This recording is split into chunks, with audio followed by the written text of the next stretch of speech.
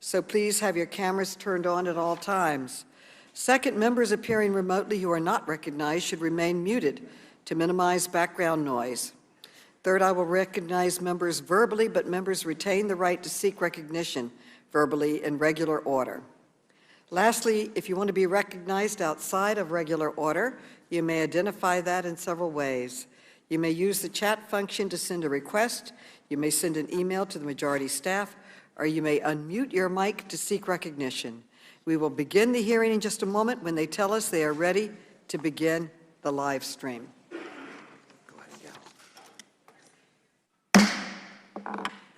The committee will come to order. Without objection, the chair is authorized to declare recess of the committee at any time. I now recognize myself for an opening statement. Today, we will examine the destruction and heartbreak that gun violence is causing across our country. I want to express my deep gratitude to each of our witnesses for being here today. I am particularly grateful to our witnesses who will be discussing the loss of their loved ones and their personal experiences from recent mass shootings in Uvalde, Texas, and Buffalo, New York. Despite their pain, these witnesses express their strong desire to share their stories with this committee and the public. I know that I speak for every member of this committee when I say that we are inspired by your bravery. For a parent, there is no greater pain than the loss of a child. But across the country, senseless gun violence is claiming the lives of our children and loved ones in places where they should be safe. Our schools, our supermarkets, even our churches and our synagogues. Gun violence is the leading cause of death for children in our country. As a society, we are failing our children and we are failing each other. This out-of-control gun violence is a uniquely American tragedy. As you can see in this chart, in 2019, the United States suffered 17 times more gun deaths than the next highest G7 country. We stand alone in mass shootings. Other countries pass sensible gun safety laws and protect their children. And no other country comes close to the number of school shootings we have. Between 2009 and 2018, the U.S. had 288 school shootings. All other G7 countries combined had just 5. Some of my colleagues across the aisle have blamed the violence on mental illness. They have blamed violent video games. They have blamed family values. They have even blamed open doors. They have blamed everything but guns. But we know the United States does not have a monopoly on mental illness, video games, or any other excuse. What America does have is widespread access to guns. That includes assault weapons, which were designed to kill as many enemy soldiers on the battlefield as possible, as quickly as possible. Yet in many states, these weapons of war can be purchased by an 18-year-old just by walking into a store.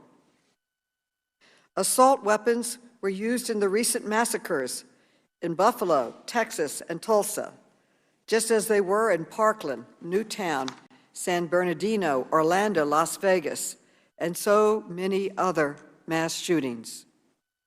These weapons have no place in our communities.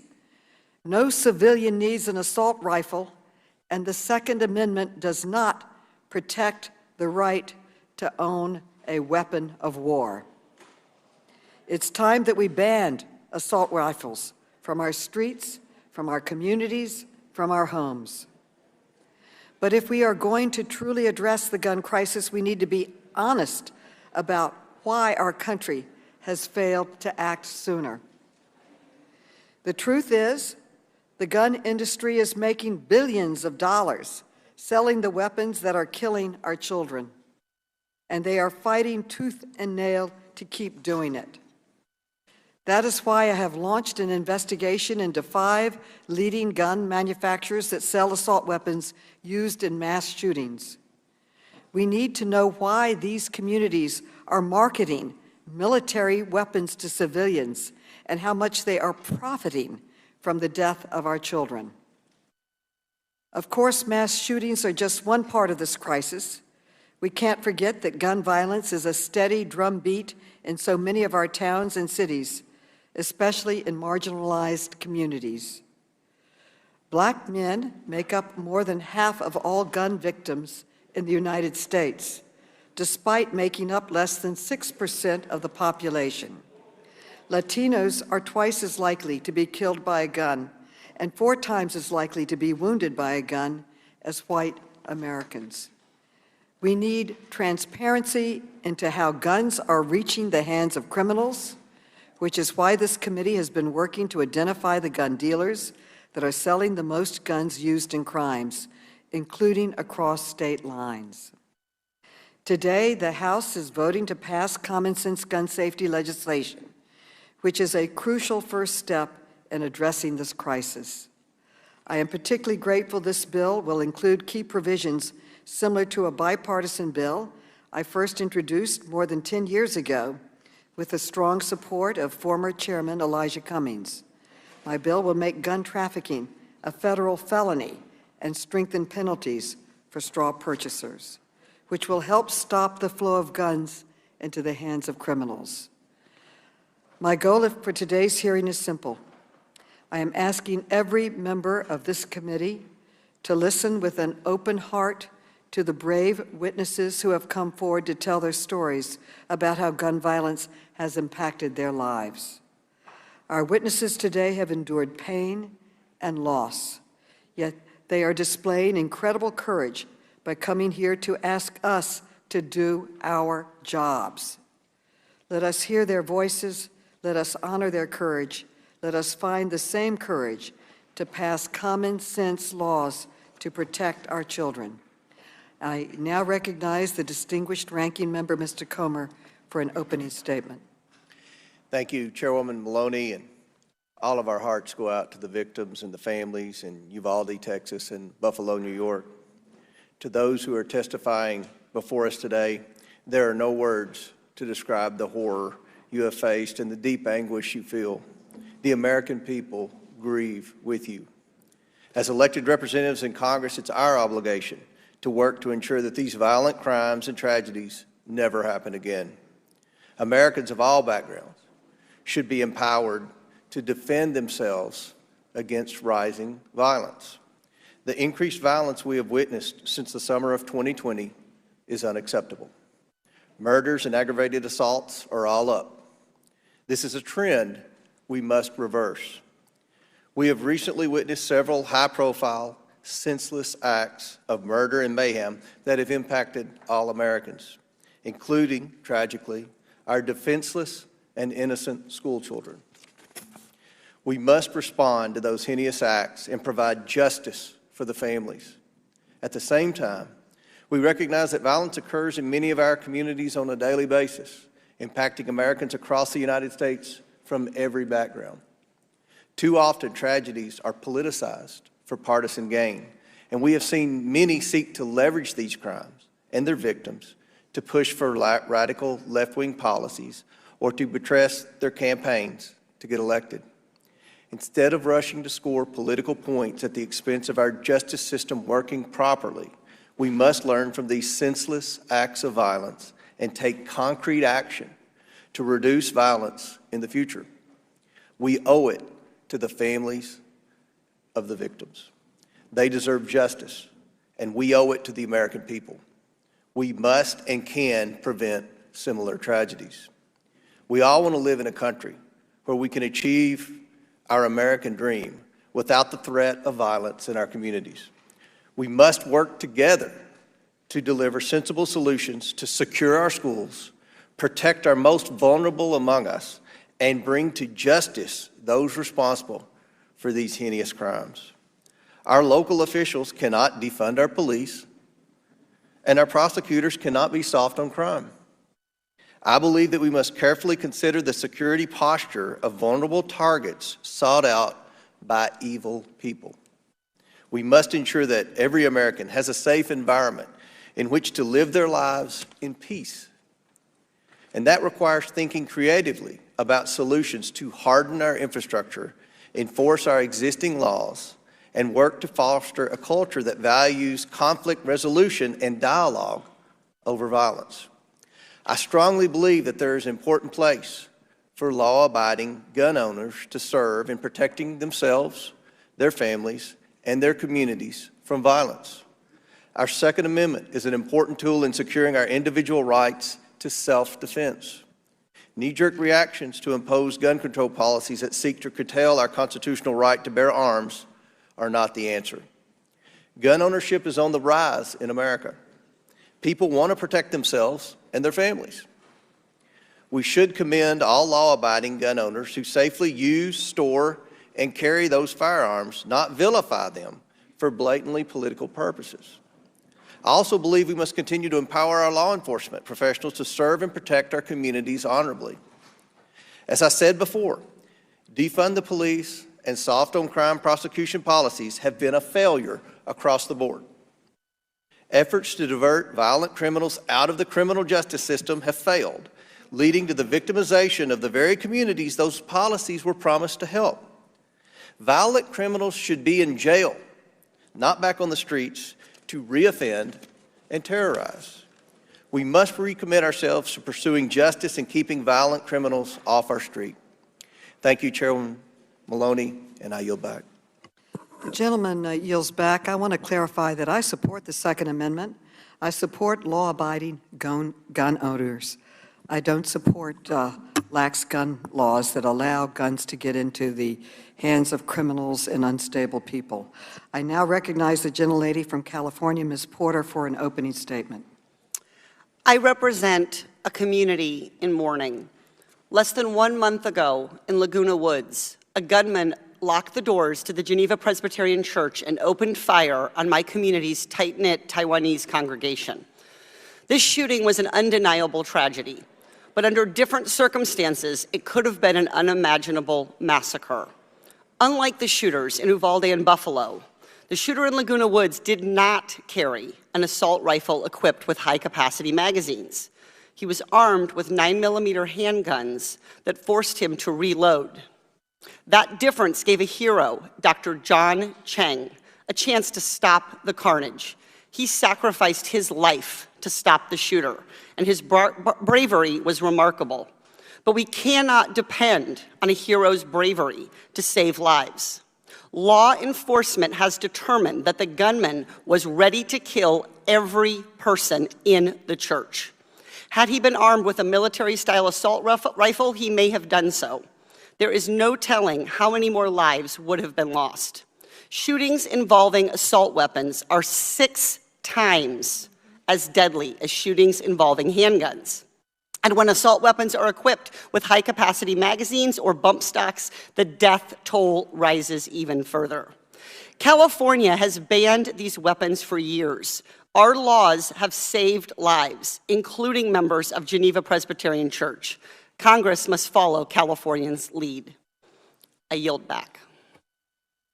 The lady yields back. I now recognize the gentleman from Louisiana, Mr. Higgins, for an opening statement.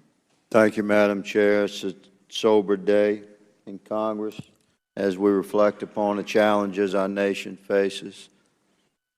In 2005, as a young cop, I was dispatched to reports of a man down in the street in part of the city that was crime-ridden and dangerous.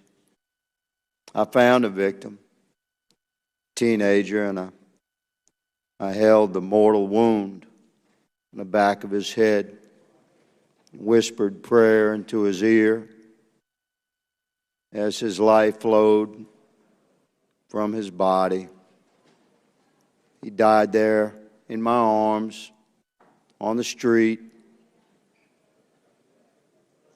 He was killed by an axe handle. I am prayerful for America. I'm prayerful for healing, and I'm prayerful for discernment amongst this body and my colleagues. As a law enforcement officer, I know what it means to swear an oath to protect and serve my community and my nation, and the importance of bringing justice to the families of those who suffer at the hands of evil. And it is essential that the fundamental freedoms, First Amendment, Second Amendment, Fourth Amendment, are always protected and preserved by this body. I was sworn as a man. I swore an oath to uphold the Constitution of the United States, and I will never back down from defending that Constitution, including the rights of law-abiding Americans to keep and bear arms. Madam Chair, I thank you for this hearing today, and I yield. The gentleman yields. Now we will introduce our witnesses. I'd like to turn it over to the gentleman from New York, Mr. Higgins, to introduce our first witness. Without objection, Mr. Higgins is authorized to participate in today's hearing. He represents Buffalo, and you are now recognized, Mr. Higgins. Thank you, Madam Chair and Ranking Member, the honorable members of the Oversight and Reform Committee. The Greek tragic poet Aeschylus says that we suffer our way to wisdom. He says we suffer our way to wisdom. To live is to suffer, to endure the suffering is to give meaning to the suffering. We have a problem in this country. Unless we learn from the tragic events of the last 3 weeks, who are we as a people? And this brave group of panelists from 2 cities that were devastated, a destruction beyond human comprehension, we have to find a way to deal with this. In Buffalo, the shooting started at 2:30 in the afternoon and was concluded in 2 minutes and 3 seconds. One shooter, a semi-automatic weapon, 13 people shot, 10 dead, one shooter. If you look for a common denominator in all of these, it's typically someone that should never have had a gun with a high-capacity weapon to kill as many people as quickly as possible. Zanetta Everhart is here. She is a friend and a proud citizen of the city of Buffalo. Zanetta is with us today as the mother of a Buffalo mass shooting survivor, Zaire Goodman. Zaire was working at the Tops Friendly market that was targeted by a white supremacist, racist, deranged gunman. Zaire is also a colleague in government. She is the Director of Diversity and Inclusion for my friend and colleague, New York State Senator Tim Kennedy. Zanetta's story is both tragic and magic. And with that, it gives me great honor to present to the committee Zanetta Everhart. Thank you. And after Ms. Everhart, we will hear from Dr. Roy Guerrero, who is a pediatrician in Uvalde, Texas. Then we will hear from Miguel Cerillo, who is a 4th grader at Robb Elementary School in Texas. Miah will be sharing her experience in a pre-recorded video. Her father, Miguel, is with us in the room today and will be making brief remarks after his daughter's video. Then he will excuse himself. Next, we will hear from Felix and Kimberly Rubio, who are the parents of Lexi Rubio, who tragically lost her life in the Texas shooting. I now recognize the gentleman from Georgia, Mr. Heiss, to introduce our last witness on this panel. Thank you, Madam Chair. It's my honor to recognize Lucretia Hughes. She is a part of my constituency, an incredibly bright light in our 10th district, and she has an extremely compelling story. I just wanted to publicly recognize Lucretia, I want to thank you for being here today. I know it's hard to share the story that you come to us with, but we are grateful that you're here. And I just, Madam Chair, I want to say thank you for just these few seconds to recognize Lucretia Hughes and welcome her here. I yield. Thank you. The witnesses will be unmuted so we can swear them in. Please raise your right hands. Do you swear or affirm that the testimony you are about to give is the truth, the whole truth, and nothing but the truth? So help you God. I do. Let the record show that the witnesses answered in the affirmative. Thank you, and without objection, your written statements will be made part of the record. With that, Ms. Everhart, you are now recognized for your testimony. Please testify, Ms. Everhart. Thank you, Chairwoman. Zaire Myson Goodman, my son, or as I like to call him, the kid, was shot and injured by a domestic terrorist on Saturday, May 14, 2022, at the Tops grocery store where he was an employee in a historically Black community on Jefferson Avenue in Buffalo, New York. Zaire, the kid, is now a 21-year-old man. He's pure joy. He's everything that is good in this world. And as I sit here before you today, I can hear my son telling me to stop being extra and get to the point. I was going to tell you all a bunch of fluffy, funny stories about Zaire, but I have a message. So I'll get to the point. As Director of Diversity and Inclusion with New York State Senator Tim Kennedy's office, stories of gun violence and racism are all too familiar, but now these stories are Zaire stories. These problems literally knocked on my front door. These are issues that as a country we do not like to openly discuss. Domestic terrorism exists in this country for 3 reasons. America is inherently violent. This is who we are as a nation. The very existence of this country was founded on violence, hate, and racism, with the near annihilation of my Native brothers and sisters. My ancestors brought to America through the slave trade were the first currency of America. Let me say that again for the people in the back. My ancestors, the first currency of America, were stripped of their heritage and culture, separated from their families, bargained for on auction blocks, sold, beaten, raped, and lynched. Yet I continuously hear after every mass shooting that this is not who we are as Americans and as a nation. Hear me clearly. This is exactly who we are. Education. Majority of what I have learned about African American history, I did not learn until I went to college, and I had to choose those classes. Why is that? Why is African American history not a part of American history? African Americans built this country from the ground up. My ancestors' blood is embedded in the soil. We have to change the curriculum in schools across the country so that we may adequately educate our children. Reading about history is crucial to the future of this country. Learning about other cultures, ethnicities, and religions in school should not be something that is up for debate. We cannot continue to whitewash education, creating generations of children to believe that one race of people are better than the other. Our differences should make us curious, not angry. At the end of the day, I bleed, you bleed. We are all human.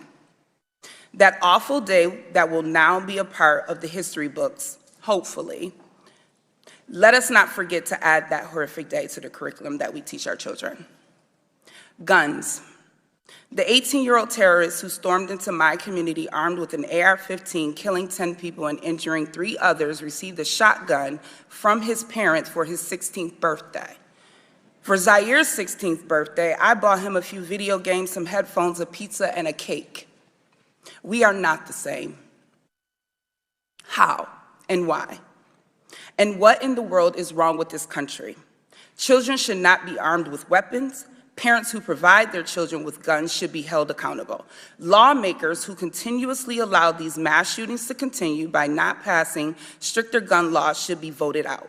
To the lawmakers who feel that we do not need stricter gun laws, let me paint a picture for you. My son, Zaire, has a hole in the right side of his neck, 2 on his back, and another on his left leg. caused by an exploding bullet from an AR-15. As I clean his wounds, I can feel pieces of that bullet in his back. Shrapnel will be left inside of his body for the rest of his life. Now I want you to picture that exact scenario for one of your children. This should not be your story or mine.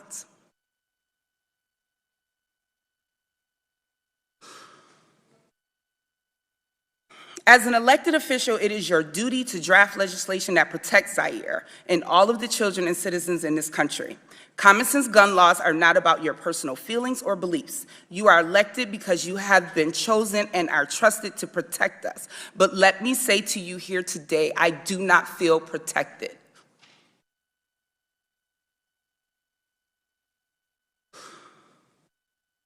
No citizen needs an AR-15. These weapons are designed to do the most harm in the least amount of time. And on Saturday, May 14th, it took a domestic terrorist just 2 minutes to shoot and kill 10 people and injure 3 others. If after hearing from me and the other people testifying here today does not move you to act on gun laws, I invite you to my home to help me clean Zaire's wounds so that you may see up close the damage that has been caused to my son and to my community. To the families of Ruth Whitfield, Pearl Young, Catherine Massey, Hayward Patterson, Celestine Cheney, Geraldine Talley, Aaron Salter, Andre McNeil, Marcus Morrison, and Roberta Drury, I promise that their deaths will not be in vain. Zaire and I promise to use our voice to lift their names, and we will carry their spirit with us as we embark on this journey to create change. I know that their collective souls watched out for Zaire that day, and I am eternally grateful to them for that. To the east side of Buffalo, I love you. I'm speaking directly to my people, to my hood. From Bailey to Broadway, to Kensington to Fillmore, to Delavan to Jefferson, and every street in between. Just like the potholes that we want filled in, yes, I keep it real, together we will continue to fill those streets with love. No matter what people say about the east side of Buffalo, we will not be broken. I was born there, raised there. I raised my son there, I still live there. And I do the majority of my professional work on the east side of Buffalo. I vow to you today that everywhere I go, I will make sure that the people hear the real stories of our people. For too long, our community has been neglected and starved of the resources that we so greatly need. I promise that I will not stop pushing for more resources to be funneled into the east side of Buffalo. Each and every person that lives within that community, we are family. Not a perfect community, but I know that we are love. To the greater Buffalo area, to everyone from around the country and the world who have reached out and loved on us. On behalf of Zaire, Zaire's father, Damian Goodman, my mother, my father, my sisters, my brothers, and myself, we thank you. We thank you for all of your thoughts and your prayers. Thank you for all of the love and support you have shown us during this difficult time. But I also say to you today, with a heart full, from the outpouring of love that you also freely gave us, your thoughts and prayers are not enough. We need you to stand with us in the days, weeks, months, and years to come, and be ready to go to work and help us to create the change that this country so desperately needs. And I will end with a quote from Charles Bloom in his book, The Devil We Know. Race, as we have come to understand it, is a fiction, but racism, as we have come to live it, is a fact. The point here is not to impose a new racial hierarchy, but to remove an existing one. After centuries of waiting for white majorities to overturn white supremacy, it is to me that it has fallen to Black people to do it themselves, and I stand at the ready. Zaire, this is for you, kid. Happy birthday. Thank you. Dr. Guerrero, you are now recognized for your testimony. Thank you. Thank you, Chairwoman. My name is Dr. Roy Guerrero. I'm a board-certified pediatrician and was present at Uvalde Memorial Hospital the day of the massacre on May 24th, 2022 at Robb Elementary School. I was called here today as a witness, but I showed up because I am a doctor.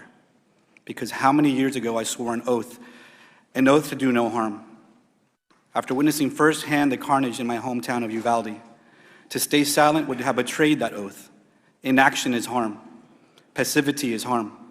Delay is harm. So here I am, not to plead, not to beg or convince you of anything, but to do my job, and hope that by doing so, it inspires the members of this House to do theirs.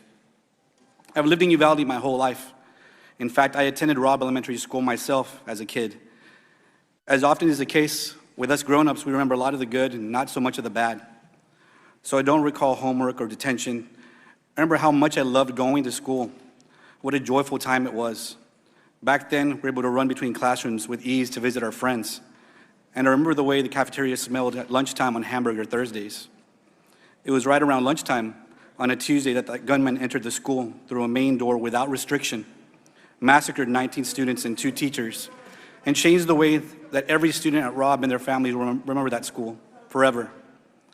I doubt they'll remember the smell of the cafeteria or the laughter ringing in the hallways. Instead, they'll be haunted by the memory of screams and bloodshed, panic and chaos, police shouting, parents wailing. I know I will never forget what I saw that day. For me, that day started like any typical Tuesday in our pediatric clinic. Moms calling for coughs, boogers, sports physicals, right before the summer rush. School was out in 2 days. Then summer camps would guarantee some grazes and ankle sprains, injuries that could be patched up and fixed with a Mickey Mouse sticker as a reward. Then at 12:30, business as usual stopped, and with it, my heart. A colleague from a San Antonio trauma center texted me and said, "Why are pediatric surgeons and anesthesiologists on call for a mass shooting in Uvalde?" I raced to the hospital to find parents outside yelling children's names in desperation and sobbing as they begged for any news related to their child. Those mothers' cries I will never get out of my head. As I entered the chaos of the ER, the first casualty I came across was Miguel Cerillo. She was sitting in the hallway. Her face was still clearly in shock, but her whole body was shaking from the adrenaline coursing through it. The white Lilo and Stitch shirt that she wore was covered in blood, and her shoulder was bleeding from a shrapnel injury. Sweet Miah, I've known her my whole life. As a baby, she survived major liver surgeries against all odds. And once again, she's here as a survivor, inspiring us with her story today and her bravery. When I saw Miah sitting there, I remembered having seen her parents outside. So after quickly examining 2 other patients of mine in the hallway with minor injuries, I raced outside to let them know that Miah was alive. I wasn't ready for their next urgent and desperate question. Where's Elena? Elena is Mia's 8-year-old sister, who was also at Robb at the time of the shooting. I had heard from some of the nurses that there were 2 dead children who had been moved to the surgical area of the hospital. As I made my way there, I prayed that I wouldn't find her. I didn't find Elena. But what I did find was something no prayer will ever relieve. 2 children whose bodies had been pulverized by bullets fired at them, decapitated, whose flesh had been ripped apart, that the only clue as their identities was a blood-splattered cartoon clothes still clinging to them, clinging for life and finding none. I could only hope these 2 bodies were a tragic exception to the list of survivors. But as I waited there with my fellow Uvalde doctors, nurses, first responders, and hospital staff for other casualties we hope to save, they never arrived. All that remained was the bodies of 17 more children and the 2 teachers who cared for them, who dedicated their careers to nurturing and respecting the awesome potential of every single one, just as we doctors do. I'll tell you why I became a pediatrician, because I knew that children were the best patients. They accept the situation as it's explained to them. You don't have to coax them into changing their lifestyles in order to get better or plead them to modify their behavior as you do with adults. No matter how hard you try to help an adult, their path to healing is always determined by how willing they are to take action. Adults are stubborn. We're resistant to change, even when the change will make things better for ourselves, but especially when we think we're immune to the fallout. Why else would have been such little progress made in Congress to stop gun violence? Innocent children all over the country today are dead because laws and policy allows people to buy weapons before they're legally old enough to even buy a pack of beer. They're dead because restrictions have been allowed to lapse. They're dead because there are no rules about where guns are kept, because no one is paying attention to who is buying them. The thing I can't figure out is whether our politicians are failing us out of stubbornness, passivity, or both. I said before that as grown-ups, we have a convenient habit of remembering the good and forgetting the bad. Never more so than when it comes to our guns. Once the blood is rinsed away from the bodies of our loved ones and scrubbed off the floors of the schools and supermarkets and churches, the carnage from each scene is erased from our collective conscience, and we return again to nostalgia, to the rose-tinted view of our Second Amendment as a perfect instrument of American life, no matter how many lives are lost. I chose to be a pediatrician. I chose to take care of children. Keeping them safe from preventable diseases, I can do. Keeping them safe from bacteria and brittle bones, I can do. But making sure our children are safe from guns, that's the job of our politicians and leaders. In this case, you are the doctors, and our country is the patient. We are lying on the operating table, riddled with bullets like the children of Robb Elementary and so many other schools. We are bleeding out, and you are not there. My oath as a doctor means that I signed up to save lives. I do my job. And I guess it turns out that I am here to plead, to beg, to please, please do yours. Thank you. We will now play the video from Miah.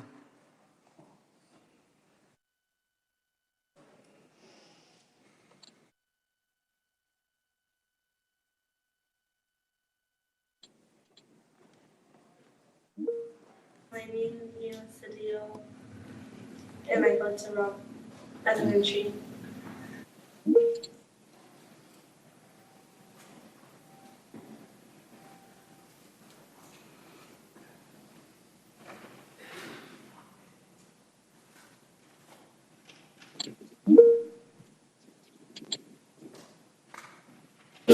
We were just watching a movie, and then she got an email, and then she went to go lock the door, and he was in the hallway, and they made eye contact, and then she went back in the room and she told us, go hide, and then we went to go hide behind my teacher's desk and behind the backpacks, and then he shot the little window, and then he went to the other classroom, and then he went, there's a door between our classrooms, and he went to there and shot my teacher and told my teacher goodnight and shot her in the head.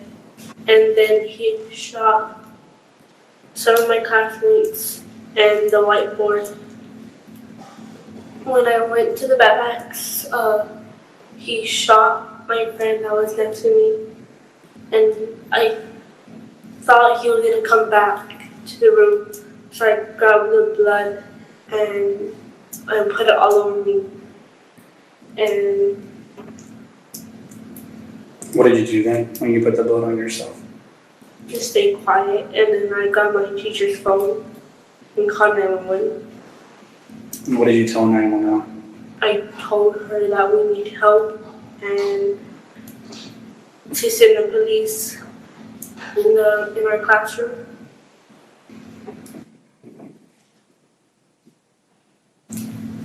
If there was something that you want people to know about that day and about you, right? Or things that you want different, what would it be? To have security. Do you feel safe at school? Why not? Because I don't want it to happen again. And you think it's going to happen again?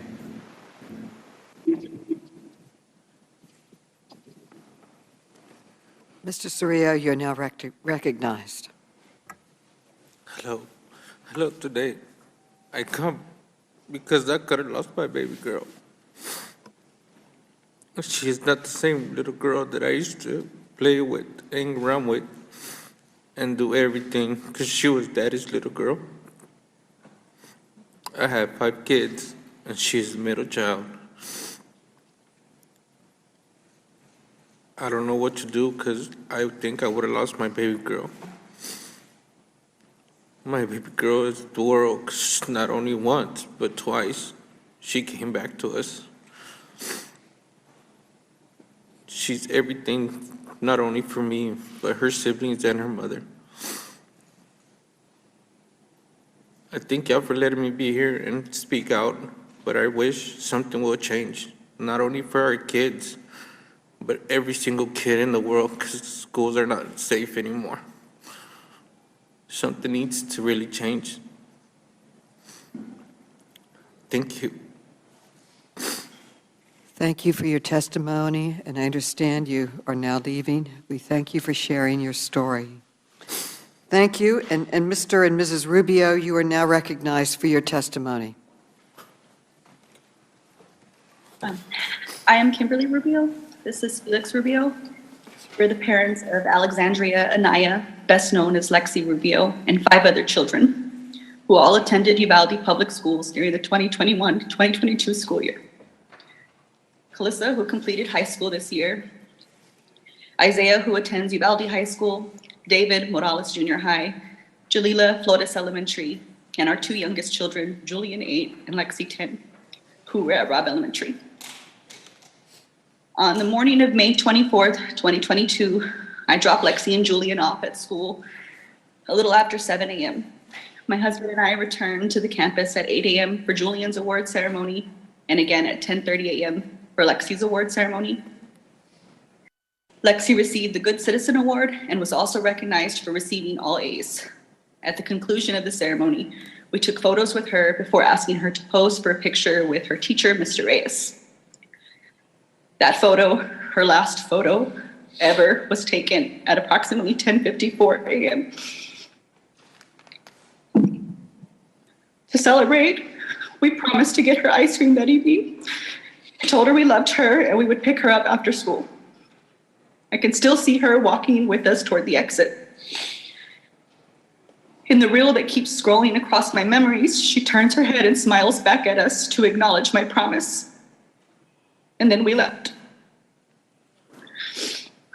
I left my daughter at that school, and that decision will haunt me for the rest of my life. Afterward, Felix dropped me off at my office, the Uvalde Leader News, and returned home because it was a rare day off for him between normal shifts and security gigs he takes to help make ends meet. I got situated at my desk and began writing about a new business in town when the news office started hearing commotion on the police scanner, a shooting on Diaz Street near Robb Elementary. It wasn't long before we received word from my son's teacher that they were safe, secure in the classroom. Once evacuated from campus, the children were reunited with parents and guardians at the Civic Center. My dad picked up Julian from the Civic Center and took him to my grandmother's house. One of our Robb kids was safe. We focused on finding Lexi. Bus after bus arrived, but she wasn't on board. We heard there were children at the local hospital, so we drove over to provide her description. She wasn't there. My dad drove an hour and a half to San Antonio to check with the university hospital. At this point, some part of me must have realized that she was gone. In the midst of chaos, I had the urge to return to Robb. We didn't have our car at this point, and traffic was everywhere. So I ran barefoot with my flimsy sandals in my hand. I ran a mile to the school, my husband with me. We sat outside for a while before it became clear we wouldn't receive an answer from law enforcement on scene. San Antonio firefighter eventually gave us a ride back to the Civic Center, where the district was asking all families who had not been reunited with their children to gather. Soon after, we received the news that our daughter was among the 19 students and 2 teachers that died as a result of gun violence. We don't want you to think of Lexi as just a number. She was intelligent, compassionate, and athletic. She was quiet, shy unless she had a point to make. When she knew she was right, she so often was, she stood her ground. She was firm, direct, voice unwavering. So today, we stand for Lexi, and as her voice, we demand action. We seek a ban on assault rifles and high-capacity magazines. We understand that for some reason, to some people, to people with money, to people who fund political campaigns, that guns are more important than children. So at this moment, we ask for progress. We seek to raise the age to purchase these weapons from 18 to 21 years of age. We seek red flag laws, stronger background checks. We also want to repeal gun manufacturers' liability immunity. You've all seen glimpses of who Lexi was, but I also want to tell you a little bit about who she would have been. If given the opportunity, Lexi would have made a positive change in this world. She wanted to attend St. Mary's University in San Antonio, Texas, on a softball scholarship. She wanted to major in math and go on to attend law school. That opportunity was taken from her. She was taken from us. I'm a reporter, a student, a mom, a runner. I've read to my children since they were in the womb. My husband is a law enforcement officer, an Iraq war veteran. He loves fishing and our babies. Somewhere out there, there's a mom listening to our testimony, thinking, I can't even imagine their pain, not knowing that our reality will one day be hers, unless we act now. Thank you for your time.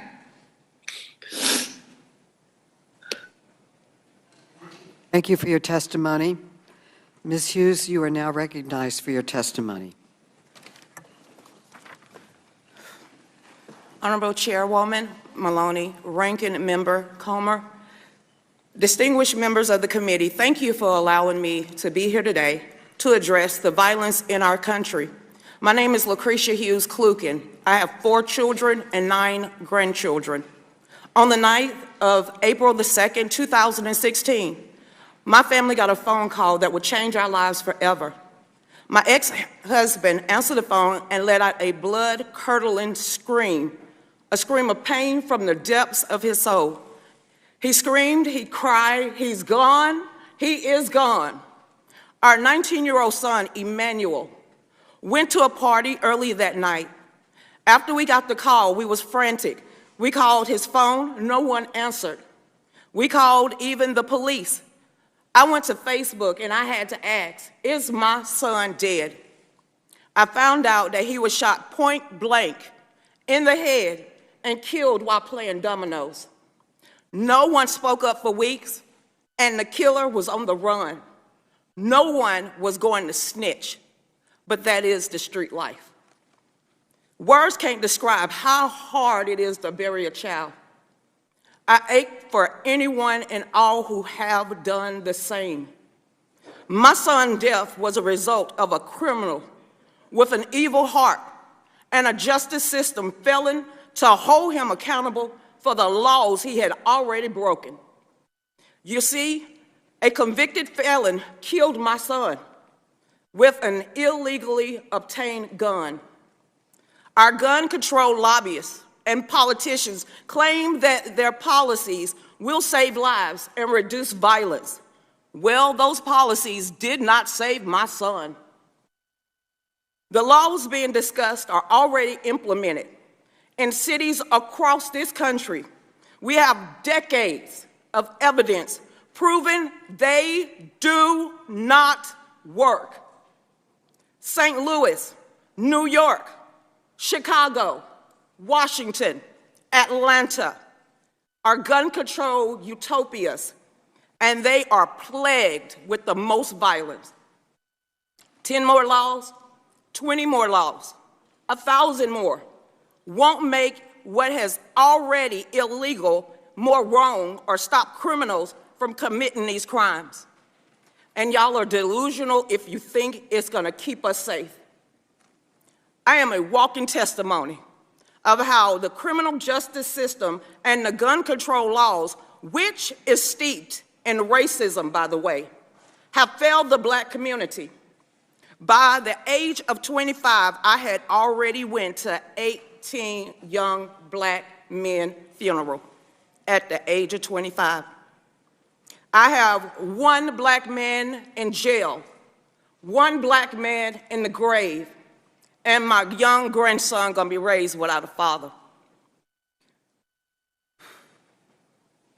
And it's a curse on the Black community and everyone else's. Something has to change. Thoughts and prayers and calls for more gun control isn't enough. How about letting me defend myself from evil? You don't think that I'm capable and trustworthy to handle a firearm. You don't think that the Second Amendment doesn't apply to people that look like me? Who and you who would call for more gun controls are the same ones that are calling to defund the police. Who is supposed to protect us? We must prepare to be our own first responders to protect ourselves and our loved ones. I am a legal, law-abiding citizen, and I don't need the government to save me. I teach people how to use a firearm. I empower others to look at me to understand the Second Amendment is their right. I am a proud member of the DC Project, Women for Gun Rights. We believe that education is the key to safety, not ineffective legislation. We support meaningful solutions that will actually save lives. We support the Safe Student Act, H.R. 7415, which would immediately make schools safer. In hindsight, at Parkland, we saw failure of the government at every level failing the students.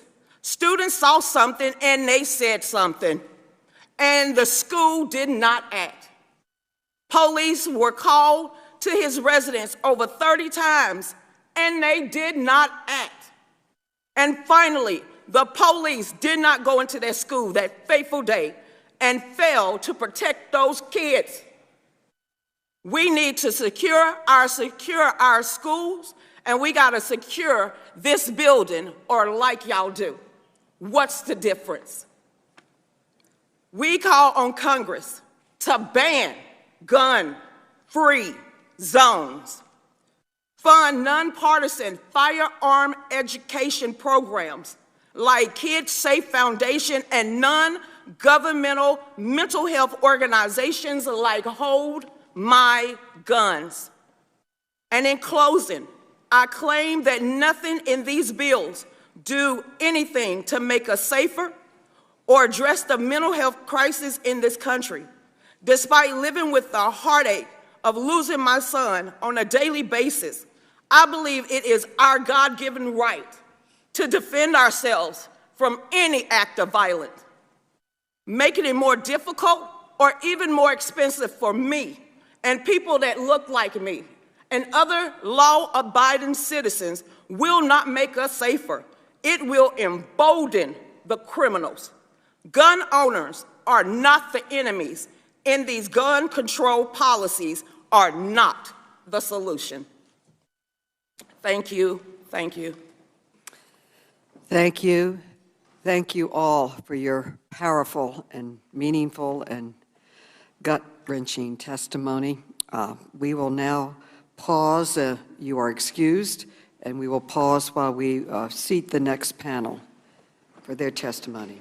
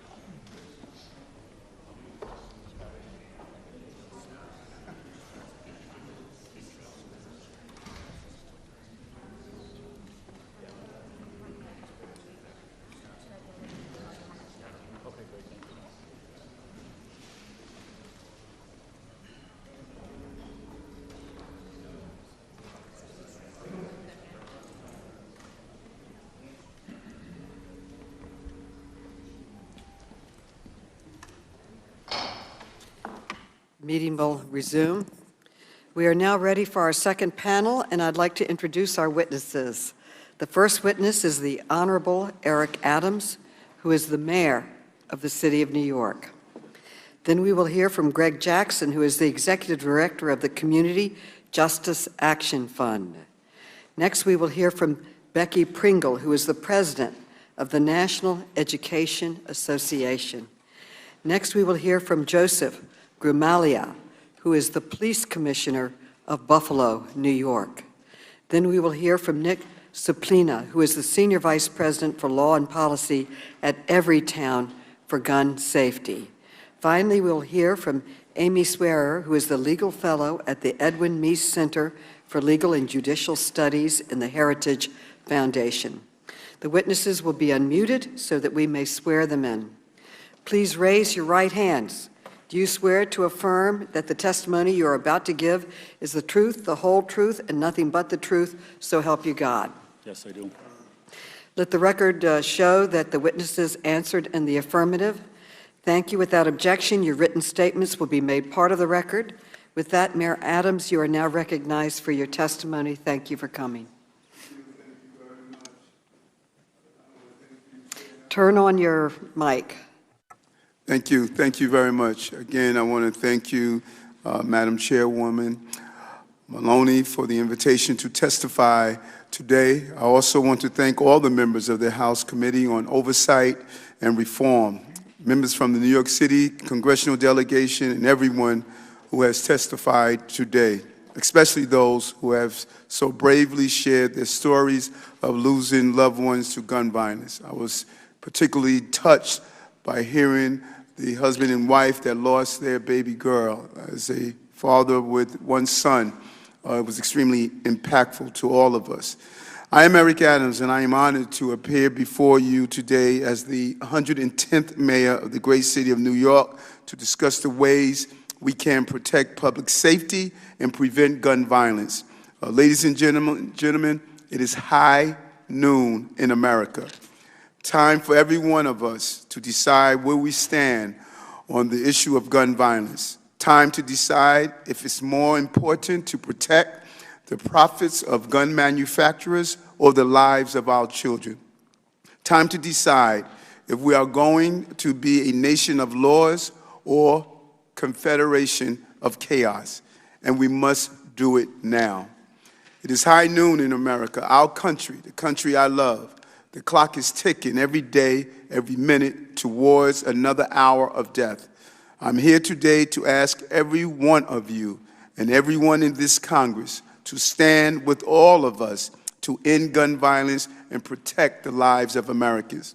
We are facing a crisis that is killing more Americans than war, a crisis that is now the #1 cause of death for our young people. A crisis that is flooding our cities with illegal guns faster than we can take them off the street. The New York City Police Department has taken over 3,000 illegal guns off our streets this year alone, but the guns just keep coming. This is a crisis that transcends party lines and affects both rural and urban communities.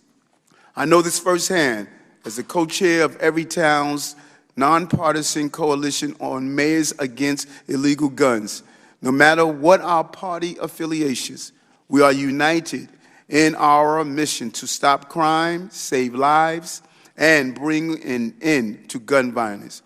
Because this isn't about blue versus red, this is about right versus wrong. Whether it is on the street wearing a badge or in these chambers taking a vote, we must stand for what is right. First, we need Congress to take the handcuffs off the Bureau of Alcohol, Tobacco, Firearms, and Explosives, known as ATF, and let them do their jobs. That means confirming President Biden's nominee as soon as possible. And we must work together to dam all the rivers that lead to the sea of violence. Common sense gun reform must become the law of the land. I'm pleased that today the House will vote on H.R. 7910, the Protecting Our Kids Act, and I urge swift passage of the gun violence prevention package for consideration in the Senate. I also urge the Senate to pass H.R. 8, the Bipartisan Background Checks Act of 2021, and H.R. 1446, the Enhanced Background Checks Act of 2021. These are bipartisan gun safety bills that would make our cities and our people safer. I stand with President Joe Biden in calling on Congress to act now to regulate or ban assault weapons in this country.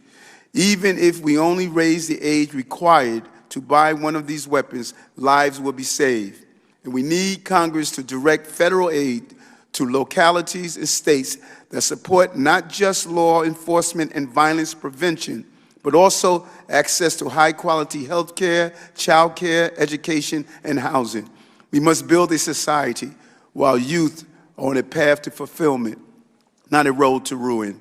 As mayor, my greatest responsibility is protecting the lives and the safety of the people of New York City. This is my calling, my duty, and my life's work. I did it as a police officer, in a uniform and wearing a badge, and I do it now as the elected leader of our largest American city. But I need your help to further protect our people and to save lives. The time is act now. It's high noon in America. Thank you. Mr. Jackson, you're now recognized for your testimony. Mr. Jackson. Thank you, Chairwoman Maloney, Ranking Member Comer, and the rest of the committee for inviting me on this really important topic. My name is Greg Jackson. I'm the Executive Director for the Community Justice Action Fund, only national gun violence advocacy organization led by a survivor of color. But I'm not here by choice. I'm here by circumstance. In 2013, just miles from this chamber, I was shot as an innocent bystander while I was simply walking home. And when I arrived at the hospital, I wasn't welcomed with nurses and surgeons. No, I was met with investigators that questioned me as a suspect first and a patient second. I spent 21 days in the hospital, 6 months learning how to walk again. But what was most terrifying and tragic was that when I turned on the TV, I was watching members of Congress have the same debates that we're having right now. That was 9 years ago. Every year, over 110,000 people are shot or killed by gun violence. So that means nearly 1 million lives have been directly devastated since I laid in that hospital, looked up at that television, and watched the members of this chamber debate this topic. Most of the stories of those who've been impacted by gun violence, like mine, will never make the headlines. You know, just 2 miles from here, Micaiah Wilson was shot 10 years old while going to get ice cream. Karan Brown, one of my mentees, who hosted his own Stop the Violence event in his neighborhood, was shot down that same summer and killed in front of a McDonald's. And Pamela Thomas, here in D.C., who was so afraid of gun violence in her community that she wrote her own eulogy just to be shot by a stray bullet in front of her son. These stats are not stats, these are stories of real people that are dying in our streets every single day.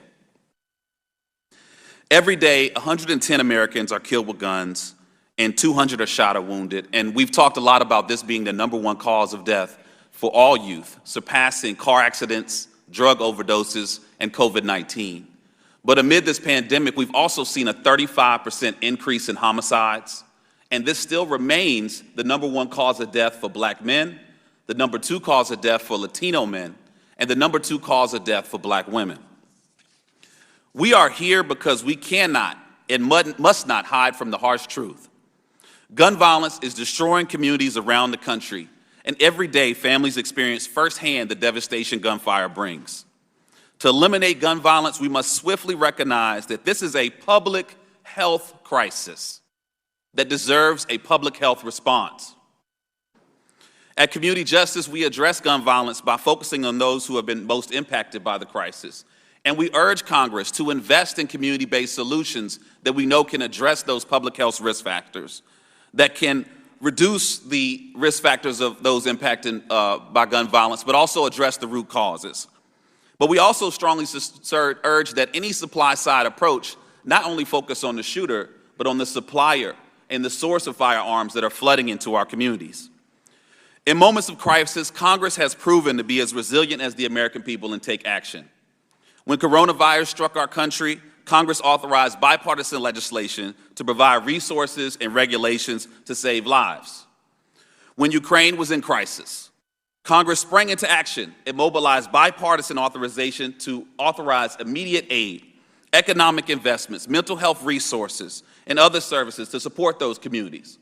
But I'm here to say that we are in crisis in America today. Each time, we did the hard thing because it was the right thing to do, and this crisis is no different.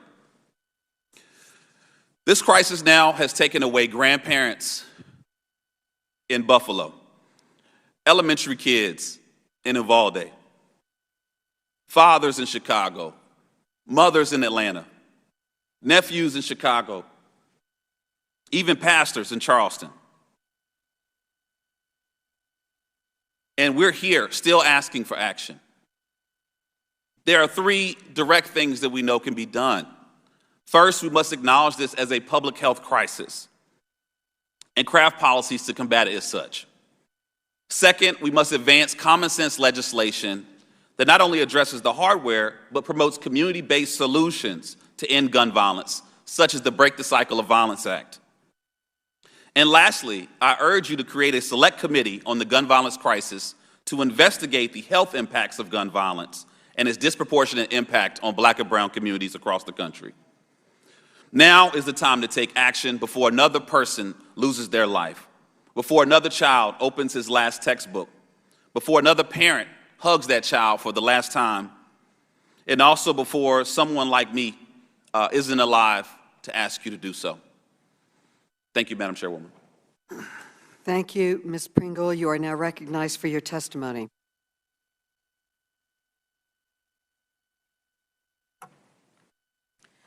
Good morning, Chairwoman Maloney, Ranking Member Comer, and committee members. I appreciate the opportunity to offer testimony on behalf of the 3 million members of the National Education Association and all devoted educators who teach and nurture and protect our students. As a teacher with 3 decades of experience, I am frustrated, I am heartbroken, I am angry that this is where we are 23 years after Columbine. On April 20th, 1999, I had been a middle school science teacher in Pennsylvania for 23 years.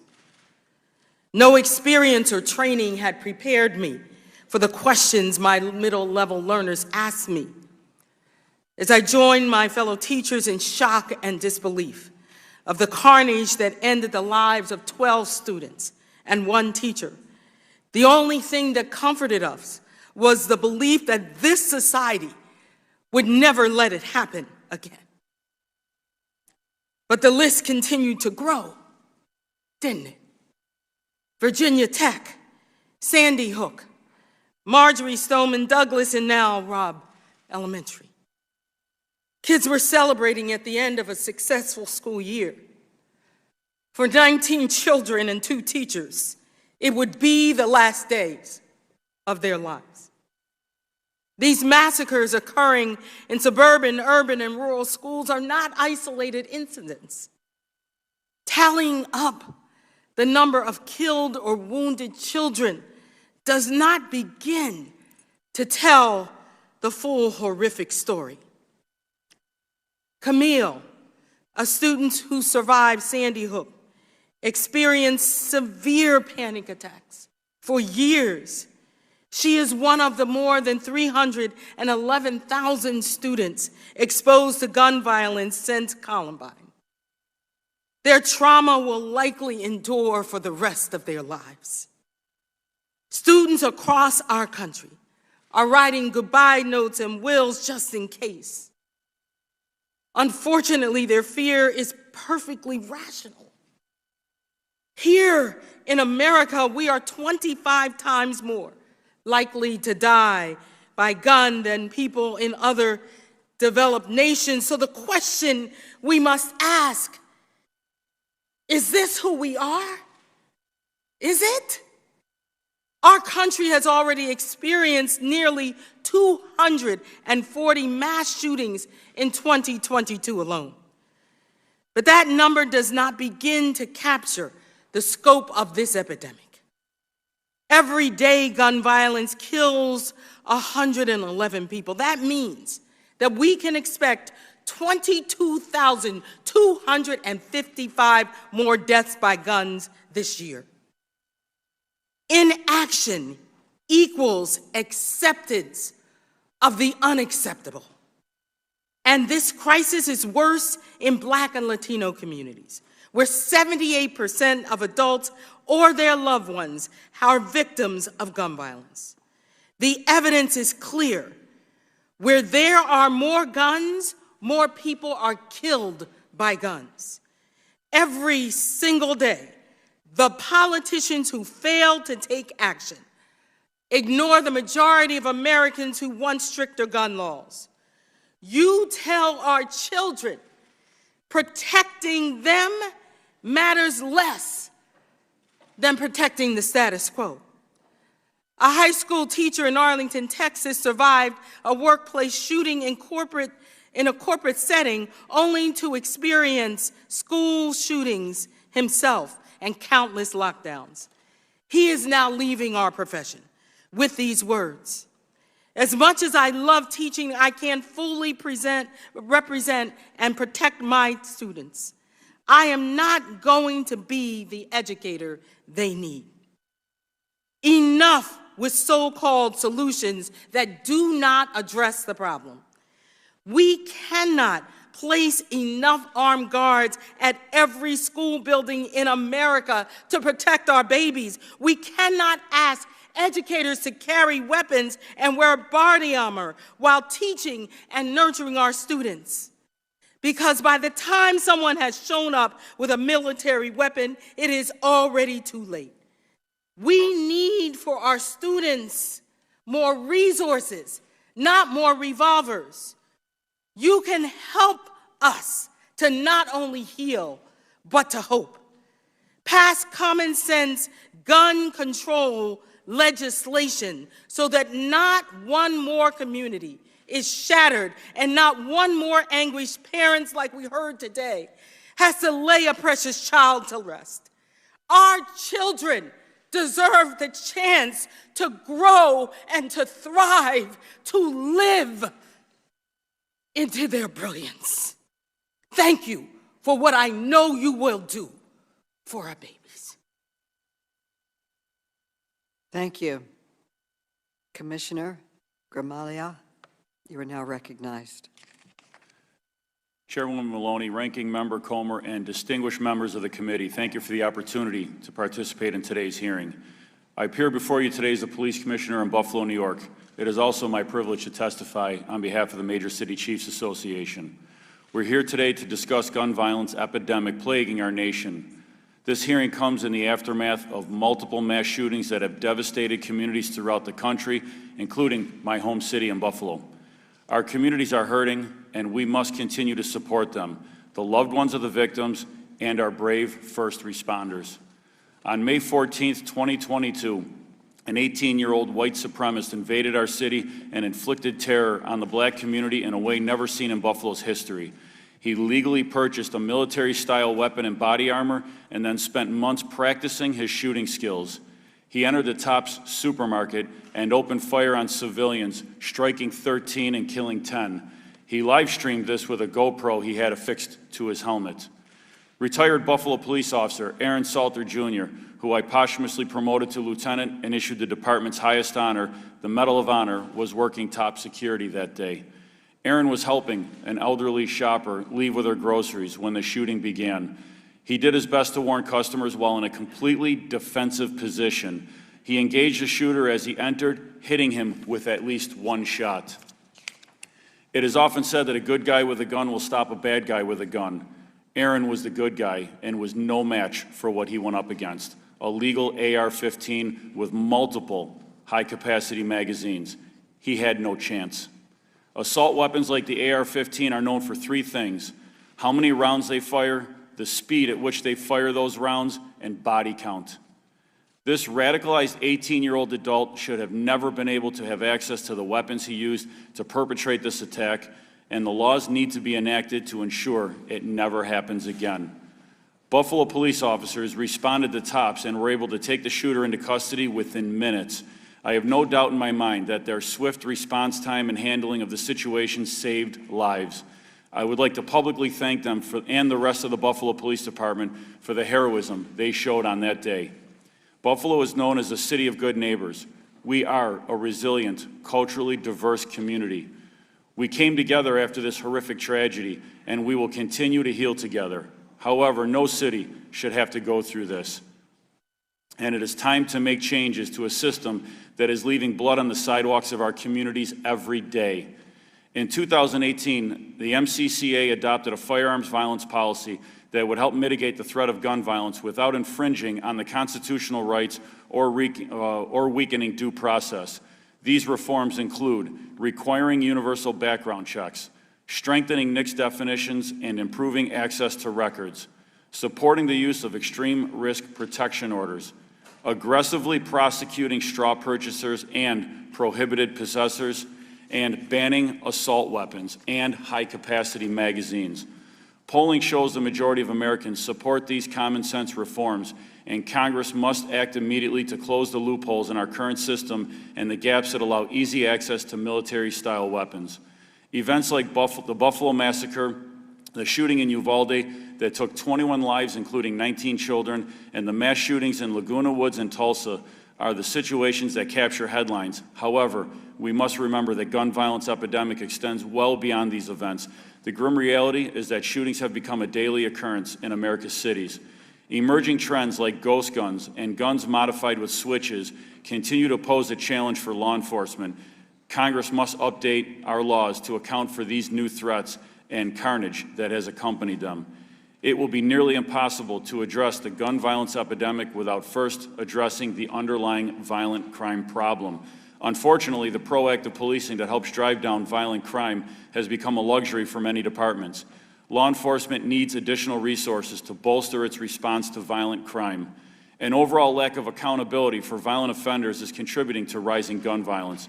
In some major cities, DAs are not prosecuting serial firearm offenders, and judges continue to release offenders on low or no bond. To address these challenges, Congress must provide resources for U.S. attorneys' offices to support additional federal prosecutions as appropriate. Police chiefs see the horror of gun violence every day. Members of Congress share our solemn duty to protect the public. The MCCA will continue to call on elected representatives to eschew politics and take the necessary steps to address the gun violence epidemic. Your leadership is needed now more than ever. Thank you. Mr. Suplina, you are now recognized for your testimony. You want to turn on your mic, please? Good morning, Chairwoman Maloney, Ranking Member Comer, and distinguished members of the subcommittee. My name is Nick Suplina. I am Senior Vice President for Law and Policy at Everytown for Gun Safety. We're the largest gun violence prevention organization in the country. I'm honored to be here today and grateful for the spotlight you're shining on America's gun violence crisis. Once again, we are grieving. Frequent public mass shootings terrorize the country and are a uniquely American problem.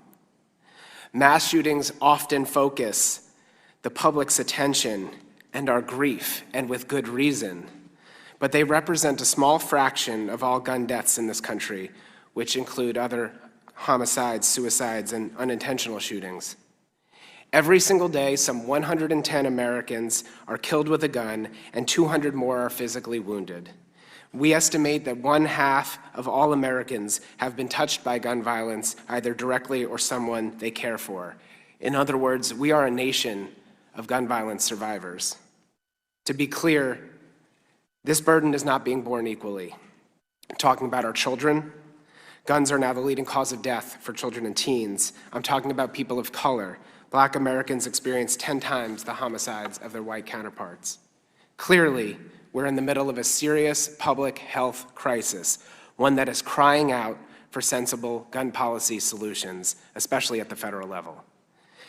And while gun deaths are hitting all-time highs, the gun industry is breaking profit records year after year. The gun industry uses fear to sell guns, and it believes that mass shootings are great for gun sales. They are making money on these tragedies right now. So when we talk about the shootings in Uvalde and Buffalo, when we talk about the toll of gun violence on our children, when we talk about the disproportionate impact on Black Americans, when we talk about how gun violence costs taxpayers, survivors, families, employers, and communities $280 billion a year, we need to also talk about how the $9 billion civilian firearms industry is shielded from the scrutiny and accountability that has led other industries to better and safer practices. The gun industry, for its part, has innovated not to make guns or us safer, but to make them more dangerous, more likely to evade regulation, more profitable.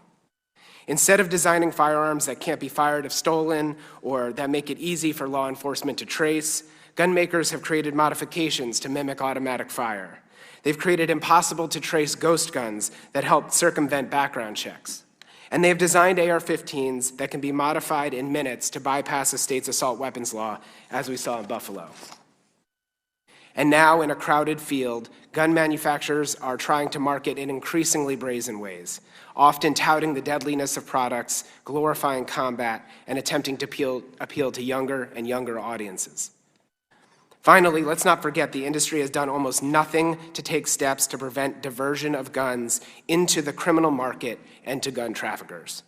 Between 2016 and 2020, over 1 million of the industry's firearms were recovered by law enforcement in connection to crimes. More and more of these guns carry the telltale signs that they were purchased with the intent to traffic or illegally use them. Yet the industry is rarely held accountable. This committee's investigation found a dealer in Georgia where 10% of the guns it sold ended up on crime scenes, 10%. And we wonder why it's so easy for criminals to get guns. So why is no one holding the gun industry accountable for its dangerous practices? In 2005, at the behest of the NRA, Congress passed the Protection of Lawful Commerce in Arms Act, which insulates the industry from most legal threats. And again, at the behest of the NRA, Congress passed the Tiahrt Amendment, a budget rider that purports to limit sharing of data about guns used in crimes, which keeps the industry out of the conversation about how criminals get armed. These laws have to go. In spite of these barriers, I'm heartened that public and private actors in legislatures, city halls, courts across the country are taking action to reveal the gun industry's role in gun violence, and I'm grateful to this committee's investigation into gun trafficking and its recent letters to gun manufacturers. I hope you have the CEOs appear here for testimony, because America hears every day from the families who have lost loved ones to gun violence, and our country deserves to hear from the CEOs who are profiting off of their loss and pain. Thank you. Thank you. And Mrs. Swearer, you are now recognized for your testimony. Madam Chairwoman and distinguished members. Your mic. Mm-hmm. Madam Chairwoman and distinguished members. We still can't hear you. Turn your mic on. Pull it closer too. Is that better? It says it's on. It's not on. The green light is on, ma'am. I will try to speak a little bit louder. Madam Chairwoman and distinguished members of Congress, my name is Amy Swearer, and I'm a legal fellow at the Heritage Foundation, where my scholarship focuses on the Second Amendment and gun violence prevention. I've testified before various legislatures after several mass shootings: Parkland, Virginia Beach, El Paso, and unfortunately, too many others. And I hope to God this is the last time I ever have to testify before a legislative body after a mass shooting again. I fear that it won't be. And I fear that it won't be because the conversation has become predictable. An unspeakably horrific event like Uvalde or Buffalo happens, reflexively, almost compulsively, come calls for Congress to pass a whole host of gun control measures, largely targeting peaceable, law-abiding citizens. Should anyone dare question the constitutionality, practicality, or even the effectiveness of any of these policies, their opposition is immediately framed as callous obstructionism, and their legitimate concerns are brushed aside as, and I quote, bullshit. Any viable alternatives are deemed frivolous without so much as a passing thought to their usefulness.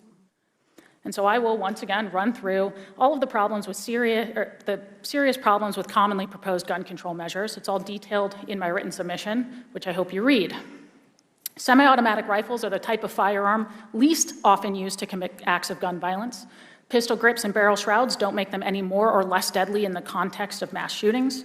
While these features can and do make a difference in the context of lawful self-defense for civilians, which is why millions of peaceable Americans own them. Standard capacity magazines are commonly possessed by law-abiding citizens for lawful purposes. The few rigorous studies on their prohibition have found that the evidence for their success at lowering rates of gun violence is inconclusive at best. The context in which mass public shootings occur renders magazine limits effectively useless at saving lives. 18 to 20-year-olds are legal adults otherwise endowed with all of the rights and duties of citizenship, including the right to keep and bear arms. Even if it were constitutionally appropriate to punish a mass of responsible young adults because a handful of them committed atrocities, the vast majority of mass public shooters are 21 or older. And then I'll repeat the same viable alternatives that would be far more effective in a far more immediate way, again detailed in the written submission that I hope you read. Take violent crime seriously under existing federal laws and encourage your state and local counterparts to do the same. Authorize schools to shift the over $100 billion in unused COVID relief funds to physical security improvements, the hiring of armed trained staff, and the hiring of licensed mental health professionals. Promote responsible gun ownership without simultaneously imposing financial burdens on gun owners or hindering their ability to immediately respond to violent threats. Invest in the nation's mental health infrastructure to combat the 2/3 of gun deaths that are suicides. And the list goes on. Now, Congressman, I am fully aware that when you are burying your child, nuanced policy discussions are irrelevant. It doesn't matter, it shouldn't matter to a fourth grader hiding under her desk, covering herself in her dead classmate's blood, whether the real problem here is a barrel shroud or the several dozen missed opportunities to intervene along the way. But it should matter to you, because you are the ones making public policy decisions. Many of you are the ones implying that a lot of victims would be alive today but for a mass shooter's pistol grip and a background check that he already passed. Many of you are the same ones mocking anybody for, quote, talking about doors, when a single locked door in Uvalde would likely have saved 21 lives, and when all of us just walked in here today into this building with its limited public access points, its one-way locking security doors, and its plethora of armed officers. What happened in Uvalde and in Buffalo is horrific. It is horrifying. No one should ever have to experience that type of unfathomable trauma. And I cannot even begin to imagine what those families are going through right now. Everybody with a soul has it shattered over acts like this. And we have seen it shattered every single time, from Columbine to Parkland to Uvalde. We did not somehow, this didn't get easier for us. We did not grow numb somewhere along the way to the reality of this. It's not as though our family members don't also teach fourth graders, or we don't also send our kids to school. It's not as though we don't also shop in grocery stores or go to country music festivals or work in hospitals, as though we don't also feel the tremendous, horrible weight of these tragedies somewhere deep inside of our souls, because we do. No, we oppose these policies precisely because the lives of these victims mattered. Because the grief of their loved ones is real. Because we all want thriving communities where families are flourishing instead of burying their children. The opposition has always been, and is still today, a genuine concern that these policies suffer from serious constitutional and practical defects, that they will not have the impact you promise people they will. And we have always proposed alternatives that would be more effective and less constitutionally suspect. What we have rarely been met with are open ears.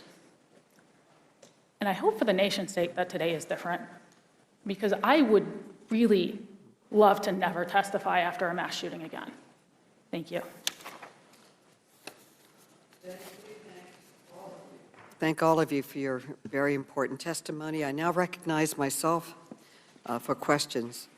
As a mother, it is hard to find words to express the grief and outrage I feel and others feel in this room listening to the stories from our witnesses today. No child should be cut down by a gun. Lexi Rubio should have been able to grow up, live her dreams, become a lawyer, major in math, visit Australia. 11-year-old Miah should not have been forced to cower in fear as she watched her teachers and friends massacred. And the close-knit, vibrant Jefferson Avenue community in Buffalo, many of whom came today to stand with us, should not be forced to reckon with the violent deaths of friends and loved ones gunned down by a racist with an assault weapon. We are in a crisis, but we are not powerless. Congress just needs to find the courage to act, and I hope we find it today when we pass on these sensible and vote on these sensible gun reform bills. Let's start with assault weapons. The shooters in Uvalde and Buffalo were too young to buy alcohol, but they were both purchased assault weapons legally. Ms. Pringle, as an educator, your organization represents millions of teachers, some of whom have witnessed horrific gun violence, some of whom have been murdered, and its aftermath. Would banning assault weapons save the lives of teachers and students? It absolutely would. There are many other common sense steps that we can take. We can strengthen background checks, raise the minimum age to buy a gun, require waiting periods. Commissioner Gramaglia, you are on the front lines against gun violence every day in Buffalo. Would these common sense measures save the lives of police officers and others in your community? They absolutely would. Mayor Adams, New York City already has adopted many gun safety measures, and you have moved quickly to take further action. But guns from other states with lax gun laws keep flowing into New York. Why is it so important that we pass federal gun safety laws?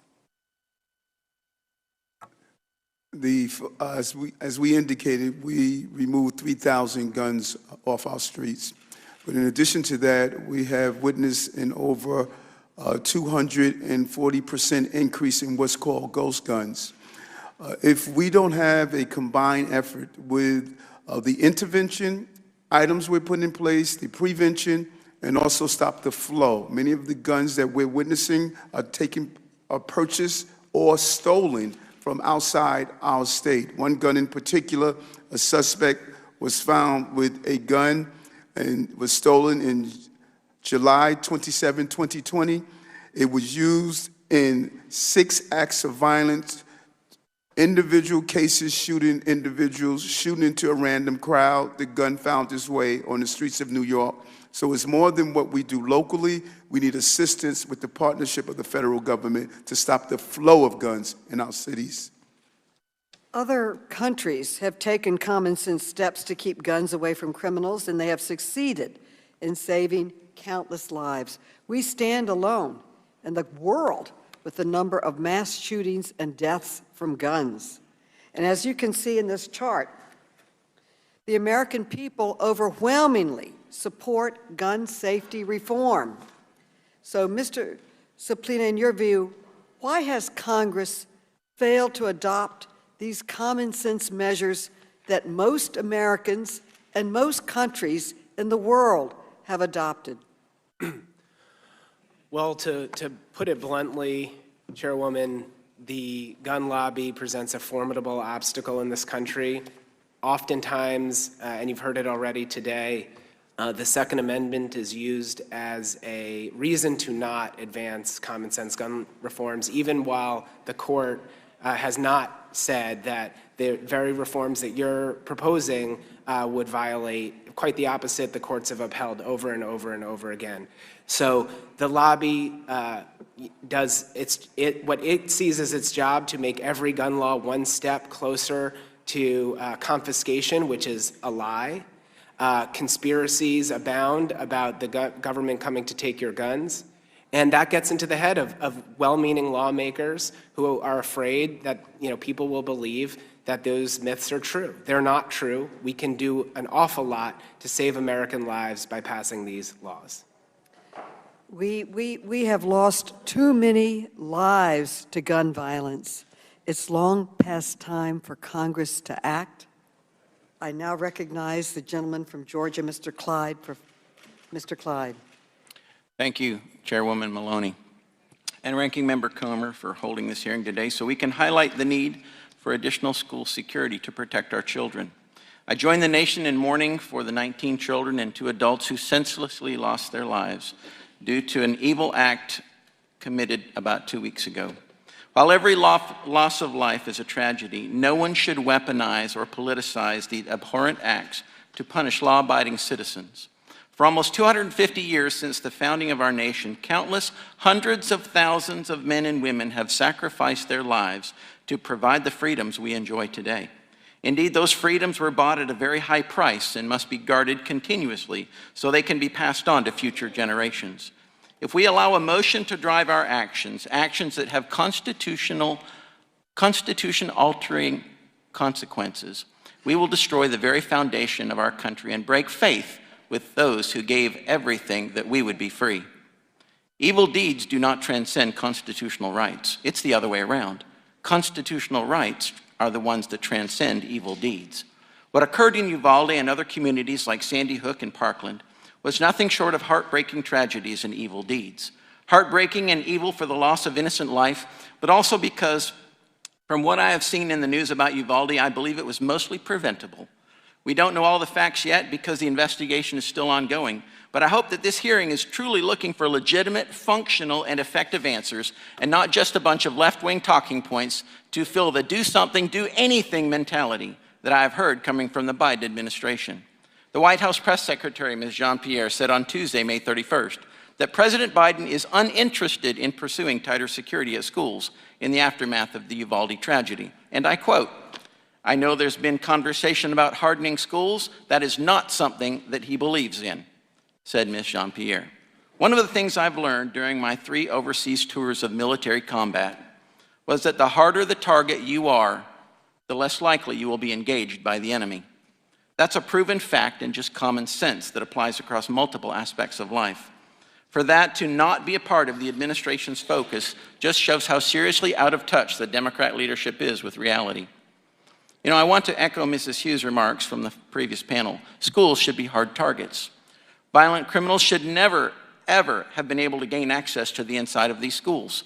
That means schools across the nation should implement sensible security measures, like keeping doors locked, a single point of entry, better security technology, and a volunteer force of well-trained and armed staff in addition to a school resource officer. And where a school staff person has additional responsibility, they should receive additional compensation.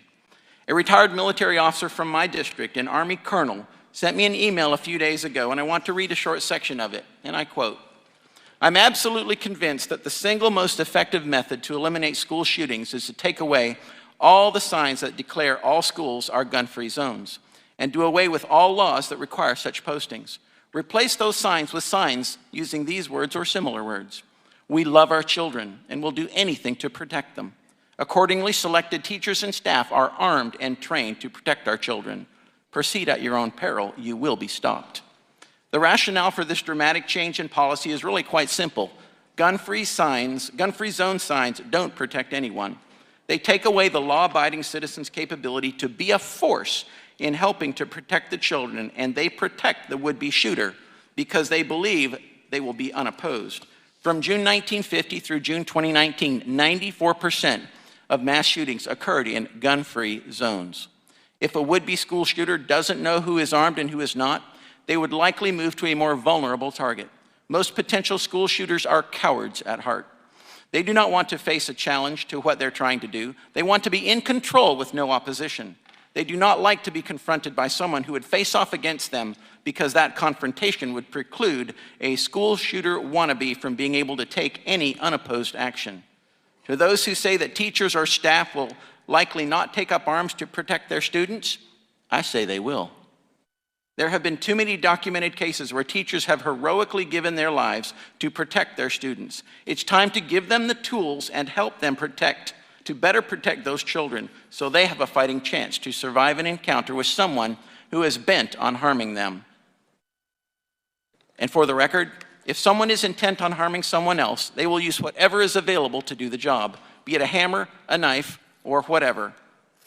There's a lot of insight in the words of this Army colonel. He also knows the difference between a hard target and a soft, easy target, and he knows the advantage of that difference.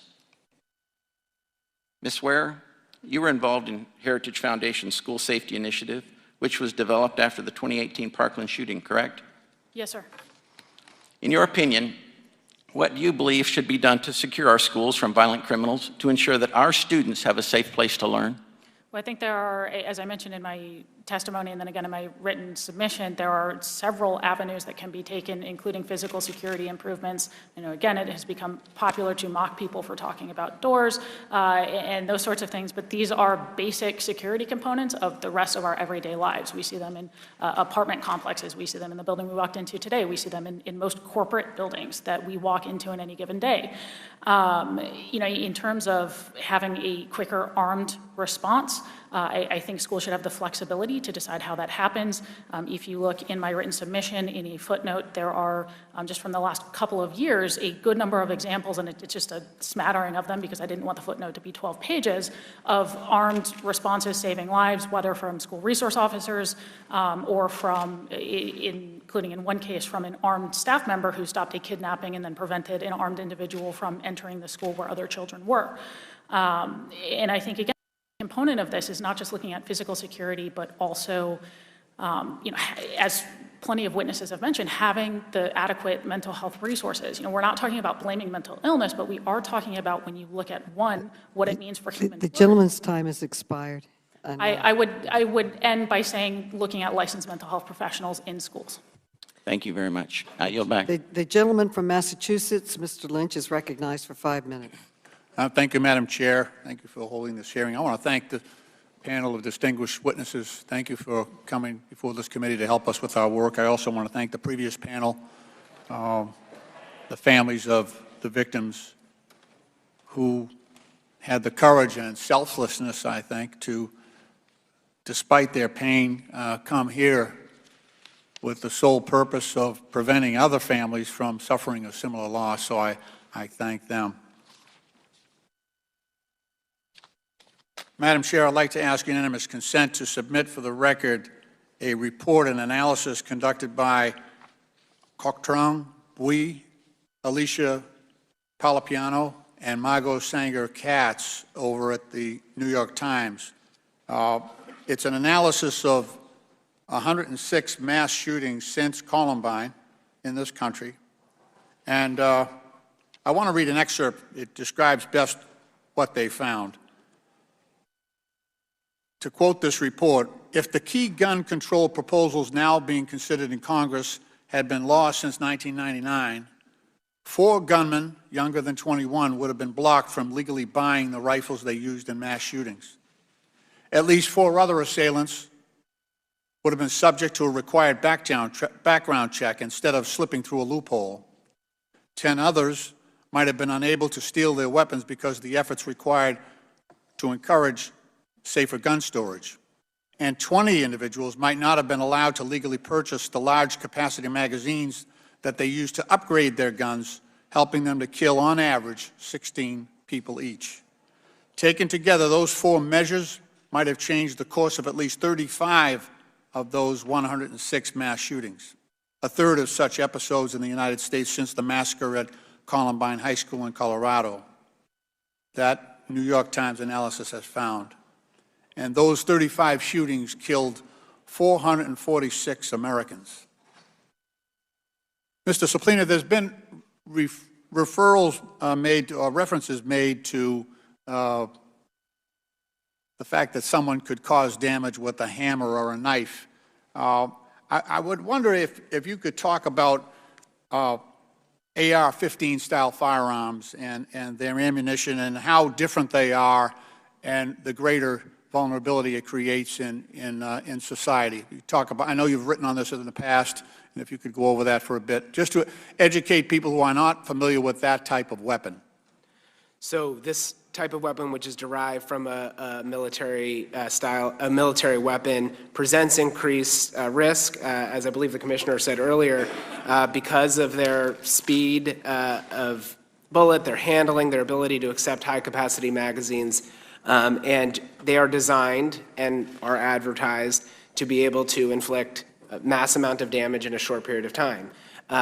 They are also unique in the damage that is done to the human body when you use one of these. A handgun, even at a sometimes larger caliber, won't do the damage to human tissue. I'm not a physician, but you did hear from one earlier who described in great detail what a semi-automatic rifle with multiple rounds can do. So these are unique threats. There's a reason why they are used in mass shootings, because those shooters want to inflict maximum damage.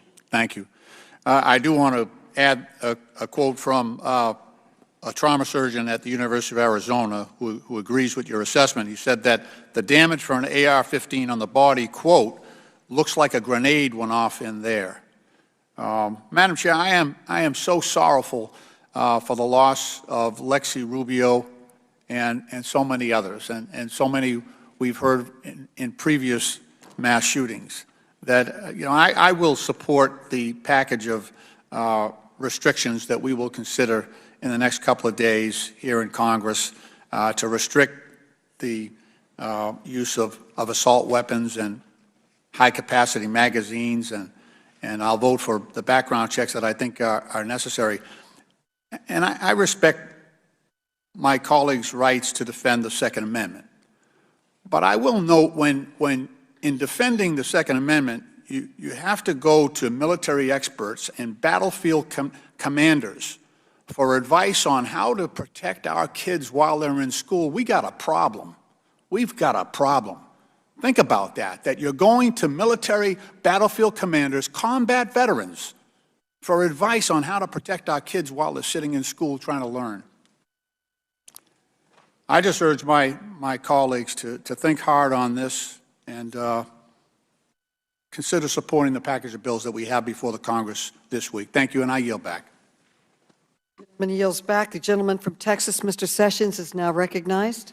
Madam Chairman, thank you very much, and I want to thank the gentleman from Kentucky, the ranking member, for really what I think is a thoughtful opportunity for us to handle what is a difficult circumstance. I'm a Texan, and I was about some 100 miles from Uvalde. I know Uvalde very well. I spent a good bit of time in San Antonio growing up.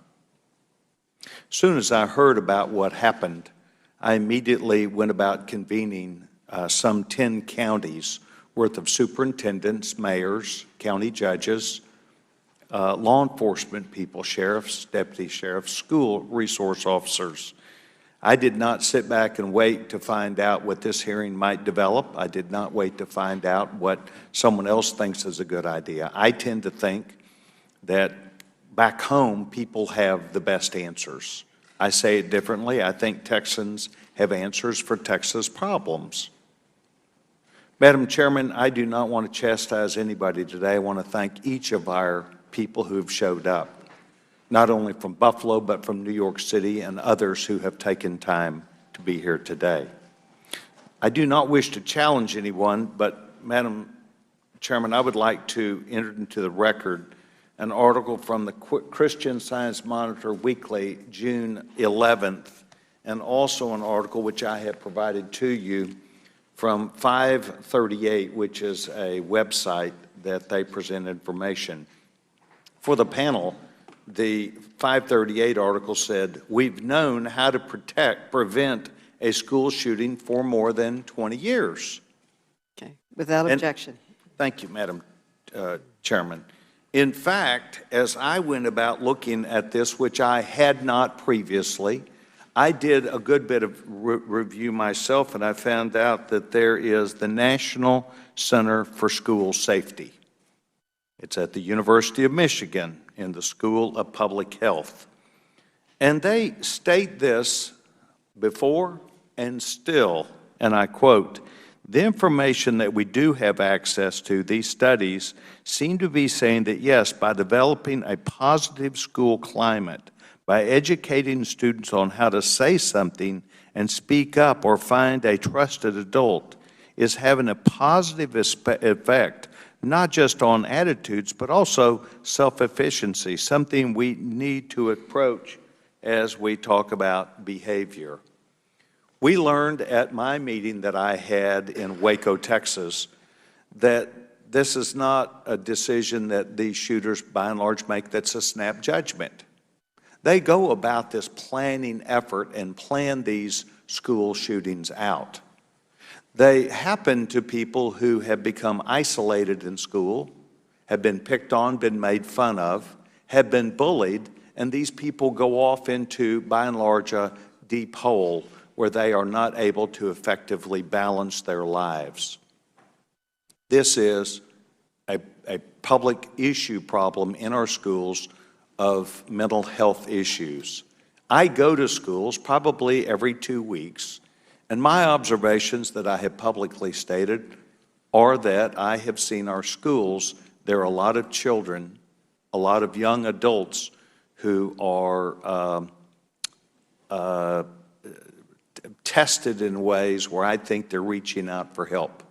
I think one of the things that we should go to is looking at these studies that have been out here, and I would hope our schools and our experts that are on these panels today, including you, Chief, and including you, Mayor, would include these studies and go back to the schools and let's identify in our schools where there is something we can make better. This article also says a work in projects and progress, and it talks about how talking to students every day. When I grew up, we would recite the Pledge of Allegiance to the flag, taking a few minutes. And I know we've heard testimony that everything about America is racist, but I think that in our classrooms, we need to talk about our nations, our rights and our responsibilities, but taking time every day to be nice to each other, leaving notes, knowing each other, and then listening to people who emanate and identifying people who have problems.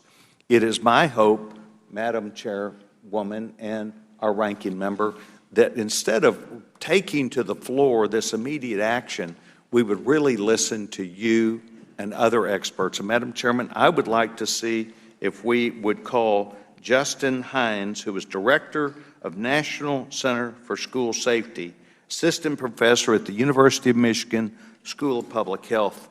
I believe we need professionals who have studied these things. I say this as an opportunity to each one of you. I want to thank you.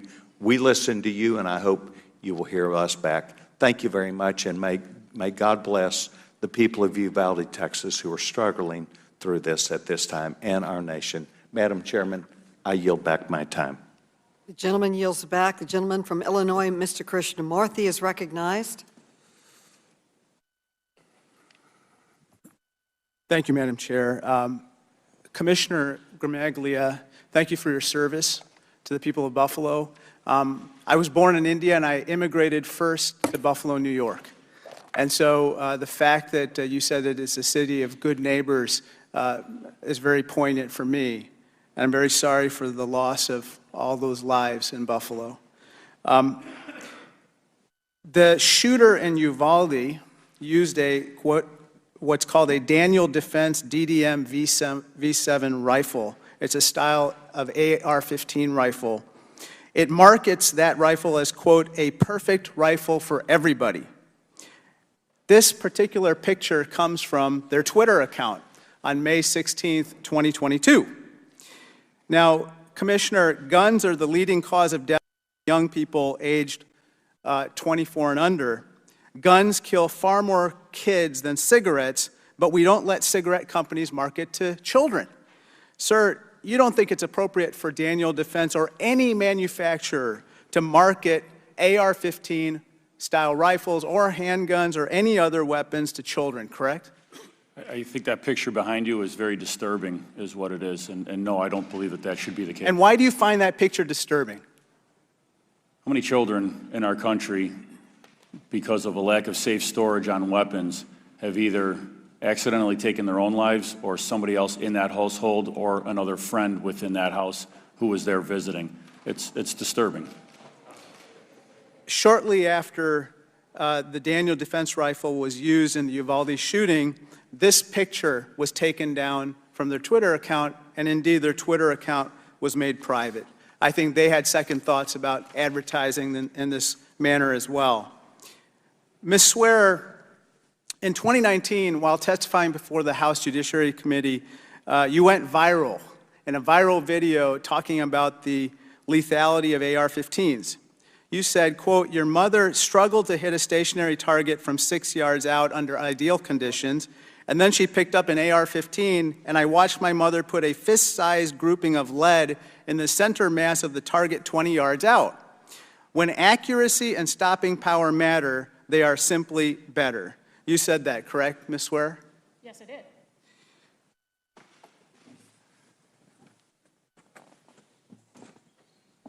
This is a picture of the 19 children and 2 teachers who died in Uvalde, Ms. Swearer. You mentioned the AR-15 stopping power, but I gotta believe these little children were not the ones you were talking about stopping, correct? No, I was talking about stopping the individual who showed up to shoot them. And the Who did show up to shoot them, who did show up to shoot that individual, was a bunch of law enforcement officers with an AR-15. and Ms. Swearer, your mic's not on, but The green light is on. We'll take care of it. It's on there. I can hear you, Ms. Swearer. It's good. I can hear Ms. Swearer.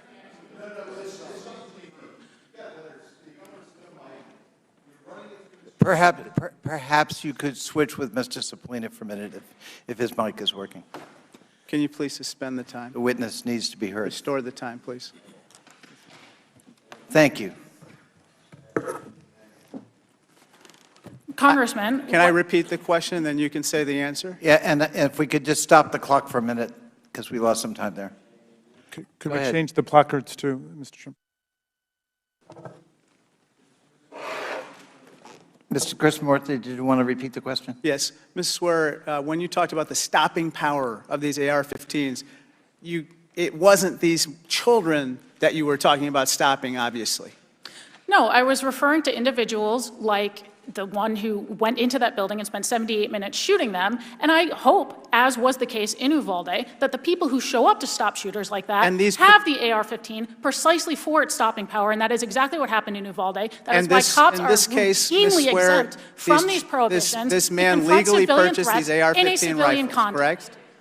And in this particular case, the shooter had legally purchased these AR-15 rifles and was able to stop and obviously end these lives forever. Yes, now, and if you Commissioner remove his pistol grip, he would have done Gramaglia, the I same want to address you again, Commissioner. You know, guns are often billed as essential to maintaining the freedoms we enjoy in America. They are an iconic part of America to a lot of people, but cars have long been central to American life as well. And what we've seen, interestingly, is that here's a picture of traffic deaths versus deaths from firearms. And at one time, traffic deaths far exceeded firearms in 1950, but over time, traffic deaths have gone down, while firearm deaths have remained relatively constant. Now, of course, with regard to the right to bear arms, that's in the Constitution, but it's not an absolute right. That's why we outlaw machine guns and we regulate firearms in other ways. Sir, with regard to traffic deaths in cars, the imposition of rules and regulations and laws, along with private industry adopting safer ways to drive and devices to make them safer, have led to a reduction in traffic deaths. But the same cannot be said for firearms. Isn't that right? I believe you're correct, yes. In looking at the traffic deaths going down, regulations both in vehicle safety, airbags, speed enforcement, other things of that nature have led to safer roads. And what would that lead you to believe should happen with regard to firearms? Some sensible regulations to limit the carnage that's happening on our streets. Thank you, Commissioner. Thank you. Gentlelady from North Carolina, Ms. Fox, is recognized for her 5 minutes of questioning.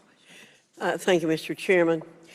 The horrific and heartbreaking tragedies that occurred in Uvalde and Buffalo have shaken the nation. We're all made in God's image, and I continue to pray for our society and for the families of the men and women and children who were senselessly murdered. We must be thoughtful in how we discuss and address this issue. When the federal government acts in haste, the room for error is exponentially compounded. This problem should be diagnosed in its entirety before we endeavor to place proposals on the table. The simple truth is that top-down legislative actions from Washington do not provide the states the due deference they deserve. The latitude of the states to make decisions that best suit their constituencies must be respected.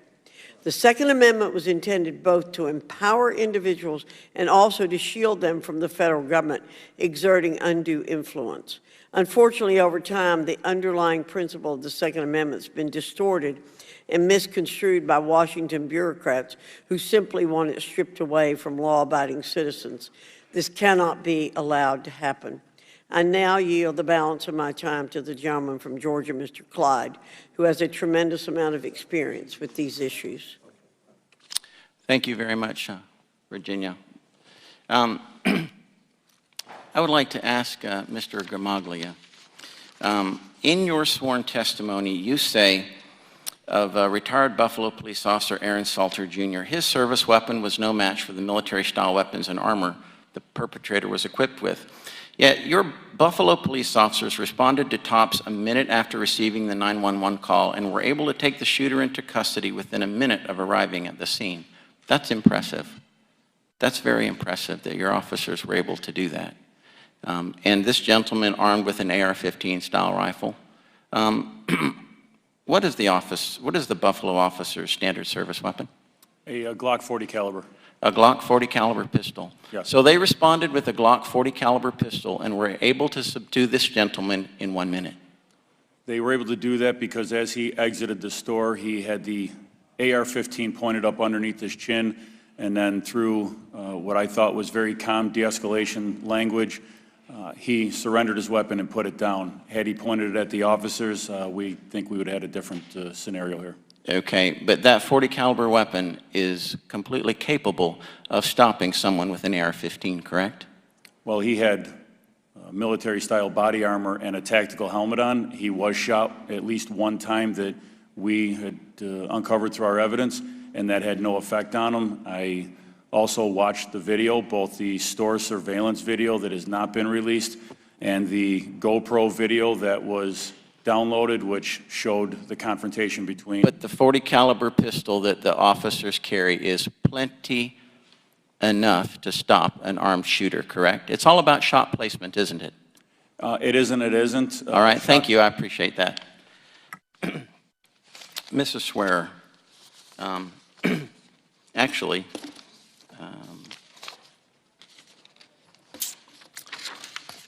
have mass shootings or school shootings been carried out with other weapons other than AR-15s? Yes, Congressman, they have. Okay. What other weapons? And what's the primary weapon, if you will? So the primary weapon is actually a plurality are handguns alone. Another sort of larger segment are several variations of firearms, some combination of rifles, handguns, shotguns, and then a smaller percentage are rifles alone. Okay, thank you very much. So handguns are still very, very potent firearms.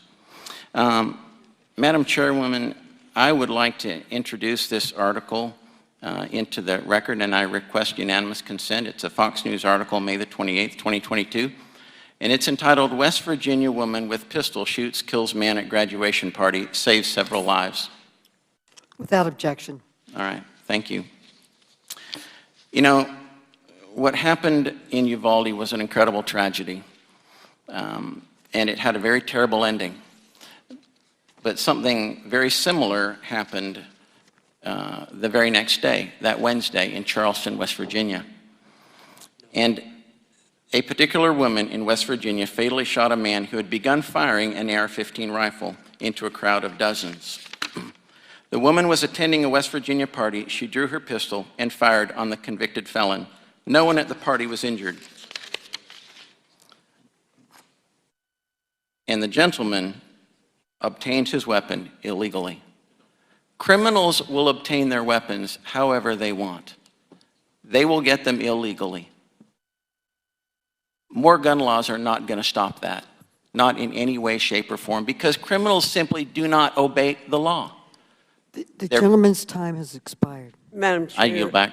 I'd like to ask permission to insert into the record an article, Why Do Something Won't Work, from the Wall Street Journal, Thursday, June 2nd, 2022. Thank you. Without objection. The gentleman from Virginia, Mr. Conley, is now recognized. I thank the chair, and I thank our witnesses for being here today. I was the chairman of Fairfax County when the Virginia Tech massacre occurred. At that point in American history, that was the worst gun massacre in our history. I buried 6 young children, students, that week. 6. I'm still in touch with many of the families years later. And the emptiness in their hearts and souls cannot be filled. It is a tragedy that lives with them forever. Those children were killed by a mentally ill person who should not have had access to weapons, but did. He wasn't a criminal. He was mentally ill. We hear excuse after excuse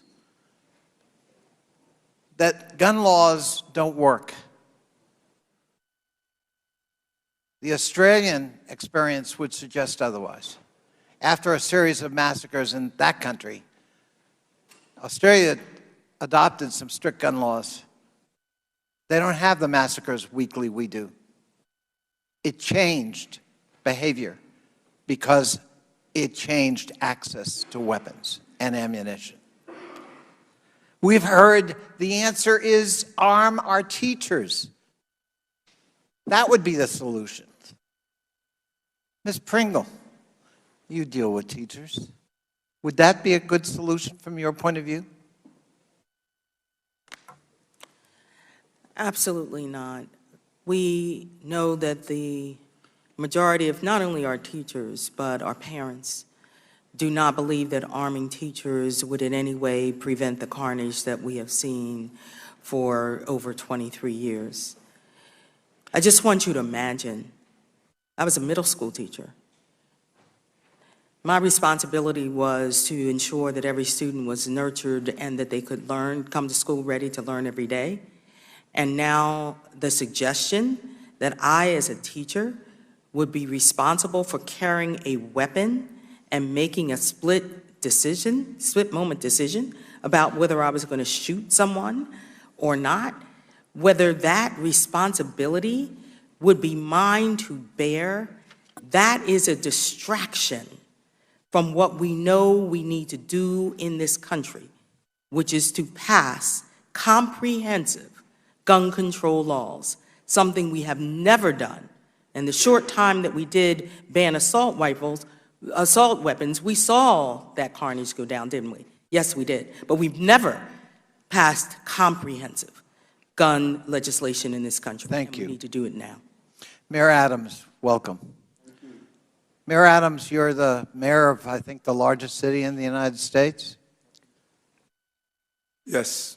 Would it be a good idea from your point of view as the mayor of that city and your commitment to reducing crime in that city to arm our teachers in all of your schools in New York City? Would that be a solution from your point of view? No, and I think the facts show that between 1996 to 2010, one study found that police officers were 3 times more likely to die from gun violence with a heavy flow of guns in their city. So it's harmful to the law enforcement community, it's harmful to our civilians, and it's harmful to our children.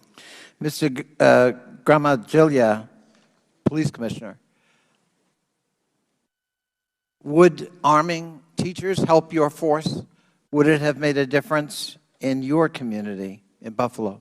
I think what we have to be careful on is to not militarize our schools and make students feel like they are in a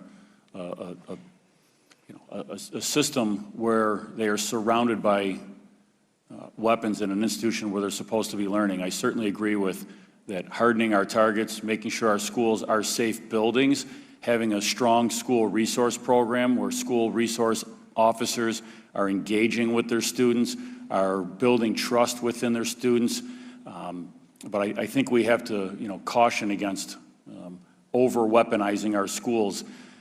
It causes fear in our students, and I think we need to engage our students in these conversations. And just real quickly, and Ms. Pringle's point, the use of weapons and the decision to use them for law enforcement can be a split-second judgment, and that requires careful training, does it not? It's a considerable amount of training for absolute split-second decisions that are second-guessed for years on. Thank you. I yield back. The gentleman yields back. The gentleman from Georgia, Mr. Heiss, is recognized for 5 minutes. Mr. Heiss. Thank you, Madam Chair. Just for the record, from what I can research and understand, there are some 300,000 or so crimes committed every year, violent crimes in which guns are a part of the situation. There are between 500,000 and 3 million incidences a year where guns prevent violent crimes from taking place. So let's clarify here, the issue is not gun violence. Guns are not the issue. We have a people violence problems who misuse guns and other means whenever they intend to harm individuals. And the answer to this situation, when you have violent people, the answer is not defunding the police. The answer is not pitting one group of Americans against another, which we see far too often these days. The answer is not ignoring the rule of law. The answer is not releasing criminals into our streets or allowing them into our country. The answer is not a lack of consequences for those who commit crimes and being soft on crime for those who commit violent crimes. We have got to look at the problem, which is violent people. And at some point in this country, we've got to recognize that there is great value in upholding the rule of law. We've got to recognize and teach that there is a such thing as moral absolutes, not the least of which is respecting one another and respecting life.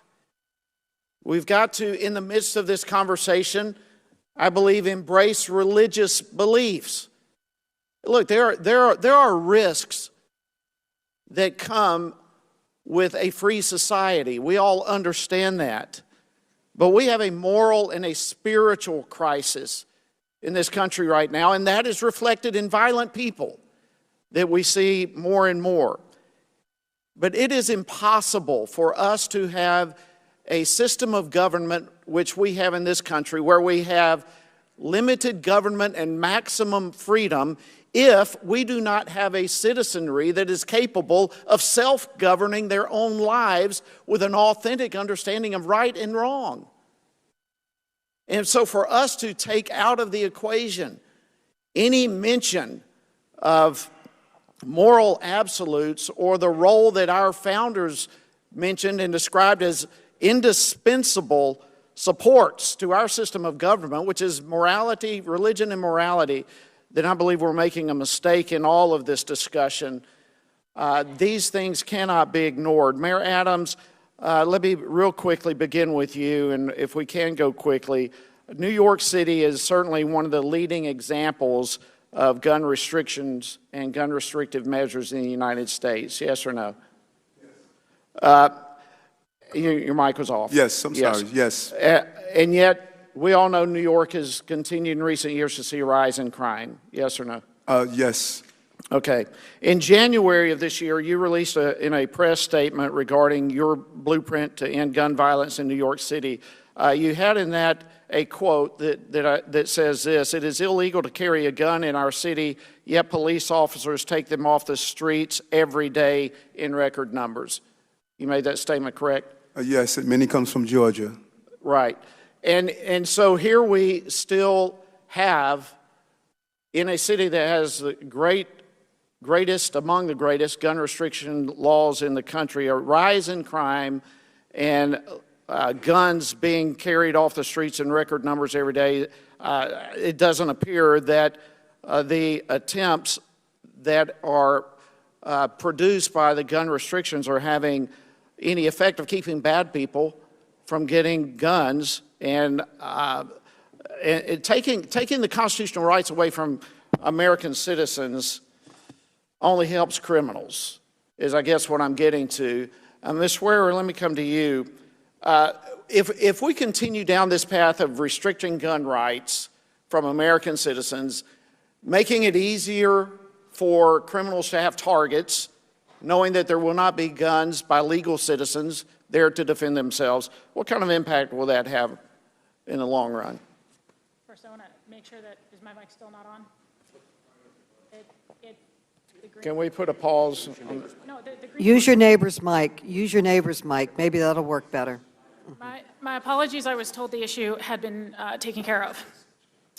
Congressman, to answer your question, criminals are rational actors. You look at the studies on this and the way in which criminals operate. Obviously, they don't want to confront someone with a firearm any more than we would want to if we were criminals. They are rational actors. You mentioned the statistics on defensive gun uses. I think that is important to point out.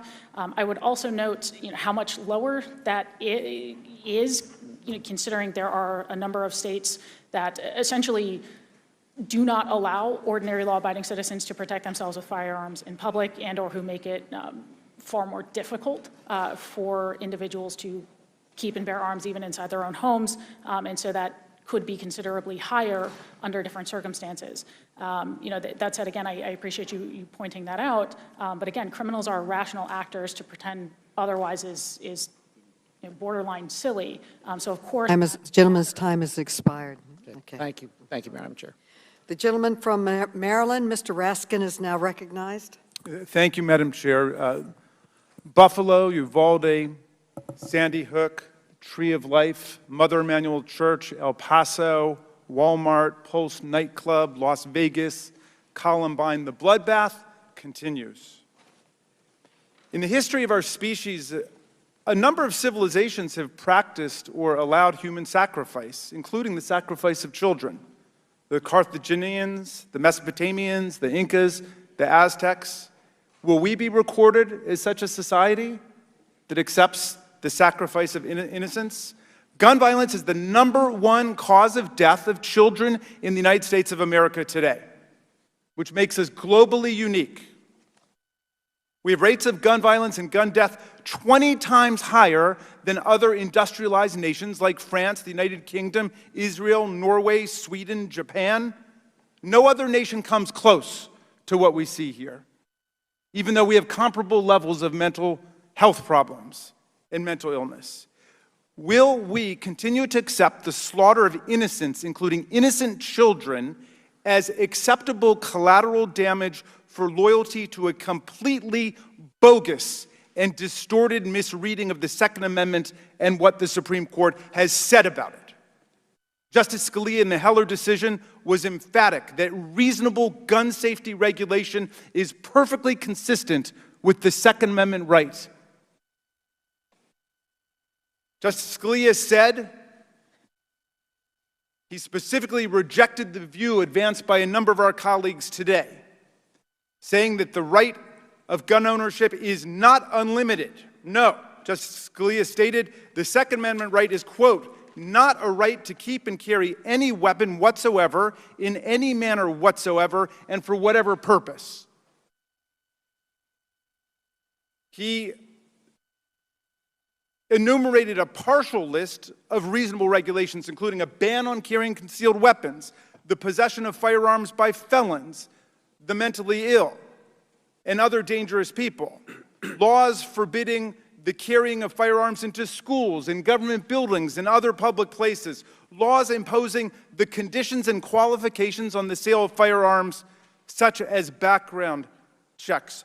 All of these things, he has said, are perfectly consistent with the Second Amendment right. It's not different from other rights we have, like the First Amendment, where you have an absolute right to speak, but you don't have a right to set up a demonstration with loudspeaker system in front of the White House at 2 o'clock in the morning and keep the president's family up. We accept reasonable time, place, manner regulations with respect to all rights. Now, our colleagues invite us to believe the Second Amendment is some kind of policy straitjacket, but they won't read or quote the decision by Justice Scalia himself, who wrote the most elaborate defense and explication of the majority's view of the Second Amendment in D.C. versus Heller in 2008. Mr. Suplina, in 2005, Congress gave the gun industry unprecedented and unique immunity from civil lawsuits for crimes committed with their products. No other industry's got anything like that. Could you explain what that immunity protection means for the gun industry and how it has blocked common sense laws to end gun violence in our country? Yes, Congressman, thank you. The law PLACA, which you cite, has given near blanket immunity to the gun industry, and the result has really had a profound impact on what we know about the gun industry's role in gun violence, as well as any accountability for the industry. So acts that would have led to either litigation that would have exposed truths like happened with the tobacco industry, or accountability like happened in the automobile industry, safety practices that would have improved at these manufacturers because there was a risk of doing nothing, just simply does not exist with the gun industry. What reckless marketing and sales practices has the gun industry engaged in because of this blanket of immunity that has been bestowed upon them? Well, you know, there are several, and the marketing is getting increasingly reckless, increasingly desperate as the field gets more crowded, but also in terms of distribution practices. I've heard several times today about how easy it is for criminals to get guns, as if that's some act of magic, but these guns are all starting with gun manufacturers and gun sellers. We know that certain gun manufacturers are fueling gun shops that are selling disproportionately into illegal markets. And the gun industry is protected by PLACA because they say, oh, we're following the law. Well, the numbers speak for themselves. Okay, and then finally, Chief, you were interrupted before. What do you make of this claim that we shouldn't have laws governing, for example, a universal criminal background check because criminals don't follow the law? Is that an argument against having any law against murder, rape, assault, because criminals by definition don't follow the law? The gentleman's time has expired, but the gentleman may answer. So the universal background checks is a simple process that's going to have those that want to legally obtain their guns with their constitutional rights to obtain those guns. Criminals absolutely are not going to follow that. But the more guns that we keep flooding in without background checks, without proper adherence to get those guns through straw purchases and other manners, that's how we're flooding the market so that criminals can obtain those guns. And Justice Scalia emphasized that there could be regulations on gentleman's time has commercial sales. expired. Thank you. I yield. The gentleman from Texas, Mr. Fallon, is now recognized. Thank you, Madam Chair. You know, we hold hearings on all sorts of topics for all sorts of reasons. Sometimes for political reasons, or even worse, sometimes for political theater aimed at attaining political currency which will then be spent on winning an upcoming election. Other times, hearings are held to actually solve a problem. We're here today because of the tragedies in Buffalo and the horrific loss of life in my home state of Texas and Uvalde, which is a beautiful American community ripped apart by a troubled and evil coward. Now, when lives are lost and innocence is stolen, particularly when children are the victims, it's natural to want to assess and focus blame. Who did this and how did this happen? And I'm no different than any American. I'm heartbroken and I'm furious. Those innocent children are gone, and the indescribable suffering of the families is beyond words. We have a president that says continually that he must do something. We must do something. Many Democrats are echoing that. We must do something. No, we need to do something effective that will keep our children safer. As I mentioned, when a senseless tragedy like this happens, blame's thrown around. Some people want to blame guns. Some people want to blame gun manufacturers. Some people want to blame, believe it or not, the Constitution. Some people want to blame an entire political party. And all this couldn't be more misplaced. The shooter is the only one to blame. So when the president and many Democrats are claiming that guns are the problem and the readily available supply is the culprit, Well, the more guns in America, the argument goes, the more dangerous America becomes. But the actual facts belie this thinking. In 1969, so about 50 years ago, there were 180 million firearms in this country. Today, it's about double. In 2019, it was about 365 million. Yet the murder rate back then was 9.6 per 100,000. The murder rate now is 5, or in 2019 anyway, it was 5 per 100,000. So twice the number of guns, and yet murder rate was cut in half. The truth is that guns have always been readily available in this country. But mass shootings, and in particular mass shootings of schools, were non-existent or at least extremely rare until they became a grisly recent phenomenon. So what's changed in the last 50 years? There's been a noticeable breakdown of the family, there's been an erosion of faith, and there's been a seismic drop in social interactions in large measure due to the overuse of these dang smartphones and the proliferation of social media, which is probably better described as anti-social media. Senseless mass shootings are not committed by well-adjusted, successful, socially polished people. They're committed by disturbed, unstable loners I'll be with mental engaged disease. by the end of the year, so we started. And Madam Chair, Madam Chair, can I get my time back? Yes. Thank you. Rule out what we don't want. Thank you. Senseless mass shootings are committed by unstable, disturbed loners with mental disease. Refusing to address better mental health services, especially for young people, is to do a disservice at best, and it's a dereliction of duty at worst. The focus, sadly, by the Democrats is to restrict guns or prohibit their legal possession entirely. A Democratic member of Congress in a committee hearing just recently said, and I quote, "We will not rest until we have taken weapons of war out of circulation in our communities." So, do restrictive gun laws or prohibitions work? The most dangerous nations on the planet, according to the World Bank and the UN, are El Salvador, Jamaica, Venezuela, and Honduras. And what else do they have in common? It's also nearly impossible for an average citizen to own a firearm, and yet they are terribly perilous places to be. Believe it or not, some Democratic-controlled cities in our country with restrictive gun laws are even more dangerous than the aforementioned countries. St. Louis has a higher murder rate than El Salvador. Baltimore does as well, and Detroit is a more lethal and dangerous place to go and visit or live than Venezuela. So does passing prohibitions, I mean, it just simply doesn't work. Doing something doesn't work. Doing something effective is the path that we should and must take. History has shown us when you disarm law-abiding citizens, you create not more safety, but more peril. The inconvenient truth for some on this committee and in this chamber is that more firearms in the hands of law-abiding citizens make us all safer. So let's talk some real solutions. We must harden our schools with controlled access and single point of entry with a tiered entry procedures. The main office should be located directly by the front door, which is single access entry. Classroom doors should automatically shut and lock like hotel room doors do. Let's support and foster a robust school marshal program where qualified and volunteer teachers and staff go through proper training to be armed on campus. Let's increase the number of SROs in our schools. Let's leverage technology by putting cameras in schools, much like Frisco, Texas did 15 years ago when I was on a city council. And they had a command center and a mobile command center, and any threat could be immediately detected, tracked, and eliminated forthwith. We need a rapid response plan and a rapid response force to be trained to world-class standards.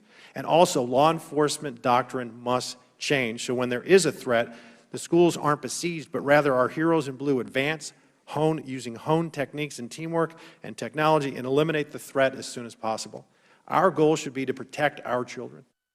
No parent, educator, citizen, legislature, or nation has a higher calling. Let's look at real and effective solutions and shelve the divisive rhetoric, because American children deserve nothing less. Thank you, Madam Chair. I yield back. Thank you. The gentleman from California, Mr. Rokan, is now recognized. Thank you, Madam Chair. Like so many on this committee and around the country, I was deeply moved, not as a politician, as a father, by the testimony this morning of the families of victims. Kimberly Rubio, who lost her precious daughter Lexi, cut through all the talking points, all the debate, and asked the central question before our Congress and our country. As she put it, what do we value more, children or our guns? It's really that simple. I want to talk about the common sense reforms on guns, but as a representative of Silicon Valley, I feel I also have a duty to talk about some of the role of social media in this massacre. With the Uvalde shooter on Instagram having a group chat where there is conversation of school shootings, where there is conversation of threats of violence, where he's bragging about getting assault weapons, why is there no action? And let's be very clear, these are minors. He was a minor when he did this. It's not the same free speech rights. Mr. Suplina, do you think companies like Instagram should have some responsibility in group chats when minors are involved and you have explicit discussion of school shootings to do something? I think the role of social media companies is an important one, and you're right to point it out, Congressman. Instagram, Facebook, these are often where we see the earliest warning signs of a potential mass shooter, as well as other social media platforms where these instances are discussed. There's often multiple people in the chat. And I do want to also mention, with respect to the Buffalo shooter, for instance, he cited YouTube for the videos that allowed him to modify the firearm that he had to accept a detachable magazines, which he used to deadly effect. So social media companies do have a role to play here. And just like my colleague, Mr. Raskin, said that the right of the Second Amendment is not absolute, it's important to recognize that the right of the First Amendment is not absolute. Under Brandenburg, you can't have things that incite violence. And there are greater protections for minors. I mean, it is crazy to me that you can have people under 18 talking about shootings and mass shootings, and these companies are taking no action. So we need to have regulation that gets to the heart of this. You know, Mrs. Swearer, I'm trying to understand your position, and I just want to ask you some simple yes or no questions to understand where you're coming from. Is it your view that someone who has committed a violent felony should be able to purchase a gun, yes or no? No. Is it your view that someone who's a serial rapist should be able to purchase a gun, yes or no? Very clearly, no. Is it your view that someone who is a drug trafficker should be able to purchase a gun, yes or no? No, and these are becoming insulting. And so, well, I mean, so would you support any laws that would make sure that violent felons, serial rapists, or people who are drug traffickers will not get access to guns? If they are written and narrowly tailored to approach that issue without burdening the rights of law-abiding citizens or criminalizing low-risk transfers between responsible citizens, yes, I'm more than willing to look at that law. That is exactly what the background checks, I mean, because right now what you have a case is that the background checks do not cover a lot of the sales to violent felons, to serial rapists, and I just want to be clear, when the Republican Party, their position right now by opposing H.R. 8 is they are for violent felons, serial rapists still being able to purchase these guns. No, they're not. Yes, they are. No, they're not. They're against low-risk transfers being criminalized. Please, I'm reclaiming my time. Point of order, Madam Chair. The position of Republicans is that violent criminals be in jail. Well, no, the position is... Madam Chair, the gentleman has not stated a valid point of order. The position, H.R. 8, all H.R. 8 at its core said is that violent felons are still getting these guns. Serial rapists are still getting these guns. And the law and order party that has demagogued the issue of law enforcement and policing, that party is saying, we're okay with violent felons still getting these guns. We're okay with serial rapists still getting these guns. And all the Congress on the Democratic side is trying to do is to close those loopholes. I respectfully refer you to my testimony on this very bill before the Senate Judiciary Committee last year, where I explained how that is a grotesque mischaracterization of our opposition to that bill. I am saying that there is not... The gentleman's time has expired. Well, she kept interrupting me. Okay, all right. But then, the gentleman from Pennsylvania, Mr. Keller, is now recognized. I would first like to take a moment to thank all our panelists, this panel and the previous panel, for your testimony. We've seen some horrific acts in the Commonwealth of Pennsylvania. We saw a devastating shooting in Philadelphia on Saturday, and I continue, and we all should offer prayer for the families across the Commonwealth of Pennsylvania and across our nation that have been affected by these acts committed by violent criminals skyrocketing crime in our cities. That's what we need to focus on. New York City saw a 16.2% increase in violent criminals shooting others in March of 2022. That's up from a year before. San Francisco saw a 31% rise in homicides. In Chicago, violent criminals were responsible for shooting 47 people on Memorial Day weekend alone. There's a trend here. Crime is rising in cities that have the most restrictive laws on firearms and have the least severe criminal enforcement penalties on the books. And in fact, cities that don't enforce the laws that are on the books. The district attorney in San Francisco has dismissed over 40% of felony convictions since 2020. And in Philadelphia, homicides have increased 58% during District Attorney Larry Krasner's tenure. However, only 21% of crimes when violent criminals shot another person since 2015 have led to criminal charges, and less than 1/10 of those incidents resulted in convictions. Philadelphia police are making record amounts of arrests for crimes committed by violent people with guns. Yet Krasner's office has dismissed or withdrawn more violent cases every year he has been in office. The bottom line is when you fail to enforce the law and hold criminals accountable, you get criminal behavior. So, Ms. Swearer, how does failure to prosecute past or current crime affect crime rates in the future? Well, it certainly emboldens criminals and reasonably allows them to believe that there's a very little chance that they will be punished or in any way held accountable for their crimes. Many of the proposals we're discussing today are widely implemented across the municipalities where crime spikes are happening. Would limiting law-abiding citizens' right to own a firearm curb these disturbing trends?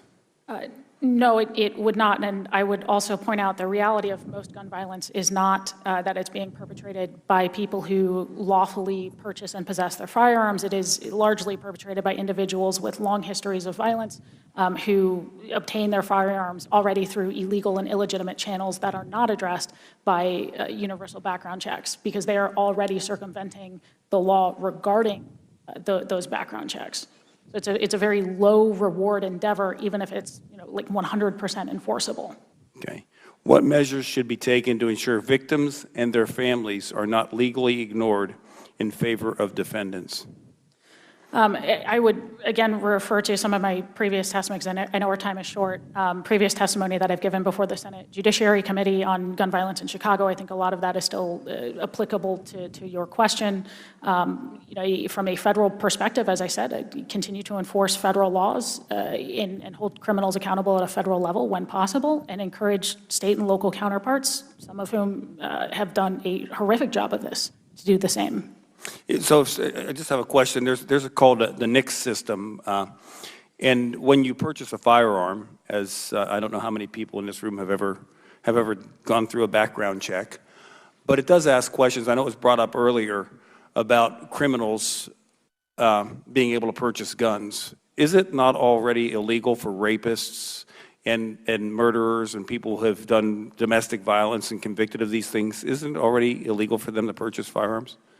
To purchase and to possess, assuming they are felons and have not had their rights restored to them under existing state or federal processes, though there is no process under federal law, so it would just be under the state. Okay, but the point is, it's already, we're not saying that criminals should have laws. We're saying criminals should be put in jail, and law-abiding citizens should be allowed to lawfully possess firearms. That is certainly what I'm saying, and that is my understanding of what every member who has opposed H.R. 8 is saying as well.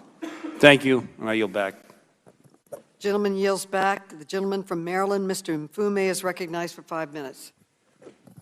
Thank you very much, Madam Chair. There's an old saying that your pain is where your passion is. And so let me just go back to where we started almost 3 hours ago at the beginning of this hearing and talk for a second about the pain that I felt, as I hope many of you did, listening firsthand to the accounts of witnesses and victims from Uvalde and from Buffalo. Listening to them, I am still stunned and heartbroken. The gun carnage that continues in schools, in supermarkets, in movie theaters, in churches, on the streets of my Baltimore and the streets of cities all over this country is a cross, ladies and gentlemen, that we all bear, whether we want to or not. The gun laws that we hope will be passed today, I hope, are seen as a beginning, not the end, only as a beginning. Otherwise, I really believe that we are doomed in our fight against murderers and their guns and the evil and the pain that they spread. I want to acknowledge and thank the gentleman from Louisiana, Mr. Higgins, the commissioner from Buffalo, and the mayor of New York, all of whom served in law enforcement and saw firsthand how difficult it is to deal with the violence perpetrated by guns, and particularly assault weapons. And I want to associate my remarks with those of Mayor Adams when he said, let the ATF do its job in rounding up so many illegal guns that are on our streets and to finally confirm a nominee. Madam Speaker, Madam Chair, you'll remember 1994. We were members of this body. We worked for a whole year to put together and pass an assault weapons ban. And the only reason it wasn't permanent was because we weren't able to get enough people, members, on the other side of the aisle, unfortunately, to go along with that. And so the compromise was a 10-year ban on assault weapons, which expired in 2004. I'm just shocked that 18 years has gone by and this body has not moved to reestablish that.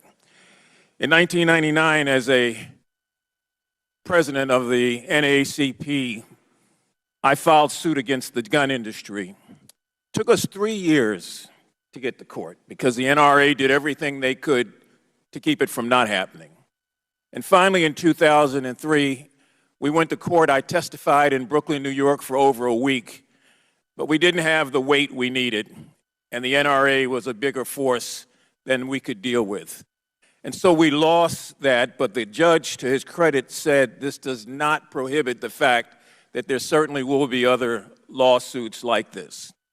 The NRA heard those words and took them to heart and spent the next 18 months putting in place an absolute immunity on the gun industry, and unfortunately was able to get this Congress to pass it and sign into law. It is just unbelievable that we will get absolute immunity to any industry in this country, particularly when there's harm and personal injury.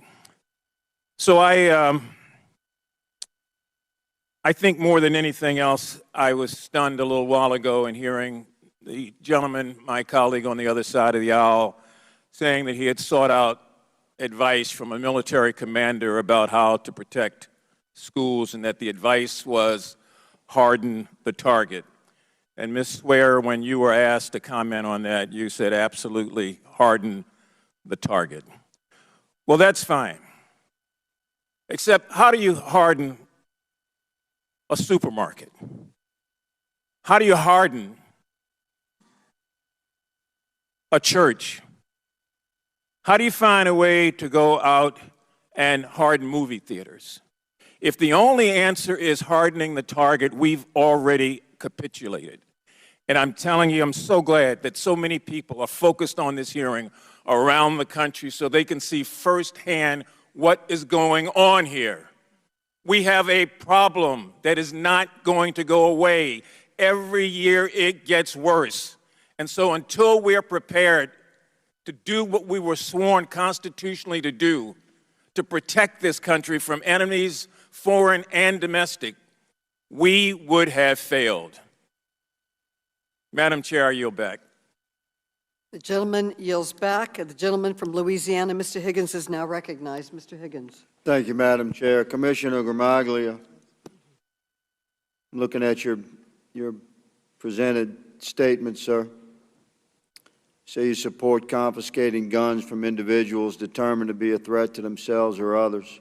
Determined to be.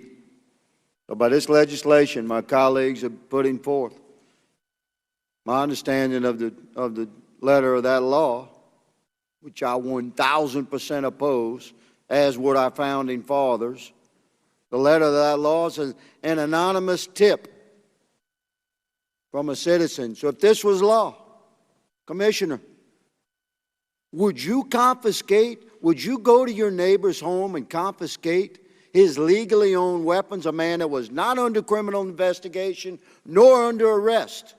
Would you do it? The red flag laws would.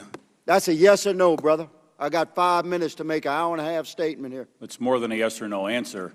We'll move on then. If you cannot say yes, you would confiscate weapons from an American citizen that was subject to this law that my colleagues intend to push through this Congress, then you said in your statement that you would confiscate those weapons if an American was determined to be, your quote, a threat to themselves or others. According to that law, determined to be is defined by an anonymous tip that an American citizen is a threat to themselves or others.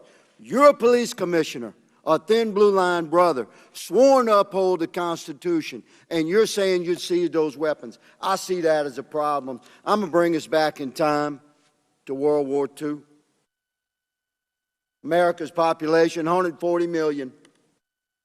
15 million American men came home from World War II with deep scars and significant skills. They bore the invisible wounds of war. And there was weapons everywhere. We'll talk about mental challenge.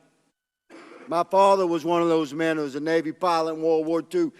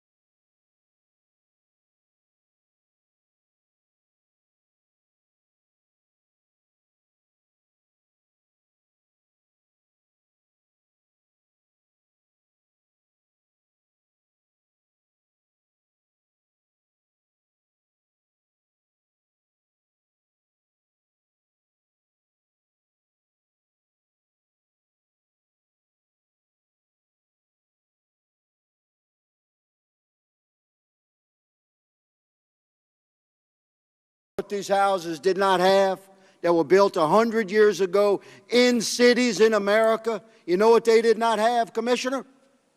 Locks. Locks. Now I ask you all, what happened to that country, man? A country where homes were built in cities with no locks. A country where guns were everywhere and virtually not regulated at all.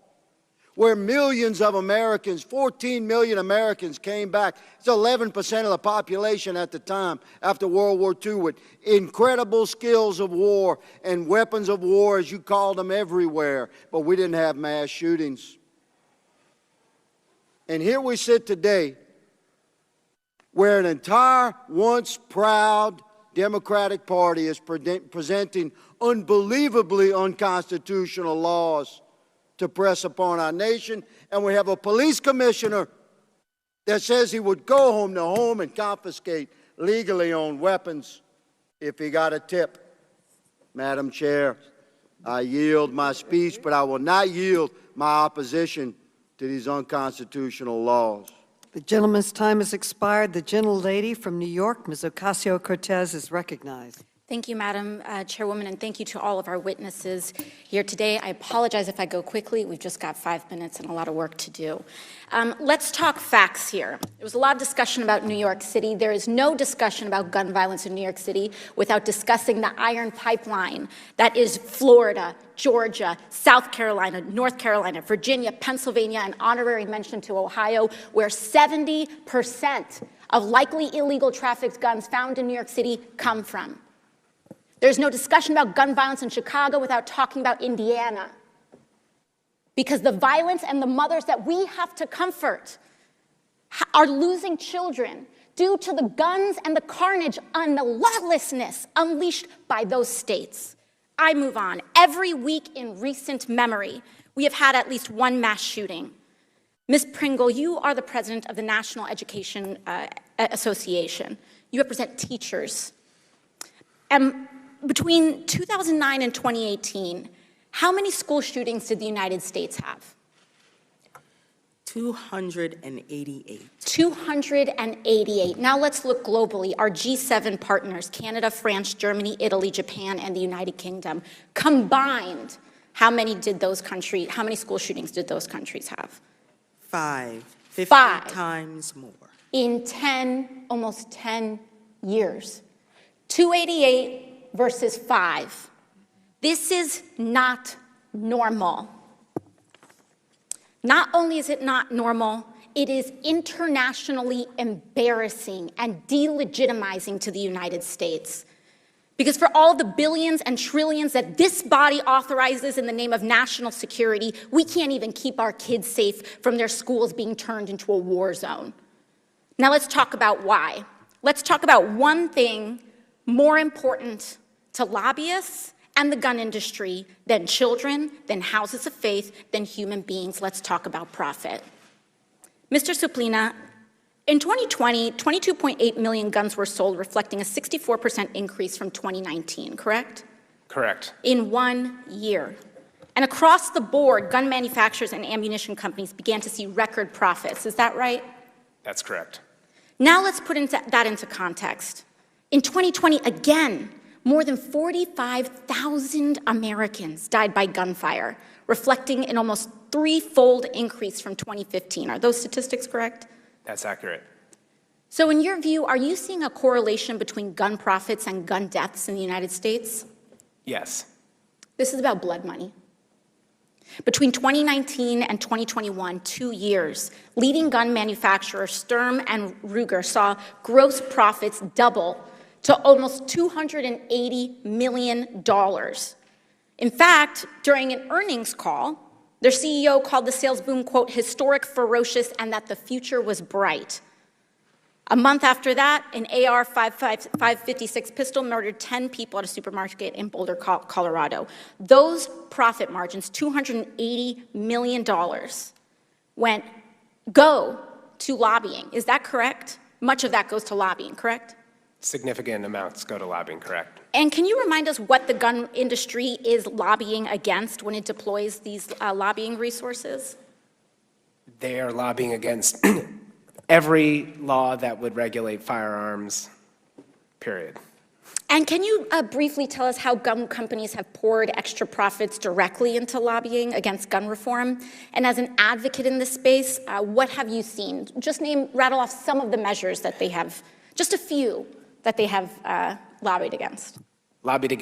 They've lobbied against background checks, which on all gun sales, which would, in fact, as was mentioned earlier, allow for the would-be criminal to obtain a firearm from a law-abiding citizen without a background check. The criminal would be breaking the law, but we could stop that. They've lobbied against red flag laws, which would temporarily deprive, after due process, firearm from somebody who poses a threat to themselves or others. That is a court adjudication. Thank you. Everything. Thank you very much. And for context, the NRA spent about $250 million in 2020 alone. That's more than twice the entire salary of Congress combined. In 1 year. lobbying against gun safety laws. There's also this discussion about anything but a gun, but that these are about violent people, but yet we aren't doing anything about addressing the actual root causes of misogyny, where 2/3 of mass shootings are connected to domestic violence, or the emergence of white supremacy radicalization, mass incarceration, and poverty, and the connections between that and mass shootings in our communities. I yield my time. Thank you, Madam Chair. The gentlelady's time has expired. The gentleman from Wisconsin, Mr. Grothman, is recognized for 5 minutes. Thank you very much. Last couple of weeks, I had a chance to go down to Mexico, and they brought up an issue that I wasn't really expecting to hear. But a couple of Border Patrol guys pointed out to me that that firearms were very, very regulated in Mexico. And you do a little Google search, and you find out, the recent article in the Wall Street Journal, the first 9 months in 2019, Mexico, with some wildly difficult laws, had a murder rate of 6 times that in the United States. Not 6% more, not 60% more, but assuming he got it right, maybe he was cherry-picking the year, I don't know, 6 times as many murders as in the United States. I assume the Mexican officials who put these laws into effect thought they were going to save lives at the time that they made it so difficult for law-abiding Mexicans to get a hold of a firearm. But obviously the results of their laws was not to make Mexico safer.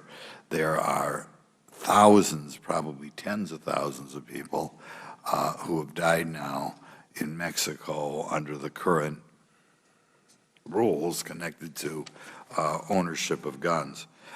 We've also in this country had a dramatic increase in the number of deaths from guns the last 2 years since kind of the beginning, or at least expansion, of the I Hate Police movement, which I blame for all the young people and not so young people who have died in the last 2 years in this massive increase of murders that we've seen, almost unprecedented. First of all, I'd like Mrs. Swear to comment a little bit on that Mexican statistic and comment on the dramatic increase in the number of homicides in this country in the last 2 years. Not because it's easier to own guns, but kind of because rhetoric, a lot of the rhetoric coming out of this building, this anti-police rhetoric. Congressman, I will respectfully refrain from commenting on the statistics you pointed out from Mexico. I'm not overly familiar with any of the underlying causes. I will, to the greater point, say Mexico is, to my awareness, one of the only other countries in the world with a right to, quote, keep and bear arms, which is sort of a misnomer in that country, as you point out. So it's fundamentally different understanding of what that means than clearly in our country.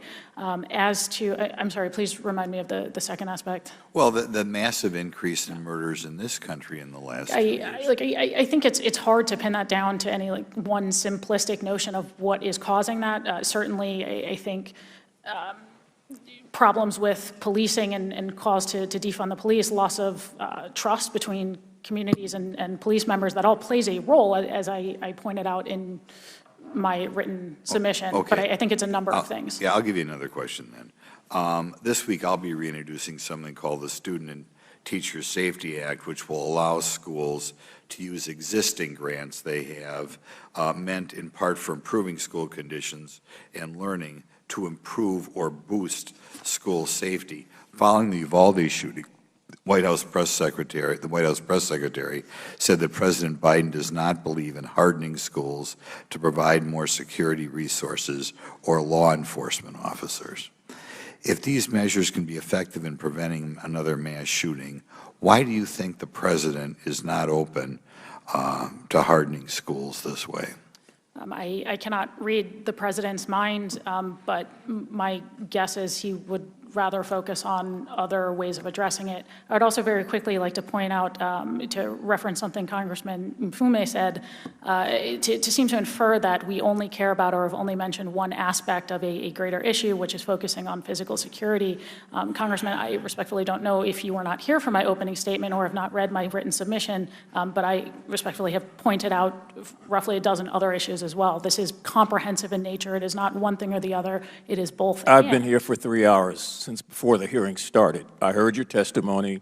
My reference was to schools, and my reminder was those are Madam not Chair, the I only think he's source. out of Gentleman order. is not recognized. Well, witness, address me, Madam Chair. Okay. Could you give me another few seconds back? Someone jumped in there.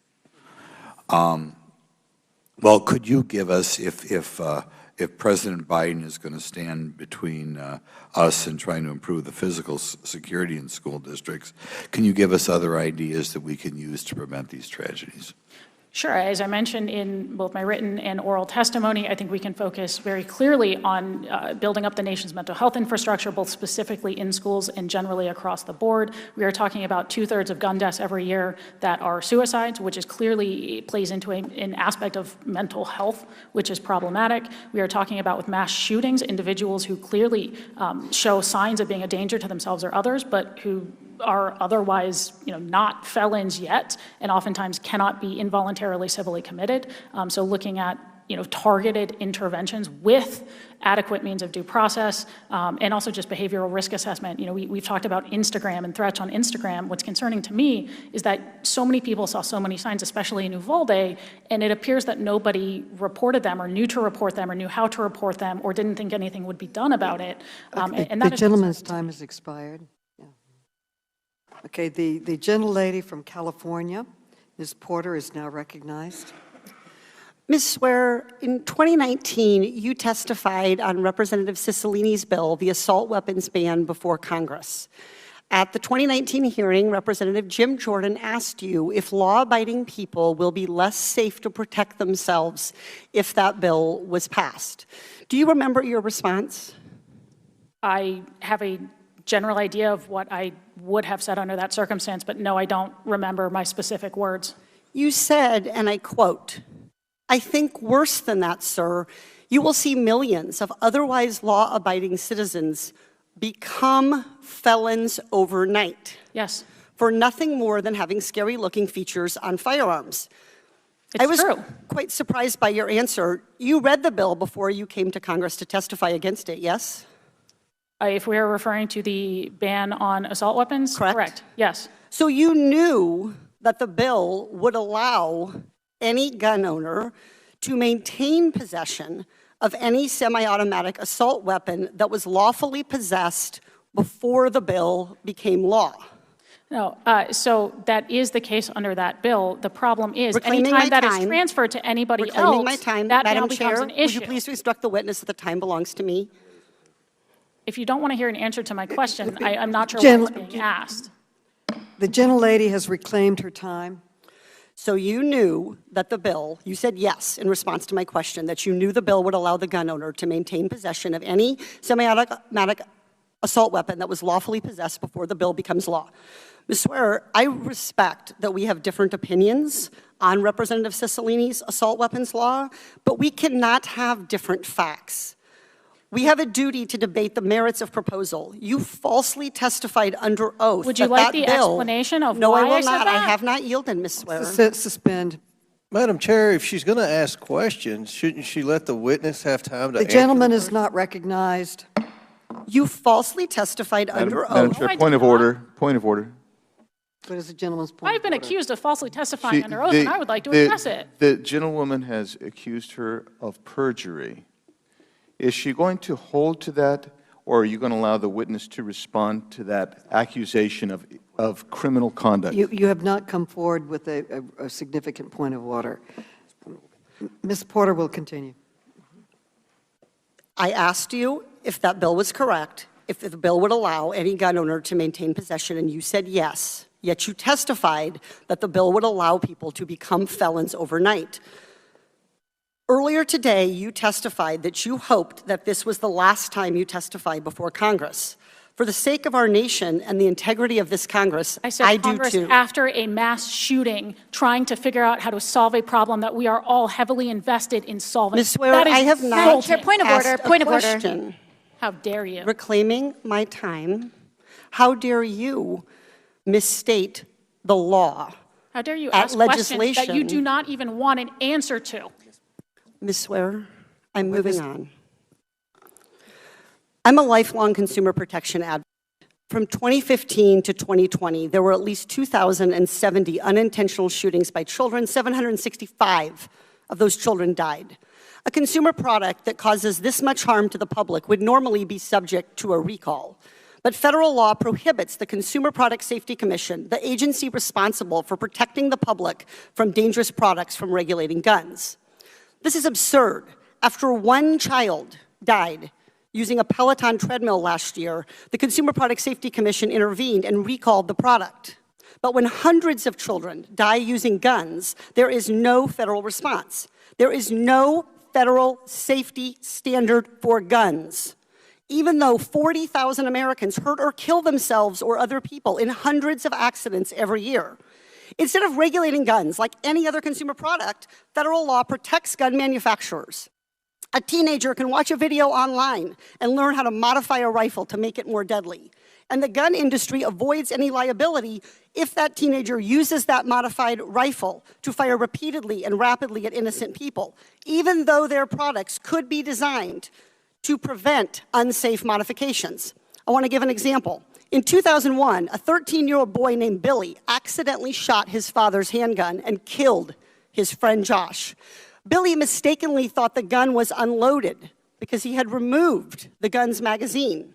Josh's family sued the gun manufacturer for failing to warn Billy and other consumers that their product could be fired without a magazine.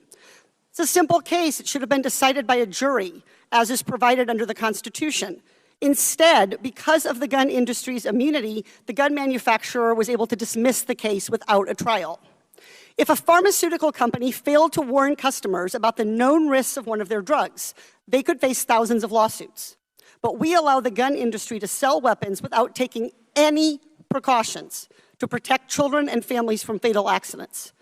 Mr. Suplina, do you think the gun industry would do more to protect children if Congress ended their immunity? Absolutely. Would ending the gun industry's immunity put gun manufacturers out of business? No, it would not. In the 1990s, lawsuits forced Big Tobacco to pay for the harm they caused by marketing cigarettes. Just last year, Big Pharma agreed to pay $26 billion for communities devastated by opioids. Madam Chair, Victims time of gun expired. violence also deserve their day in court. They deserve justice. I yield back. The gentlelady's time is expired. Madam Chair, I have a parliamentary inquiry. Gentlelady's time Madam is Chair, expired. Madam Chair, I have Gentle- point of order. Madam Chair, point of order. Again, Ms. Porter accused our witness of perjury. That's a very serious accusation. Accused her of lying before Madam Chair, Congress. the gentleman has not stated a proper Yeah, point I'm of order. stating That is not a no, proper the point of order. The point of order is we just had a member Not of a proper Congress point of order, accuse Madam Chair. a witness of perjury and Cloud. didn't give Madam that Chair, the witness gentleman time is to not respond. stating a proper And it's, point you of know, order. the usual The suspect. gentlelady will Porter suspend. accomplished her The goal of gentlelady getting her will soundbite suspend. The on gentleman from MSNBC, Texas, Mr. but we're Cloud, here to debate a is serious issue. recognized. Mr. Cloud, you are now recognized.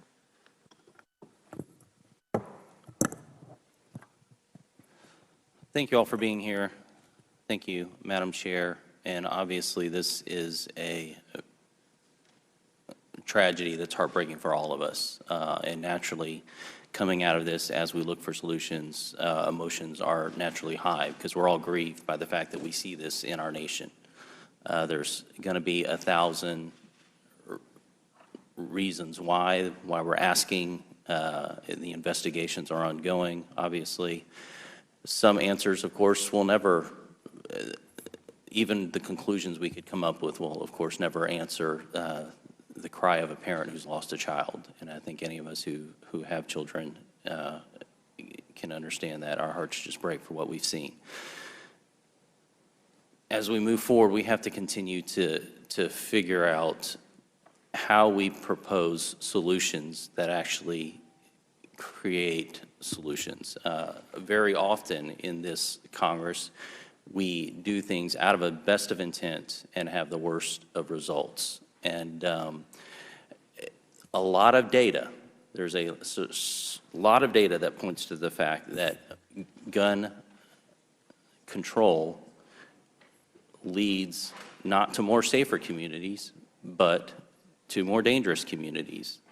For example, one of the proposals out there right now is to raise the age of being able to own a rifle. And in our federalist society, we have many states, and so we're able to kind of test these things out. And as far as I know, the only peer-reviewed article, study that's been done on that, it was in the Journal of Law and Economics, talked about it and looked at it and said, if anything, there was a 6% increase from states who began to implement age requirements or raised age requirements.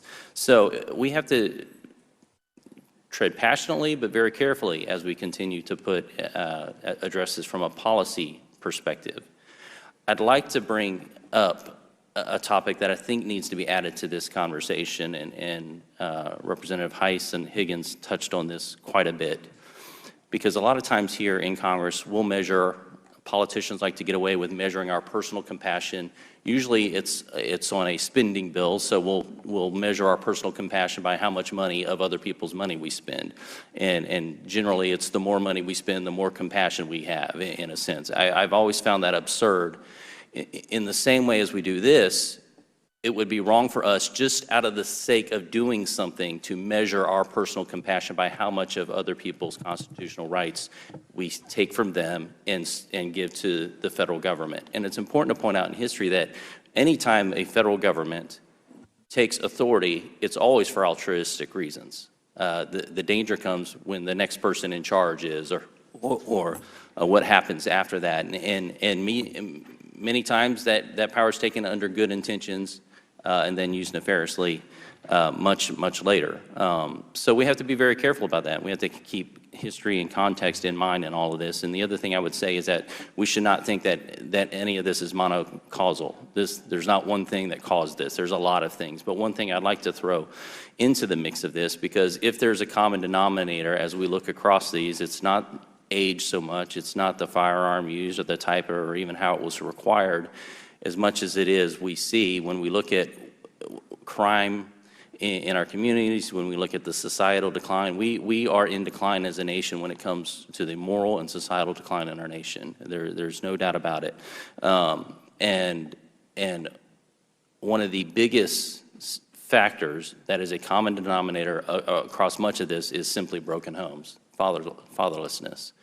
A DOJ study from the Journal of Research in Crime and Delinquency reports that the most reliable indicator of violent crime in a community is the proportion of fatherless homes. A 2019 meta-study in the Journal of Psychology, Crime, and Law found that growing up in single-parent families is associated with elevated risk of involvement in crime by adolescents. A 2019 study from the Pew Research Center finds that the U.S. has the world's highest rate of children living in single-parent households. The National Fatherhood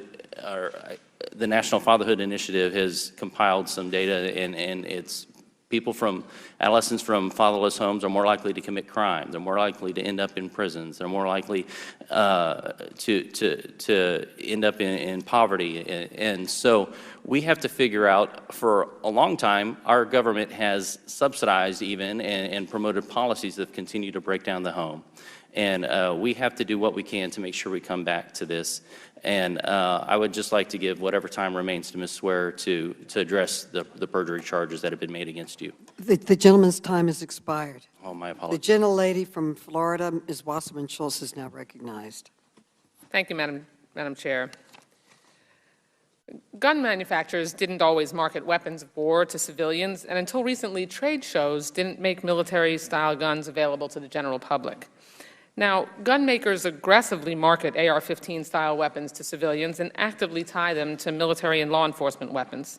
Smith & Wesson, America's largest gun manufacturer, even developed a name for this marketing ploy, calling it the, quote, halo effect. Now, I want to draw your attention to the screen. Mr. Suplina, I want to ask you about one advertisement that I find troubling, this one.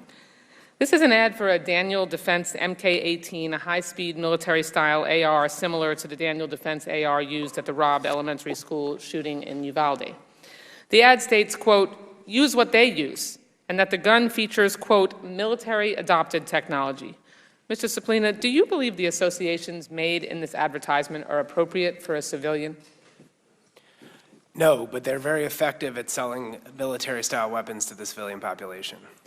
Reports on this gun indicate that it's favored by special forces. I would like to ask Daniel Defense why the same style guns being used in war zones should be marketed to everyday people.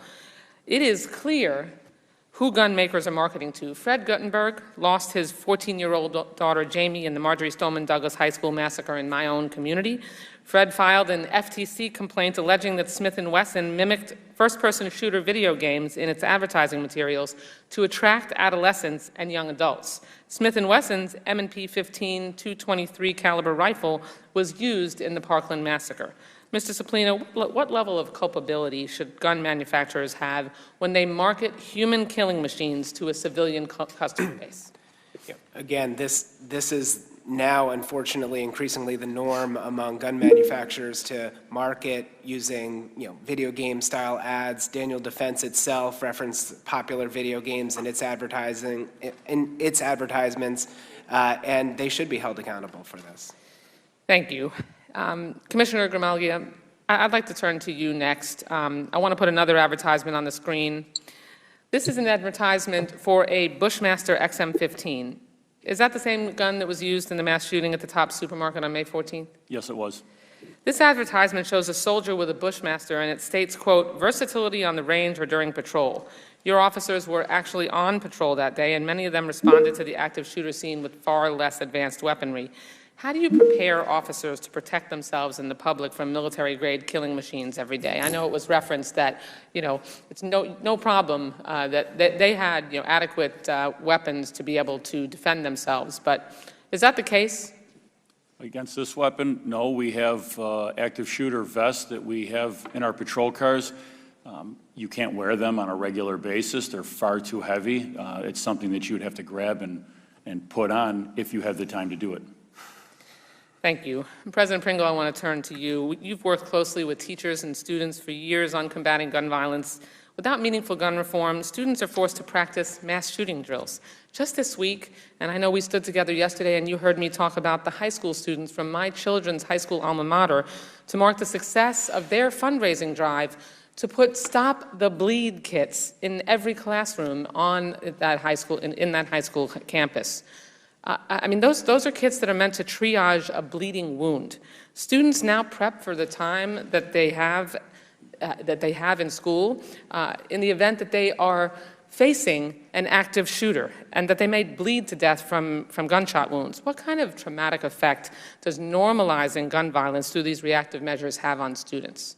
We have seen over the years an increase in anxiety, an increase in the number of students who are seeking additional assistance from our mental health professionals. We are seeing an increase in the amount of students who are coming to our schools with all kinds of social and emotional learning gaps because they have been subjected to overly aggressive drills and looking at social media and TV and seeing other students suffer and die at the hands of gun violence.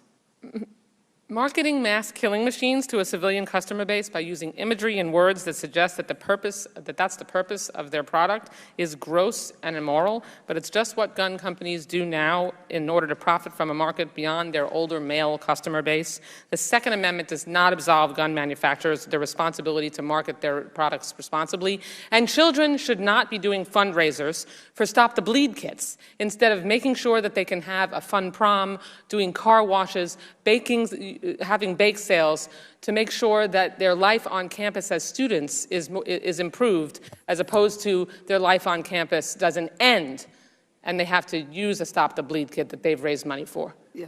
The gentlelady's time has Thank you. expired. I yield back. As previously was stated at the beginning of the hearing, Mayor Adams has a hard stop at 1:30.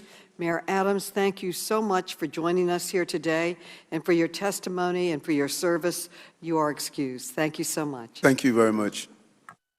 Mr. Biggs is now recognized. Mr. Biggs. Thank you, Madam Chair. You know, last week I thought I'd heard it all when one of the Democrats threatened to end the filibuster, wanted to pack the Supreme Court, and said that they would confiscate guns. In order to do that, they would basically emasculate the Senate as an institution and also emasculate the Supreme Court as well. I thought that was interesting, was pretty bad, but then we have here someone actually accusing a witness and actually taking out of context a witness who testified previously and accusing her of perjury. Following that, though, but I got to tell you, the most egregious thing that the Democrats did today is they took a person, a young person, little Miah, who was traumatized 2 weeks ago, still suffering under obvious PTSD as she testified in that video, and bringing that poor little girl to relive this. And if we're going to hear about how traumatic, and I don't say they're not traumatic, these raising money for Stop the Bleed kits is, then it's particularly pernicious and outrageous to take an 11-year-old child who graphically described how she spread a classmate's blood upon her and feigned her own death to make her relive that. If we're talking about PTSD, you just prolonged the agony of that little child. For what? For your own political gain, your own political purpose. That is despicable. And over the course of more than 9 hours last week, my colleagues on the Judiciary Committee, my Democrat colleagues, made it clear that they don't believe any American should have access to the means to protect themselves and their families. Democrats opposed a Republican amendment that would allow victims of domestic violence to purchase firearms. They opposed a Republican amendment that would allow the spouses of active duty and deployed military to purchase firearms. And, again, they promoted ending the filibuster, impacting the Supreme Court, and confiscating guns from law-abiding citizens. And they gave their entire game away by making clear that neither Congress nor the Supreme Court will stand in the way of their radical mission.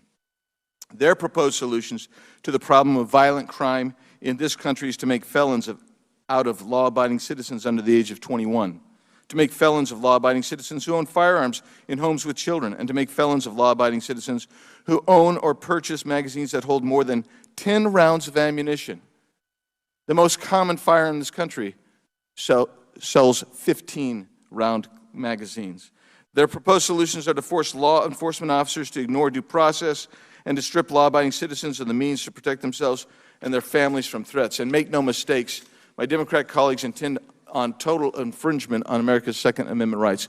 Ms. Swearer, before you answer the most pertinent question I think that we're going to hear from you in just a second, I want you to tell me, can you define defensive use? Defensive use, and I'm assuming you mean lawful defensive use. Yes. Would be a use of a firearm that is to defend oneself lawfully against criminal actions by another. How often is lawful defensive use of firearms in this country? According to a 2013 report by the CDC, almost all, with very few exceptions, but the most rigorous studies, and almost all of them show that it's somewhere between 500,000 and 3 million times a year. I think it's roughly, probably around an average of 1 million myself. Do you believe that firearm use for self-defense, defense of others, or for the protection of property saves lives? Yes, it objectively saves lives. Now, you were accused by someone who took out of context something you testified of in 2019 of effectively committing a crime and committing perjury before Congress. Would you please like to respond to that? Congressman, respectfully, and I appreciate the opportunity, but we've wasted enough time on political games today, and I'd like to get back to the merits of actually talking about solutions. Very good. Now, I'm going to go forward now, and Madam Chair, I'm going to submit, please, the following items for the record. The testimony of Stephen Williford before the Senate Judiciary Committee on May 25, 2021. Mr. Williford is a good guy with a gun who heroically confronted and stopped a mass shooter in Sutherland Springs, Texas. I also submit a 2019 study by John Lott of the Crime Research Prevention Center. His study examines data on the rate of shootings and accidents in schools that allow teachers to carry firearms, which found 0 cases of someone being wounded or killed from a shooting, let alone a public mass shooting at a school that allows teachers to carry firearms. And thirdly, an article by the Washington Examiner that the Buffalo shooter was an eco-socialist racist who hated Fox News and Ben Shapiro. With that, I yield back. Without objection, the gentleman yields back. The gentleman from Georgia, Mr. Johnson, is now recognized, and we have been called for votes, so after him, we will recess. Thank you, Madam Chair, for holding this hearing, and I'd like to thank the witnesses, particularly those on the first panel, for their testimony. I was very moved by what each of them had to say. Americans have grown weary, frustrated, and frightened by the ever-intensifying cascade of gun violence afflicting our country. And they are sick and tired of their elected leaders continuing to do nothing to address the carnage. The fact of the matter is that the gun lobby, led by the NRA and the gun manufacturers that fund it, exert great influence on politicians to support its policy, which is that the only way to stop a bad guy with a gun is a good guy with a gun. You know, I mean, if that holds true, then, you know, it just doesn't make sense in a civilized society. And I'd submit to you that every person with a gun makes us unsafe as opposed to more secure.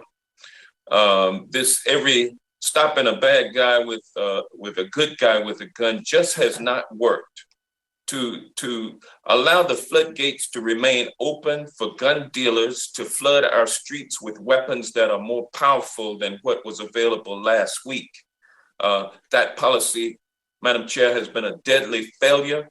And if we continue the unbridled flow of firearms flooding our nation's streets, we will continue to see rising rates of gun violence in America.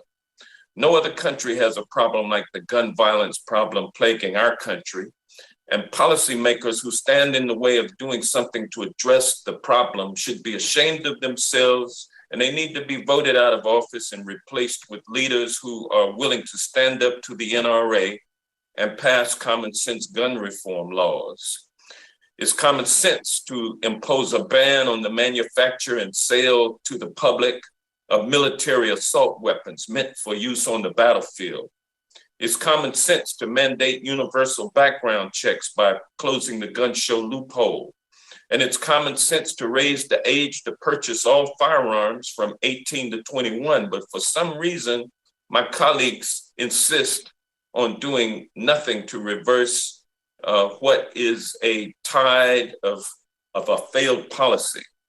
It allows greedy firearms manufacturers to maintain their ever-growing profits by flooding our streets with weapons of war. And they continue to ignore the impact of their inaction, hiding behind the Second Amendment as if it were the Bible. They proclaim any attempt to pass gun safety legislation infringes on their right to carry. Well, what about the right to live of the 19 children and two teachers killed in Uvalde? The 10 shoppers killed in Buffalo, New York. What about their right to live? What about the right to live of the almost countless others who've died from street gun violence? How much more blood should be shed before we in Congress take action? Madam Chair, the House has acted to pass laws on universal background checks, but our legislation is stalled in the Senate because of the filibuster. And Congress today will pass common sense gun legislation. I should say Democrats in Congress will pass common sense gun law today and pass it on to the Senate, where it will be met with the filibuster. The overwhelming majority of Americans support the types of common sense gun safety reforms under consideration this week. And failure to act is unconscionable. Failure is an insult to the countless dead children and shattered families and communities.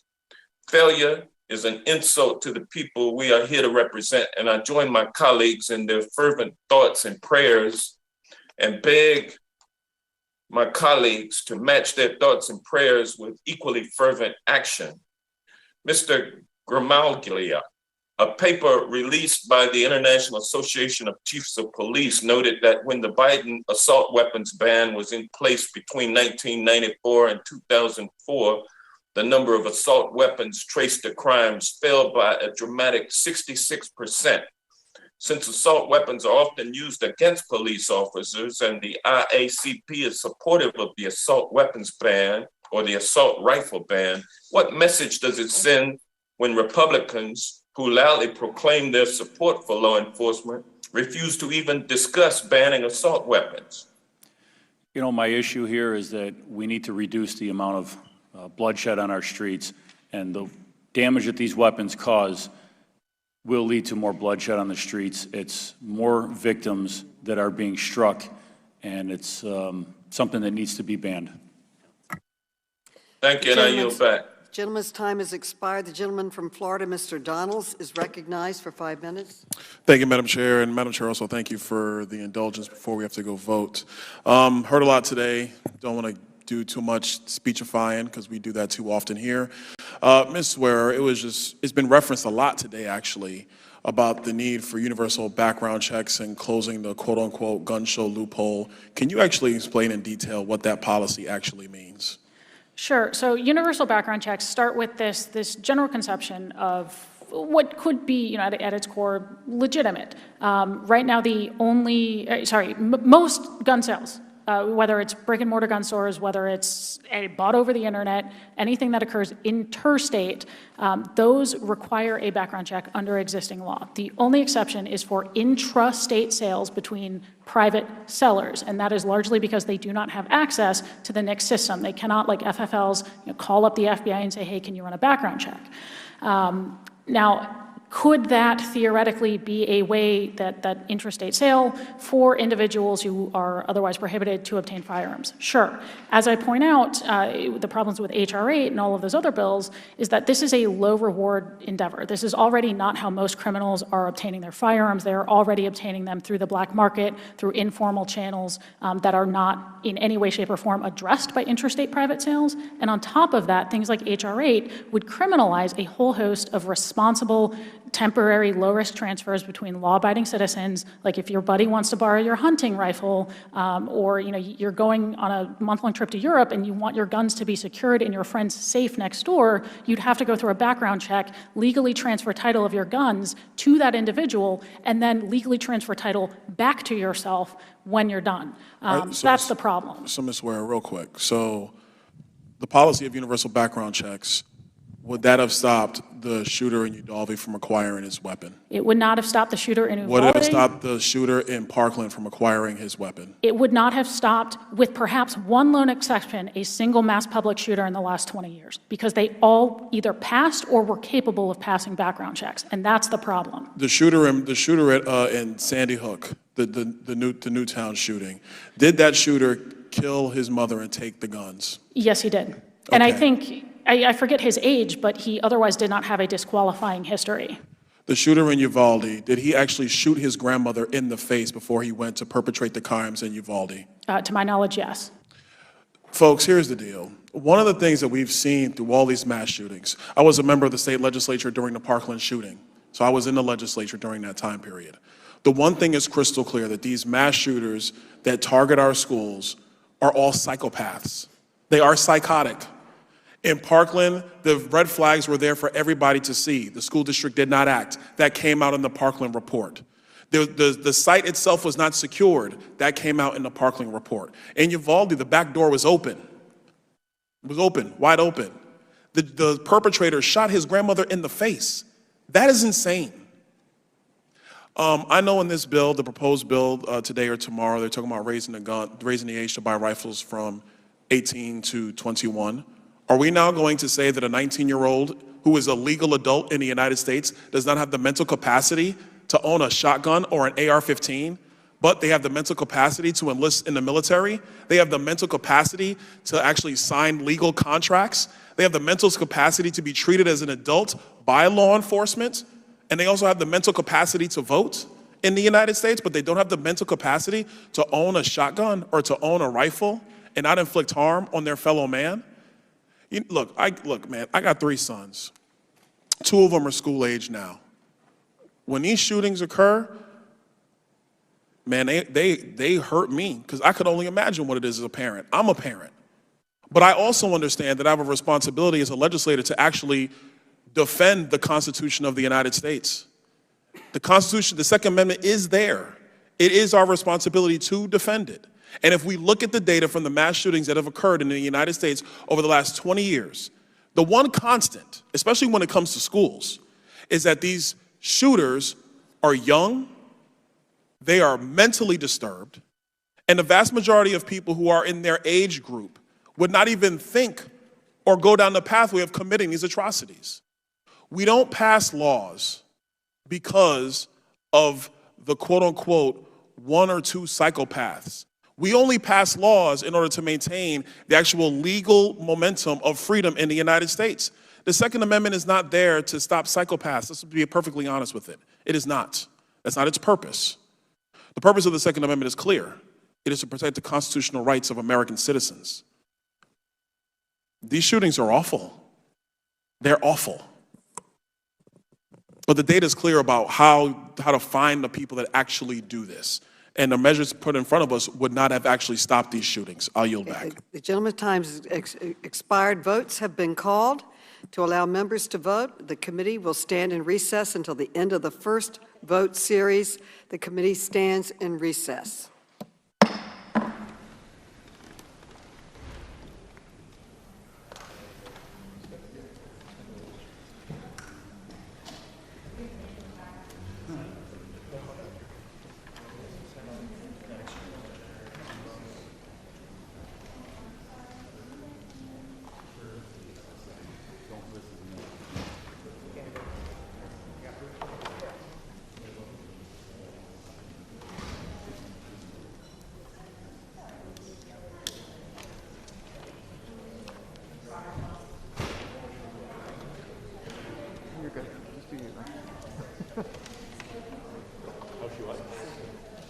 No, just keep working. You're fine. No, you're fine. No, you're good.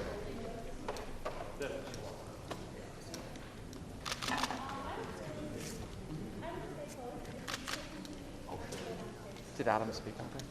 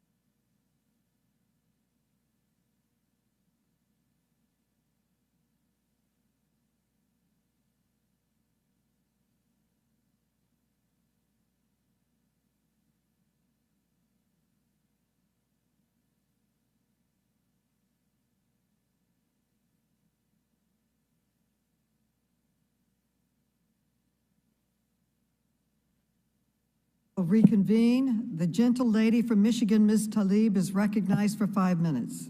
Thank you so much, Chairwoman, and thank you so much for all of you for being here. Sometimes Congress often feels like it's an own little world, separated from the rest of the country. But I hope this morning, hearing the witnesses' strength and courage inspires meaningful action here.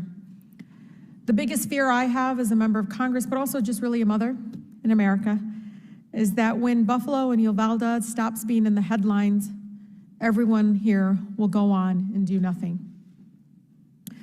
Other violent shootings never reach those national headlines, like the 4 shootings in the span of a week in the city of Ecorse in my district. With that in mind, I want to really talk about AR-15s. A few weeks ago in Buffalo, one person armed with an assault rifle carried out a racist act of terrorism in a historically Black community. As you may have heard my colleague from California, Congresswoman Porter, talk about how the shooter there, having to re-round or reload the gun, actually helped save lives because they have a ban on AR-15s in the state of California. So, Mr. Suplina, the gunmen in each of these kind of mass shootings use assault weapons to carry out their attacks, correct? Correct. In a span of 1 minute, how many people could a person kill with an AR-15? I don't know the answer to that question, but the answer is with the right high-capacity magazine, these are designed to inflict the maximum amount of damage in that time. In Buffalo, it was brought 2.5 minutes, something of that sort? Correct. How many people, 10? Correct. Those are the 10 that get killed. How many were injured? 2 more, 3 more. And Ms. Everhart testified about the damage to those even that survive. That's correct. Talk about that, because I'm just thinking of the little 4th graders and 5th graders that survived the shooting and what is happening, of not only the trauma, but their livelihood of having that kind of trauma to your body. Gun violence in America is deaths, it's injuries, and it's the community trauma that starts at the scene of these crimes and ripples out. And we too often don't talk about those that survive their wounds but have to live with them forever, and the family members who need to take care of them. We don't talk about the costs on society, that, loss of work, loss of mental well-being costs our society, not to mention those that aren't hit by a bullet but whose lives are forever changed. So many of my friends who are in the military service and been trained to use AR-15s tell me that there's this big opposition to call them weapon of war, but they are, correct? They're not only weapons of war, but they are literally designed and based on weapons in current use in the military, correct? One of the things if I may, Chairwoman, to enter from the New York Times article, the mass shootings were where stricter gun laws might have made a difference? Without objection. Even raising the minimum age, I have not thought about that. I was more focused on banning assault weapons, but as they went through, they said 4 gunmen were under the age of 21 that purchased their weapons legally. And they went on to say, the number of people that were killed. And it even goes on to talk about the use of so-called assault weapons or weapon of war, as some of my veterans in my community call them, that the easy access to them is even mind-boggling for those that serve our country, but even in some of these communities had no idea that's how accessible they are. That a lot of the parents don't even realize that this person was able to just go to the corner department store and get it. The American people don't realize how accessible these weapons of wars are. The reason that the country currently requires you to be 21 to own a handgun is because the country came to understand the lethality of handguns and use in crime. The reason the country did not raise the age on long guns is because what comes to mind is the hunting rifle that you use, in a rural area that 18-year-olds are more than capable of learning to shoot on. These are AR-15s. These are designed for people with military training. And yes, in most places, you can walk in as an 18-year-old into a department store and buy one. Thank you. Ms. Pringle, really quickly.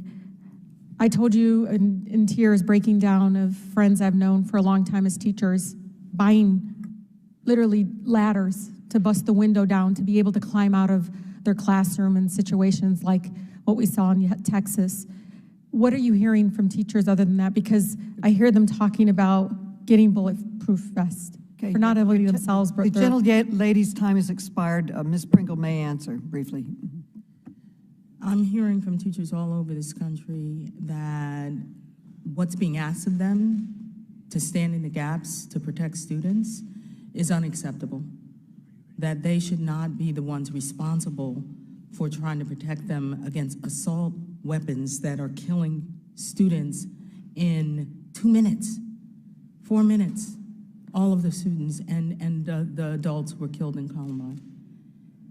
We should not bear that burden. That is not our responsibility. Our responsibility is to teach our students. Thank you. The gentleman from South Carolina, Mr. Norman, is recognized. Mr. Norman. Thank you, Madam Chairman. Ms. Pringle, are you familiar with the NEA's section, an end to policing in schools? What are you referring to? The provision that basically it's a call to action for police-free schools. The NEA has not taken a position on police-free schools. What we have done is we have taken a position on ensuring that every student, everyone, has access to a quality education and that they attend a safe and supportive and nurturing environment in which every one of them can learn. But as far as it relates to having police officers armed, does that make students safer at the schools, in your opinion, as being head of the NEA? Having police officers armed? Uh-huh. I don't understand your question. You mean generally having police officers armed? In schools, are children more safe if the resource officers and/or armed police are armed? We have school resource officers in our schools where we work and engage in making sure that they have the training and the support that they need. You're not answering my question.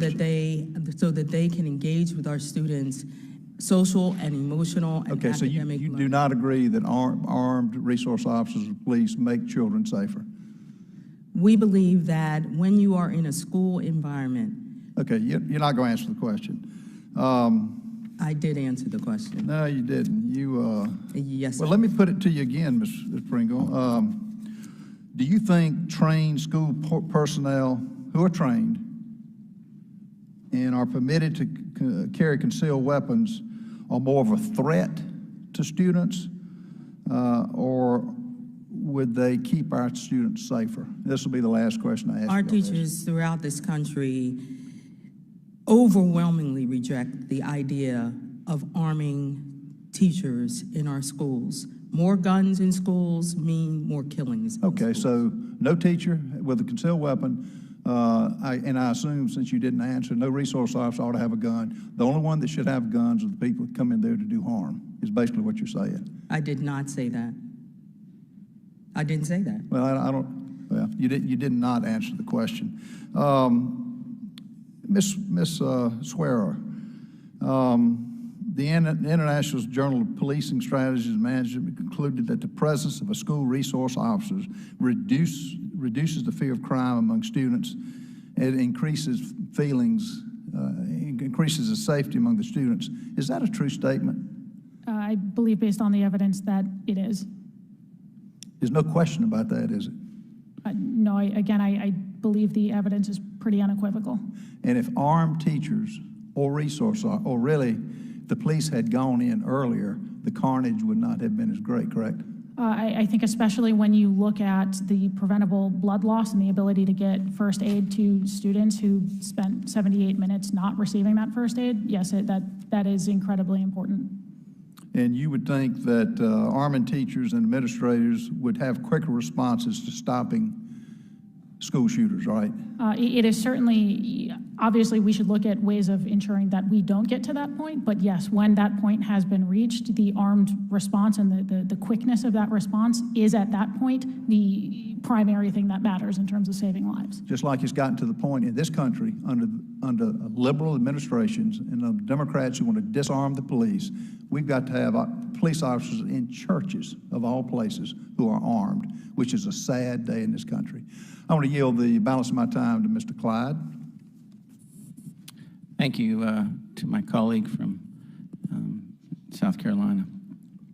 Mr. Swearer, or Mrs. Swearer, excuse me, Ms. Swearer, Democrats have advocated for a gun buyback program like the one in Australia. Do you think this would work in the United States? No, I think the research on the Australia ban has one of several things that has been greatly mischaracterized today. I think when you look at rates of gun violence generally dropped, but it did so in every developed country around the world during that time, including in the United States, even though our number of guns per capita almost doubled during that time.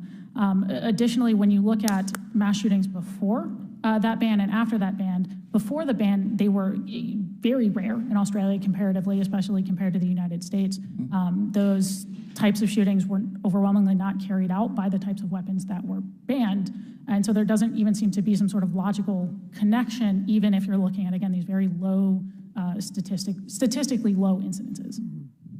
Thank you. The gentleman's time has expired. The gentleman from Maryland, Mr. Sarbanes, is now recognized. Thanks very much, Madam Chair. I want to thank the witnesses for being here today. I want to acknowledge, as others have done, the powerful testimony that we heard from the first panel today. As we know, we've heard the statistic now many times today, each year more than 45,000 Americans are killed by guns, and nearly 10% of those killed are children, for whom gun violence is now the leading cause of death in the United States. Yet for nearly 25 years, until 2019, the strength of the gun lobby up here on Capitol Hill prohibited the CDC from conducting research on gun violence, effectively preventing us, the federal government, Congress, and others from treating gun violence as the public health crisis that it is. In addition to the human toll, gun violence is draining our public health system. According to GAO, gun violence costs the U.S. $1 billion per year in initial hospital costs alone. Medicaid and other public programs shoulder 60% of those costs. So we're paying for this violence. To meaningfully address the gun violence epidemic in our country, as we've been saying again and again, we must pass common sense reforms while also investing in evidence-based prevention strategies and working with communities to address the complex and systemic issues that drive gun violence. And when I say common sense, what I have in mind is many of the measures that we are going to have on the floor today as part of this legislative packet and tomorrow. Common sense to me means when you ask the average person out there in the country, including, by the way, the average law-abiding gun owner, does it make sense to do this? They say, absolutely it makes sense. They do not fear these measures because they know that overall it will create a more rational world and country for us to live in. And we've heard much about the Second Amendment. No one is here to try to upend or take away the Second Amendment rights. The First Amendment is also very important to us, and we know that there are some limitations that are placed there. We don't allow people to yell fire in a crowded theater. So as sacrosanct as these amendments are, we can put rational, common sense measures in place to achieve the right balance.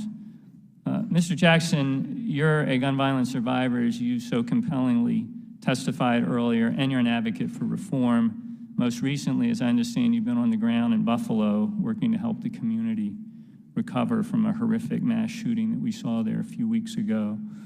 Can you describe what you've been seeing there in the weeks since the tragedy and what you know, based on your experience, is coming for that community in the weeks and months and years ahead in terms of dealing with this? And speak, if you could, to this sense of powerlessness that so many people feel when they look at Washington.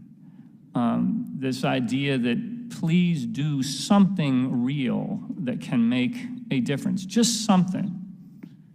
Everyone knows this problem is too complicated to flip a switch on. You can't solve it overnight. But it's this sense of being powerless in the face of gun violence, which I think is so demoralizing to individuals, certainly to many members of Congress, and I'm sure to communities like Buffalo and others that are experiencing this pain. So if you could speak to that, I'd very much appreciate it. Yes, thank you. You know, when I arrived to Buffalo, for folks who don't know a lot about the community, 80% of the African-American community is concentrated in one part of Buffalo. And when we got there, we saw instantly how far-reaching this trauma had impacted people throughout the community. The first vigil I went to, there was over 600 people there, torn apart. Every person you met was either a family member, a neighbor, a church member, went to school with someone, was coached by someone. Ms. Pearl Young was the first lady of her church. So you think about the generations that she touched. I met one young man who was a nephew of Hayward Patterson who had 8 children and couldn't even bring them to the funeral because he didn't want them to be re-traumatized by what had happened. And when we talk about violence and its impact, yes, 10 people were impacted and killed. Yes, we know those families, but what we don't see is the trauma that ripples through the entire community. We had people literally on their knees crying. We had folks, senior citizens and walkers, coming to memorials in tears, individuals screaming at the sky in anger. And while there were hundreds of cameras, there were very little people there to help them. There were very little victim services, support services. There were very little people to provide trauma care for those who have been impacted. And what we're most concerned about now is what does that ripple of trauma look like? We know violence is a disease, but now in Buffalo, we have an entire community, and I would argue the entire Black community across the country, who have been exposed to this disease. And I think it reinforces the extent of this public health crisis and why it's so urgent that we take a comprehensive public health approach to support those who have been directly impacted, as well as those who are impacted indirectly by this trauma. The gentleman's time has Thank you for your expired. The advocacy. gentleman from Kansas, Mr. LaTurner, is now recognized. Thank you, Madam Chairwoman. We have 4 children, a preschooler, a second grader, a fourth grader, and a fifth grader. I was heartbroken by what happened in Uvalde and in Buffalo, and I join all Americans in praying for these victims' families. But not just praying for the victims' families, but willing to come to the table to try to find meaningful solutions that can prevent this from happening again. After events like this occur, many lawmakers seek simple solutions to complicated issues. However, Congress must focus on the root cause of violence by prioritizing mental health and school safety resources, and by disincentivizing rising crime in cities. Now is the time to come together, to use and improve on the tools at our disposal and find new ways to ensure that this never happens again, rather than spend time on proposals that will not fix this problem and seeks to rob law-abiding citizens of their rights guaranteed by our Constitution. Ms. Swear, federal school safety grants and programs have become more plentiful and accessible over the past several years. Schoolsafety.gov, for example, is a central location where HHS, DOJ, DHS, and the Department of Education collect actionable safety recommendations for schools. The site also has a grants finder tool to help administrators navigate a growing collection of federal grant programs related to school safety. Speaking from your research and experience, are resources like this helpful for state and local educational agencies, and are they being utilized? They are absolutely helpful. Again, we've talked about the benefits of all of these things at various times today. In terms of their underutilization, I do not have the data in front of me. I suspect the answer is it's being underutilized. I suspect that based on the continued problems that we do see. But I also know that plenty of schools are availing themselves of that. And I think that is of great benefit to the safety of their students and teachers and staff members. Would you care to comment on ways in which we can encourage more participation, more utilization of these resources? Well, first, I think the publicity of enabling schools to know that they are out there, but also of helping schools and school districts understand the importance of looking in these directions. Even if you think you can magically snap your fingers and tens of millions of assault weapons will disappear tomorrow, and that will make a meaningful difference, the reality is you're still going to have threats in the meantime, because realistically, it's going to take decades for that to come out of circulation. You're still going to have the underlying problems. You're still going to have other weapons. In the meantime, this is still a viable option for those immediate threats. Even if you disagree with me on everything else related to gun control, this is still a viable option for the here and the now in the immediate context of protecting life. What types of warning signs can be recognized in students who may consider carrying out acts of violence in schools, and how do federal grants help teachers, resource officers, administrators, and counselors identify students' mental health crises and prevent acts of violence? Yeah, so a lot of these students, especially in a school shooting context, but just generally across the board for people who commit acts of mass public violence, they have long histories at that point of showing themselves to be a danger to themselves or others, either inflicting self-harm, harming animals, having suicidal tendencies, showing other concerning signs of violent behavior. I think you've seen, the quintessential examples of this in Uvalde and in Parkland.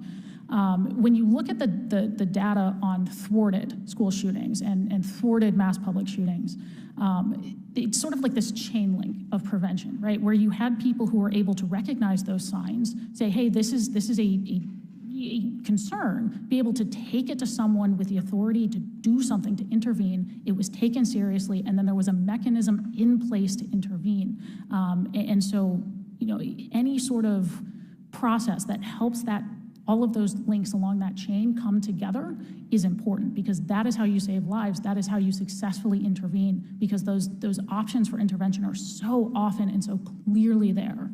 Undoubtedly, you're right that there are ways for to intervene, and we ought to encourage that and incentivize it and provide resources for it at the federal level. What are some ways that, just have a little bit of time left, what are some ways that technology can play a role in improving school safety?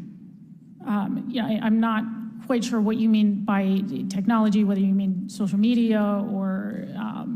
I mean social media, and I mean physical security on campus. Sure. So some of it is just the physical security of being able to buzz people in and out and making sure that there is secure access and security cameras, and using best practices for physical safety, some of which involves the best practices for technology. But again, also we've referenced social media. I'm not a big tech expert, but certainly whatever it takes, that when these signs... The gentleman's time has expired. Okay. It's the same, finding the signs of danger wherever they come from, whether it's... The gentlelady from California, Ms. Spires, is now recognized for 5 minutes. Thank you, Madam Chair. Thank you for your leadership. I must say that this has been a very tough hearing to listen to. First of all, let me thank all the witnesses who are here, and the first panel in particular. I'm haunted by what Dr. Guerrero said, that he went into the emergency room and one of the dead children was decapitated. Think about that, decapitated. Commissioner, when you went into the Tops grocery store, I think we spend too much time sanitizing what assault weapons does to the body. Can you give us some descriptions of what you saw on the ground when you got to Tops? I won't just get into that description, but I've been at numerous... No, I want you to. I want us to hear it. Yeah, I want to expand on that. I've been to numerous shootings throughout my career that were the result of high-powered rifles, assault rifles, and the cavernous holes that they leave in bodies. Decapitation is a pretty good explanation for it. Some people couldn't be buried with an open casket. The damage was absolutely devastating, and not just in that one, but as I said, in other homicide scenes that I've been to, the devastation is just, it's incredible. I'm a victim of gun violence. I know what it does to a body. And I cannot believe that my colleagues don't recognize that prohibiting the sale of an assault weapon and until the age of 21 isn't going to save lives. It's the impulsive actions by 18-year-old, probably men, that have caused 30 people's lives just in the last month. And we are not supposed to be hardening schools. They're not supposed to be prisons. Ms. Pringle, let me ask you, in your conversations with the teachers in the 199 incidents of gun violence on school grounds just last year, and the more than 311,000 students since Columbine that have been victims of gun violence experience, what does that inform you? What do the teachers tell you? I met with teachers from Sandy Hook and from Parkland, and students from Parkland, and when I was in Houston, in Texas. And what they said to me reflected what teachers all over this country are saying, and that is that the impact to the school community is forever. Is forever. It doesn't end, it's forever. And the idea of turning our schools into prisons, into places where they are not conducive to teaching and learning, that is not the solution to this problem. We all know what the solution to this problem is. It's comprehensive gun reform in this country. We know what it is. We are not supposed to be holding our students and our teachers responsible. We all heard Mr. Reyes crying from his bed in the hospital, saying, I didn't protect my students, I didn't protect my students. He should not be burdened with that. We are asking for Congress to do its job right now.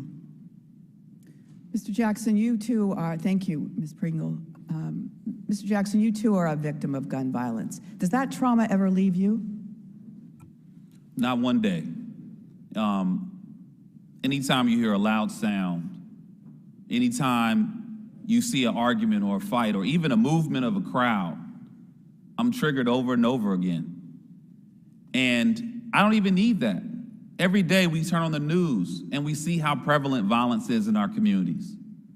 You know, we say over 100,000 people have been shot or injured by gun violence, but I really think that's a low estimate. Because in my community alone, I know at least 8 people who have been directly impacted. And every morning I wake up, I have to apply ointment to my wound. I have to watch news that's a reminder of this crisis. And then I also have to listen to politicians in chambers like this make excuses about why they can't take action. All of that is triggering. Thank you, Mr. Jackson.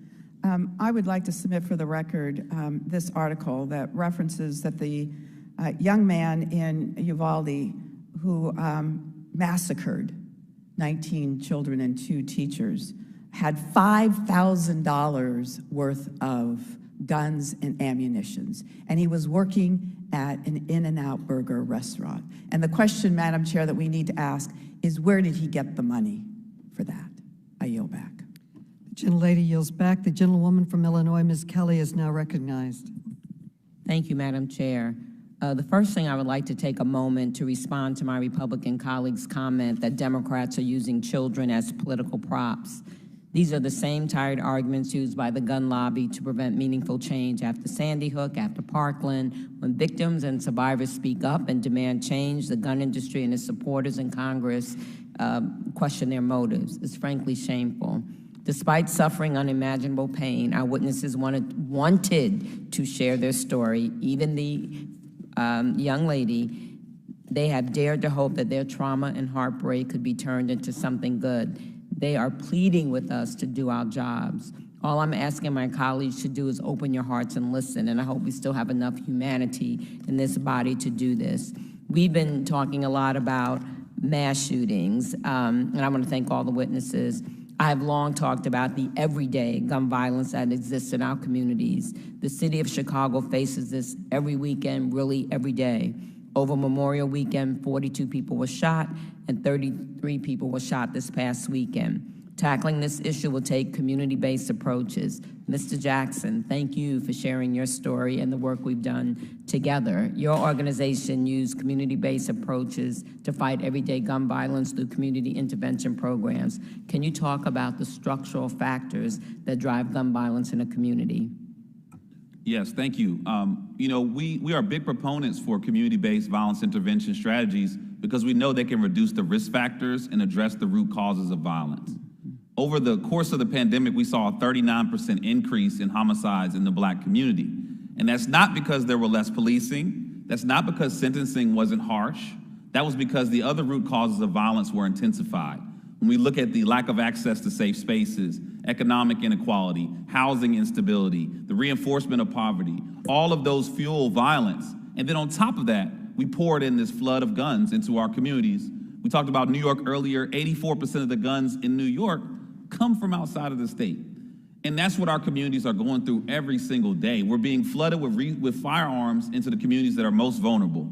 And these community-based violence intervention strategies focus on victim services for those who have been impacted, supporting their families, providing therapeutic care for those traumatized, providing intervention tactics that work with folks in the hospitals to prevent them from retaliating. We know that 40% of the people who have been shot within 5 years will be shot again or killed without any form of intervention, and hospital-based violence intervention does this, as well as cognitive behavioral therapeutic programs that work with those who are most at risk, who maybe have had a violent history, and help them shift their lifestyle through therapeutic and behavioral changes. In certain communities, we've seen violence reduced by 60%, and I have a whole list of examples, which I can submit to the record, but we know these programs work. What we also know is that the federal government has not been investing in these efforts and has not been funding these efforts that we know bring peace to our community, and that's why we've been working together to push such legislation. And hopefully we can change that and get Stephen Horsford's and Senator Booker's legislation passed. Commissioner, you helped your community heal after the horrible mass shooting last month, or you're helping them to heal, but you also see the destruction recurring, gun violence in Buffalo.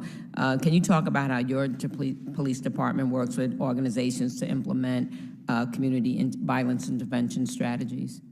I'm a strong believer in the violence interrupters strategy. We work very closely with them. They get out in the community. They can say and do things that we can't because they're credible messengers.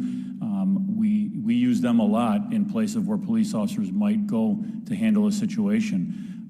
They are also very helpful in getting guns turned in at times. But the problem we have is as my colleague over here, Mr. Jackson said, the flood of guns that are coming into our communities, the ghost guns that are coming into our communities. And one of the scariest things I just heard the other day at a gun meeting in my department is that about a half a dozen ghost guns recently were firing fully automatic, not because they had a switch on them, because they were being modified and not modified properly, I guess if that's a term to use for a ghost gun. But it's the flood of guns that are coming in. Where are they coming from? And we don't want to take guns away from law-abiding citizens. We want to stop the flow of guns coming in. Well, I have a trafficking/short purchasing bill I'm going to run and talk about in a little bit, because representing Chicago, we have the same problem. And really quickly to Ms. Swearer, how do you explain the number of gun owners who support what we're trying to do, or the number of Americans that support, Democrat or Republican, doesn't matter, independents? But I was at a press conference yesterday, and a swarm, they had shirts on, of gun owners support gun safety. That's what we're talking about. It's because it's not until you actually explain to them what existing laws are and how these laws fail to actually accomplish those goals. When you actually do that, those numbers drop repeatedly. And actually, I believe I saw it might have been the New York Times had an article precisely on this today. It's just because people don't understand what's being talked about when you reference an assault weapon or a universal background check. And so when that's explained to them, that number actually drops off considerably. Well, the gentlewoman's time has expired. The head of the Gun Violence Prevention Task Force is a gun owner. Val Demings is a gun owner. Many people on the task force, and they certainly know the legislation, and they're still pushing it. I yield back. The gentlelady yields back. The gentleman from Kentucky, Mr. Comer, is recognized. Thank you, Madam Chair. And again, I want to thank our witnesses for being here today. This has been a very robust discussion, very difficult issue, brings out a lot of emotion. I appreciate everything that you all are discussing and fighting for. have the opportunity to go first in questions, and I like to go towards the end because I like to listen to the debate, try to learn, listen to what other people say, and pick up some points that people make. And one of the points that Ms. Ocasio-Cortez made was that some of the guns, when we referenced the amount of gun violence in New York City, that a lot of those guns were coming from outside New York City. And I would say that's probably right. We have in Kentucky a fentanyl problem. I think just about every congressional district has a fentanyl problem. Our law enforcement tells us this fentanyl is coming across the border. And, you know, it's frustrating for us because we've had 100,000 deaths with fentanyl, and we believe that could be reduced by securing the border. But as I was thinking about that, I wonder if we ban certain types of weapons, Ms. Swear, I'm just wondering, I wonder if the Mexican drug cartel, who is profiting from all the illegals crossing into the United States, they're profiting from all the fentanyl and much of the crystal meth that's in the United States. I wonder if it's possible that they would get into the gun business.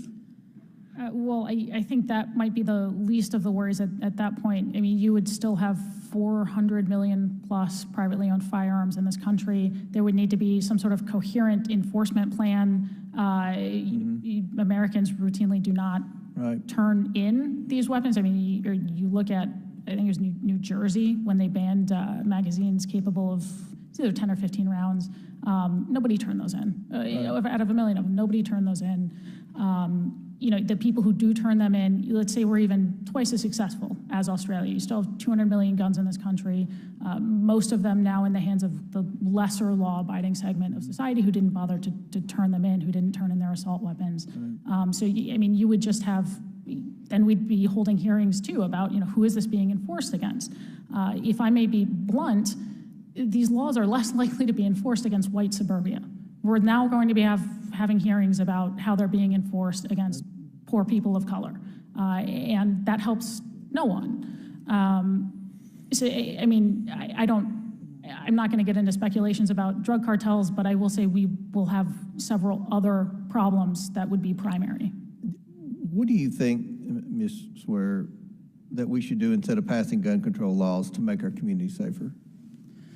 I think, again, as I've outlined, one of the first things you can do is focus on the mental health and the well-being of communities. I mean, things that help communities flourish, whether it's focusing on mental health, 2/3 of gun deaths are suicides. As Mr. Jackson noted, you know, look, there are a lot of issues that are interrelated, is very seriously interrelated with violence and violent crime. Focusing on stemming those issues, whether it's access to safe spaces, whether it's mental health, whether it is educational and job opportunities, the things that make families and communities flourish are the things that reduce violent crime. And again, it does more than reduce violent crime because now we're talking about human flourishing on top of that. Right. My friend Rokana also mentioned about violent criminals having guns, and you know, our position is violent criminals should be in jail. I think that's the position of everyone on this side of the aisle. How can we empower our law enforcement professionals and our criminal justice system to bring violent criminals to justice and keep them off our streets? Well, I think, you know, I'm hesitant to actually blame law enforcement for a lot of those issues. I'm not blaming law enforcement. Right, no. I mean, at the end of the day, you know, what happens to them afterwards that's out of the hands of law enforcement. That's local prosecution. Exactly. Prosecution. That's you know, dealing with laws about the parameters of what those prosecutors can and can't do. Right.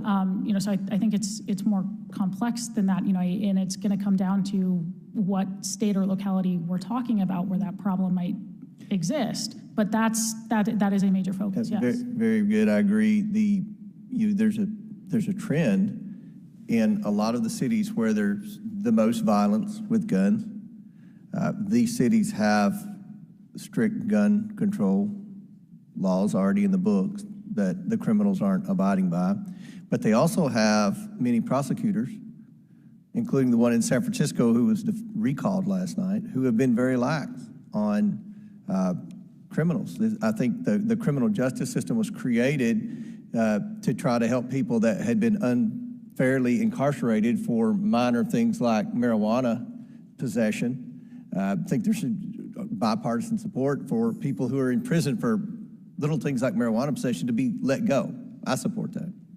But I think it's gone too far, and we have criminals now that are on the streets, and that's not good. In the name of COVID, a lot of prisoners in this town, Washington, D.C., were let out, and we've seen, a spike in crime. So I think that there are many points we need to consider moving forward. Obviously, and Madam Chair, I'm wrapping up, obviously, we need to invest in school security. We need to invest in resource officers. We need to have better trained school resource officers, and we need to share data on mental health issues and any potential threats with kids from social media and things like that. Thank you. Gentleman's time has expired. The gentlelady from Michigan, Ms. Lawrence, you are now recognized. Thank you so much. History teaches us a lot of things. We've heard our educators and our community organizers, our law enforcement talk about the stagnant action of nothing. So we'll have someone like Ms. Swear come in and say that it's not the guns. The guns are not the problem. Keep them coming. Everybody has that right. And we move forward, then there's another shooting, but it's not the guns. You can't kill someone and shoot multiple rounds without a weapon. We own cars in America. In order to own a car in America, you first have to buy it and get a registration for it. In order for you to operate a car, you have to take a test and you have to follow laws. If you fail to do that, that car is taken from you. It's a car, it's not a gun. And we are still talking about background checks. We're still talking about, yes, we need to talk about mental illness. But what happens after we do all our prayers and best wishes, which I can say my colleagues on the other side are beautiful at prayers and best wishes, but never bring forth a bill that will address this crisis in America. It is unacceptable. We cry and we think about these babies. We heard the descriptions of these bodies where a person who was clearly unfit to own a gun walked in and legally purchased a gun at 18 and used that gun within hours to not only kill his family, shoot or injure his family, but others. It comes a point in time when it's this deflect, don't do it, because if they pass one law, it's a slippery slope. I've heard it. Don't let them take away your guns. That's our right. When in America, when we have more guns than people, does the sickness of operating and owning a gun kicks in that we in America have a problem? I know for a fact, if you drive a car, you bought it, you have to put on a seatbelt. We don't care if it's uncomfortable. We don't care if you don't like it. You have to put that seatbelt on. And if you don't put that seatbelt on, we will take away, if you repeatedly do it, we'll take away your license to drive that car. First of all, we studied the deaths, and we found out how many people die in car crashes. And you know what? We said, we want to stop the deaths in car crashes. And look at all the innovation, airbags, seatbelts. We stepped up as America. And we keep talking about our faith in God and how we love people and equality. How can we say we love God when we take a gun and shoot and kill people, and if someone does it, you sit back and drop your head and say prayers and best wishes? It is time for us as America and this body to stand up and confront the fact that it's sick. It's sick to think that if I have a gun, nothing is going to happen to me and I become a gigantic figure. I had a member tell me that his 5-year-old wanted a pink gun for her birthday, 5-year-old. And he said, when you get old enough for your fingers to operate the gun, I'll buy you a gun. And he did. And he thought that was a good thing. And I'm sitting there saying, I would stand up in court and say you needed to go to jail. A 5-year-old with a gun. And the only purpose of a gun is to kill something. So you're giving a 5-year-old who is not mentally capable of making decisions a gun. That is sick. There's no way you can rationalize that. And you have homes throughout America, they have their gun in the back of the car, they're wearing open carry. It's like the Wild Wild West. We evolved as a country. We have all these technology and advancements, but we are literally going back to the Wild Wild West, where we stand up and we have a shoot down in the middle of the street. People die and we just walk away and blow the smoke off the gun. It is unacceptable. And I know I'm supposed to be asking questions, but if I can just impact one person, and like my colleague said, there's a large number of Americans who say, can you just do something other than prayers and best wishes? If someone shot and killed your child, you would not be sitting here wanting to hear about my constitutional right to own a gun. Well, I'll give my prayers and best wishes for you. Because when you lose a child over gun violence, it's unacceptable. I yield back. My time is up. The gentlelady yields back, and the gentlelady from Massachusetts, Ms. Presley, is now recognized. Thank you, Madam Chair, and thank you to all of our witnesses here today, especially our survivors, those who shared their pain, their grief, and their trauma. I really do look forward to a day where our families and our children like little Miah, will no longer have to relive their trauma simply to compel action. Because only in America do we normalize mass shootings and the trauma left behind. Now, when a partner loses a spouse, we ascribe the word widow or widower. When a child loses their parent, we use the word orphan. There is no word to describe a parent who has suffered the devastating sorrow of losing a child. The unimaginable pain, grief, and trauma of burying your own baby. It just goes against the natural order of things. And with gun violence now the leading cause of death for children in society, now we're searching for a word for what do we call a surviving parent who has been robbed of their child due to a massacre. Only in America. So whether it is our babies learning in Uvalde, our elders grocery shopping in Buffalo, or neighbors in my district, the Massachusetts 7th, whose experience don't always make national headlines, but do deserve just as much attention, it is long past time to treat gun violence as the public health crisis that it is. We must do something about these damn guns. And yet, predictably, some are resorting to deflection and distractions, touting failed policies that do more harm than good, like arming teachers and militarizing police in our schools. Ms. Pringle, very eloquently earlier today, you said we need resources, not revolvers, in our schools. But yet we spent $1 billion over the last 2 decades to grow our school police. Ms. Pringle, in your experience, does adding more police to schools end mass shootings, yes or no? No. I completely agree with you. And so do the majority of experts that have studied the impacts of police in schools. Chairwoman, I ask for unanimous consent to enter the following documents into the record. 2015 study titled Preventing School Violence, Assessing Armed Guardians, School Policy and Context. 2019 report titled Cops and No Counselors. And a series of letters from the Federal School Discipline and Climate Group and more than 500 community-based organizations on the need to end the mass policing of our students and instead invest in trauma-informed services that make our schools and children safe. Without objection. Since Columbine, our country has approached the problem of school shootings by funding school police. $1 billion, thousands of school police officers, when 90% of our students can't access a school nurse, a social worker, or a guidance counselor. And more than 2 decades later, we find ourselves in the same spot as before, only in America. So instead of contributing to safety, the data shows that police in schools can have the opposite effect and actually result in making many students feel less secure. Ms. Pringle, what have you heard from educators and students about police in schools, especially from students who are Black, brown, LGBTQ, or disabled?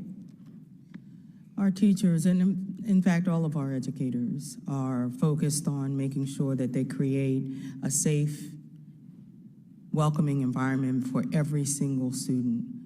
We know that our Black and brown and indigenous students are disproportionately impacted by the inequities in every single social system in this country. Ms. Pringle, I'm sorry, I'm going to reclaim my time because I'm losing it here. Go I ahead. apologize. Just yes or no, outside of more police, some have recommended arming teachers, hardening our schools, and even constructing schools so that they only have one door. Is this a good idea? It's turning our schools into prisons. That's never a good idea. Thank you. This is not an issue of the architecture of our schools. It's about the foundation of our country and whether we care about our people, our children, more than guns. Every single life robbed by gun violence mattered. The 87-year-old at Bible study, the 27-year-old walking down the street, the 7-year-old learning to read, all had lives to live and dreams to achieve. Only in America do we consider arming teachers while failing to pay them a livable wage. Only in America do survivors have to go and start GoFundMe pages to afford mental health and trauma supports. Only in America do we expect survivors who have barely buried their loved ones to make the case for policymakers to save lives. I yield back. Gentlelady yields back. The gentlelady from Ohio, Ms. Brown, is now recognized via Zoom. Thank you, Chairwoman Maloney, for holding this hearing. I would also like to thank the witnesses for coming, and in particular, the witnesses on the first panel whose stories were simply gut-wrenching. In 2020, guns were the leading cause of death in children. Out of the 45,000 firearm-related deaths in 2020, more than 4,300 of these were children. Many more have been injured or traumatized by gun violence. Sitting here, it is hard not to feel angry that we allow so many children to be killed by guns. Now, let me be abundantly clear. My job is not to take away guns. I myself am a licensed gun owner. My job is to keep our communities safe. Our national obsession with guns is killing thousands of kids each year. Every one of those kids deserve to grow up and live a full life. We cannot sit idly by and do nothing as guns are used to kill our children and fellow Americans. So my first question is for Mr. Gramaglia. How does a red flag law work before you begin? A red flag law is designed that if there is some sort of a threat that is alleged, a threat to harm yourself or others, that is brought forward to law enforcement or another profession can bring that to a court. That is the due process of a judicial process where a judge will examine the evidence that was brought forward, will look to see what the circumstances are, and a judge will make a determination whether or not a weapon or weapons are to be seized, and that's for a determinate amount of time to be reviewed after a set amount of time, where then that individual who had their weapons taken can come back in again and make a claim to get their weapons back. Thank you so much. Mr. Suplina, why are we seeing an increase in child deaths due to guns? Well, the short answer is that we're not doing anything. We are seeing an increase in child deaths because we don't have the laws in place that we've been discussing this morning and this afternoon. We have not enacted child access prevention laws at the federal level that could protect children both from unintentional access, or rather unauthorized access, and child suicide. The reasons go on, and children are dying in homicide in this country. They're dying by suicide. They're dying by unintentional deaths, and we have not addressed that. In the states that have, we see better outcomes, and I want to emphasize that because we gloss over it so much in the states that are enacting these laws, even though their efficacy is lessened by the influx of firearms from other states. We are seeing lower mortality rates among children and the general population. Thank you. Mr. Jackson, for you, we have heard your testimony today about kids who have been traumatized by the horrors carried out in Uvalde and communities that look like yours and mine. Can you share with us the impacts of gun violence on child survivors as well as their friends and family members? Yeah, I mean, what we have to realize is that they have a lifetime of trauma that they have to live with. And we know that one of the biggest indicators of whether someone will become a future victim or even an offender of violence is how had they been exposed to that trauma. And what's most terrifying for me is in both of these communities and communities all over the country, we're forgetting about victims and their trauma. We're not providing the services and support for them or their families. And there are people in Buffalo right now that have been abandoned by our government and just asked to deal with that trauma. So a huge thing that we can do now is fight for resources for community-led violence intervention and prevention strategies that includes directly impacted. Thank you so much. I think we've all heard far too many stories of gun violence. Again, I personally have been impacted by losing the lives of three young men who are part of my youth ministry that did not live to see the age of 21. This has to stop. Enough is enough. We have the tools to make a difference for families across this country. And if we can just come together and find the political will, the compassion, and the courage, and the capacity to just do it. With that, I yield back. The gentlelady yields back. The gentlewoman from Missouri, Ms. Bush, is now recognized. St. Louis, and I thank you, Madam Chairwoman, for convening this hearing. In St. Louis, we know the devastation and the trauma of daily gun violence in our community. It's the drumbeat of violence where 6 people were killed and 14 shot within one weekend, and in one part of our community where the population is only a little over 300,000, and it's not considered an anomaly. It's the daily occurrence of trauma and heartbreak in a community reeling from a nation who's unwilling to act but can. So many people in our community have been directly harmed by gun violence, and everybody in our community has been traumatized in some way. Since the massacre of 19 students and 2 teachers at Robb Elementary in Uvalde, Texas, we have heard a lot of stories, a lot of theories about how best to protect students and how best to protect teachers.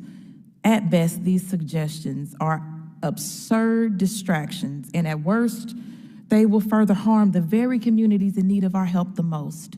Communities like mine, communities like Buffalo and Uvalde, Black communities, Latino communities, AAPI communities, our schools, our churches, the list goes on. And we need to address the incidence of gun violence in this country, not with carceral interventionist solutions, but with a public health approach that's rooted in prevention.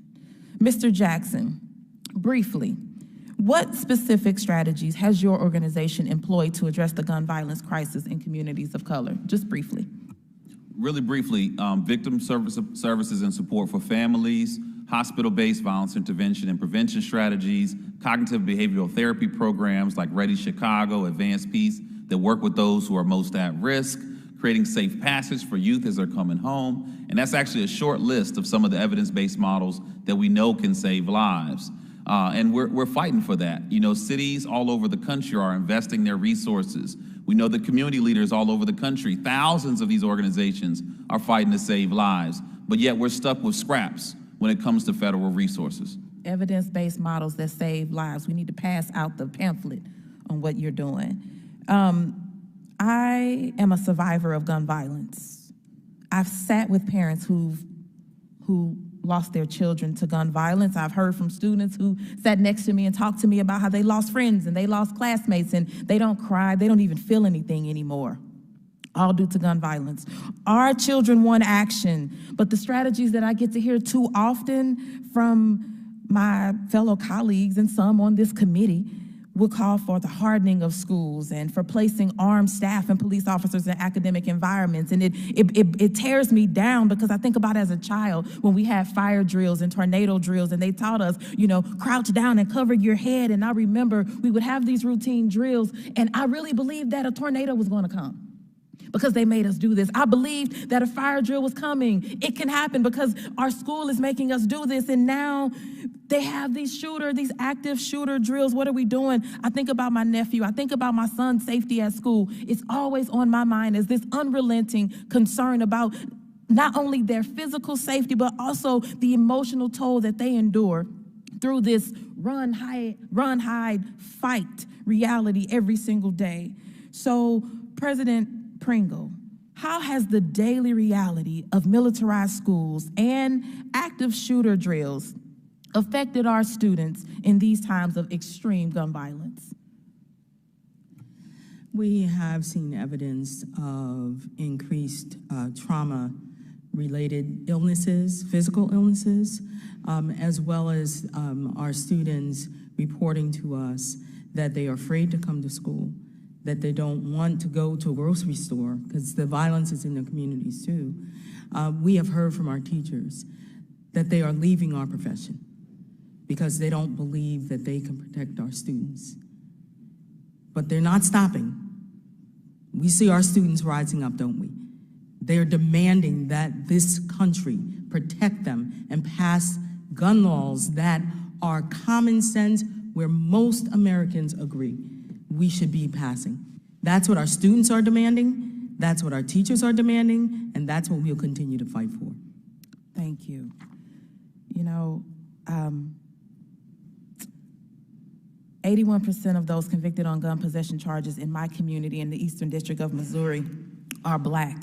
And it tears me up when we talk about saving lives. How do we talk about saving lives, but we arm people to be able to take lives, and we arm them easily, and we arm them from the standpoint of it's my right? What about life? Mr. Jackson, in our efforts to save lives and prevent further harm, why is it important for lawmakers to consider the impact of gun control laws and how they affect Black and brown communities? The gentlelady's time has expired. You may answer the question briefly, Mr. Jackson. Because this is life or death for us. You know, this is now the #1 cause of death for Black men and the #2 cause of death for Black women and Latino men. And while this may be a political topic for Congress, this is life or death for our communities.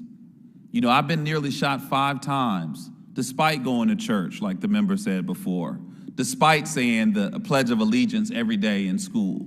Gun violence surrounds us every single day, and we're dropping like flies. And we don't need more carceral strategies. What we need are real investments in our communities, real investments in prevention strategies that we know work, and we need someone to stand up against the flood of firearms that are pouring into our communities. Guns don't grow on trees. We are not creating these guns. They are being flooded into our communities, and the gun industry is profiting off of our death every single day. The gentlelady's time has expired. The gentleman from Illinois, Mr. Davis, is now recognized. Thank you very much, Madam Chairman. And I also want to thank all of our witnesses who have been here with us for much of the day. I think it's clear, there's no doubt that we have a gun violence crisis in our country. As a matter of fact, there have been more mass shootings this year than there have been days in the year, because there's one almost every day, and every time you pick up the paper or watch television. In addition, there's a steady drumbeat of gun violence daily, with an average of 124 people losing their lives to gun violence every day. In 2020, more than 45,000 people were killed by gun violence, the highest number in our history. The lives lost by homicide, suicide, and other gun-related injuries occur hourly, and the crushing impact of these losses expands exponentially to their loved ones and their communities. Given that gun violence is a public health problem, I am preparing to reintroduce my bill to create a dedicated funding stream for gun violence prevention. You know, an ounce of prevention, I was told, is worth much more than a pound of cure. No comparable developed nation has nearly the number of gun deaths as we do. To reduce gun violence, we need stable revenue to research it and combat it. When we talk of all the aspects of gun violence. I live in inner city America with one of the largest populations of low-income people that you find in a city in America. That is the city of Chicago. We call it the Windy City. And of course, it's a city where local elected officials have been making every effort that they could to reduce gun violence. You cannot purchase legally a handgun in the city of Chicago. Yet, handguns are flowing into our city like water flows into a river. And that's because we know that no matter how hard we try, we can't do the job that we need to do unless there is federal action.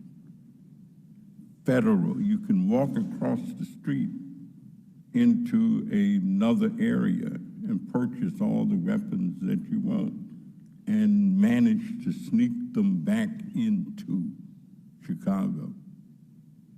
When we talk about the trauma of gun violence, mine does not come from reading the papers or watching it. My grandson, when he was 15 years old, was killed in a little scrap with a group of kids. And they didn't even really dislike each other. They had a little group who would swap clothes. Let me wear your gym shoes tomorrow, and you wear my jacket. Let me wear your hairpiece. But they got into a little scrap, and one of the young people had a gun. And of course, another one hollered, "Shoot!" And he shot.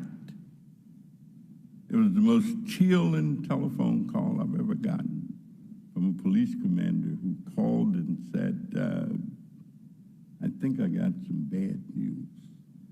The trauma of that experience has wrecked his family. As a matter of fact, shortly after that, my son, his father, just kind of gave up, passed away. My granddaughter has been traumatized, and their whole family is disrupted. And so if we're going to be real in terms of what we need federal gun legislation that limits the number of guns that exist in our country. There's no reason we can't do that. We can, we should, and we must. And I thank you, Madam Chairman, and yield back the balance of my time. Thank you. The gentleman from California, Mr. DeSalle, is recognized for 5 minutes. Thank you, Madam Chair, and thank you so much for this hearing. Thank you to the panelists, and in particular, thank you to the first panelist for all of us who have lost family members to gun violence. How this can continue to happen in this country is extraordinary, and it's just so depressing. And we hear the same arguments every time this happens, unfortunately. So now we have some history. Coming from a state that, according to Giffords, remember Gabby Giffords, many of us, her friend, a state, California, for years, we've worked at this on evidence-based research on policy that can save lives and stop these things from happening. So let's just look at the numbers. If you're in California, we can't stop these things from happening, and it's not that we have some kind of unique wisdom to this, but we have relied on investments in evidence-based research. And what that shows is kids are almost 60% statistically less likely to be victims of gun violence in California. Adults, all people in California are 35% less likely, statistically, not less likely, 35% less likely to be victims of gun violence, 25% less likely to be involved in a mass murder. We can do this. The problem in California is that accepting the fact that these things are going to happen, what we're trying to do is prevent them as best we can, rather than just accepting that it's a fait accompli that somehow this is going to happen, for whatever the reasons are. And of course, we have our own suspicions about what motivates people to let this continue to happen. But one of our problems is 25% of the guns that are used in crime in California come from outside of California. So we need national standards. We will continue to do what we can do in jurisdictions that support evidence-based research, that treats this as a public health epidemic that it is. So, Mr. Suplina, to this point in the work that you do, in my area, in the Bay Area, we have a long history, and we're doing this again. And what we call it is not here. We're just examining the evidence-based research that you and others, Gifford CDC does so well at national comparisons and at the state level. But we're trying to bring it to the local level. And if we have things that we're preempted about, we'll go to our elected officials at the federal level, the state level, and to court if we have to.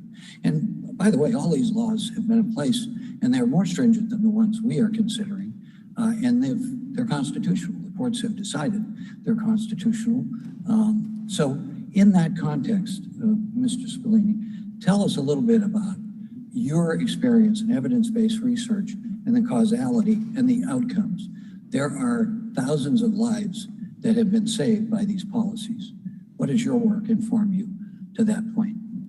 Well, Congressman, precisely that when you look at all 50 states based on their strength of gun laws and look at their rate of gun deaths, there's a direct correlation between strength of gun laws and lower rates of gun deaths. It's just statistically correlated, and it is a fact. And California, which does have some of the best gun laws in the country, also has some of the lowest rates of gun violence. Not enough, there's always more to do, but I actually really appreciate the way you have framed it, because we are talking about in a nation that does have hundreds of millions of firearms in it. We are going to continue to have incidents of firearm violence in a nation that has that many guns. But we can also do sensible things, as California has been a leader on, to reduce firearms deaths, and it just bears out in the data. You can look at it.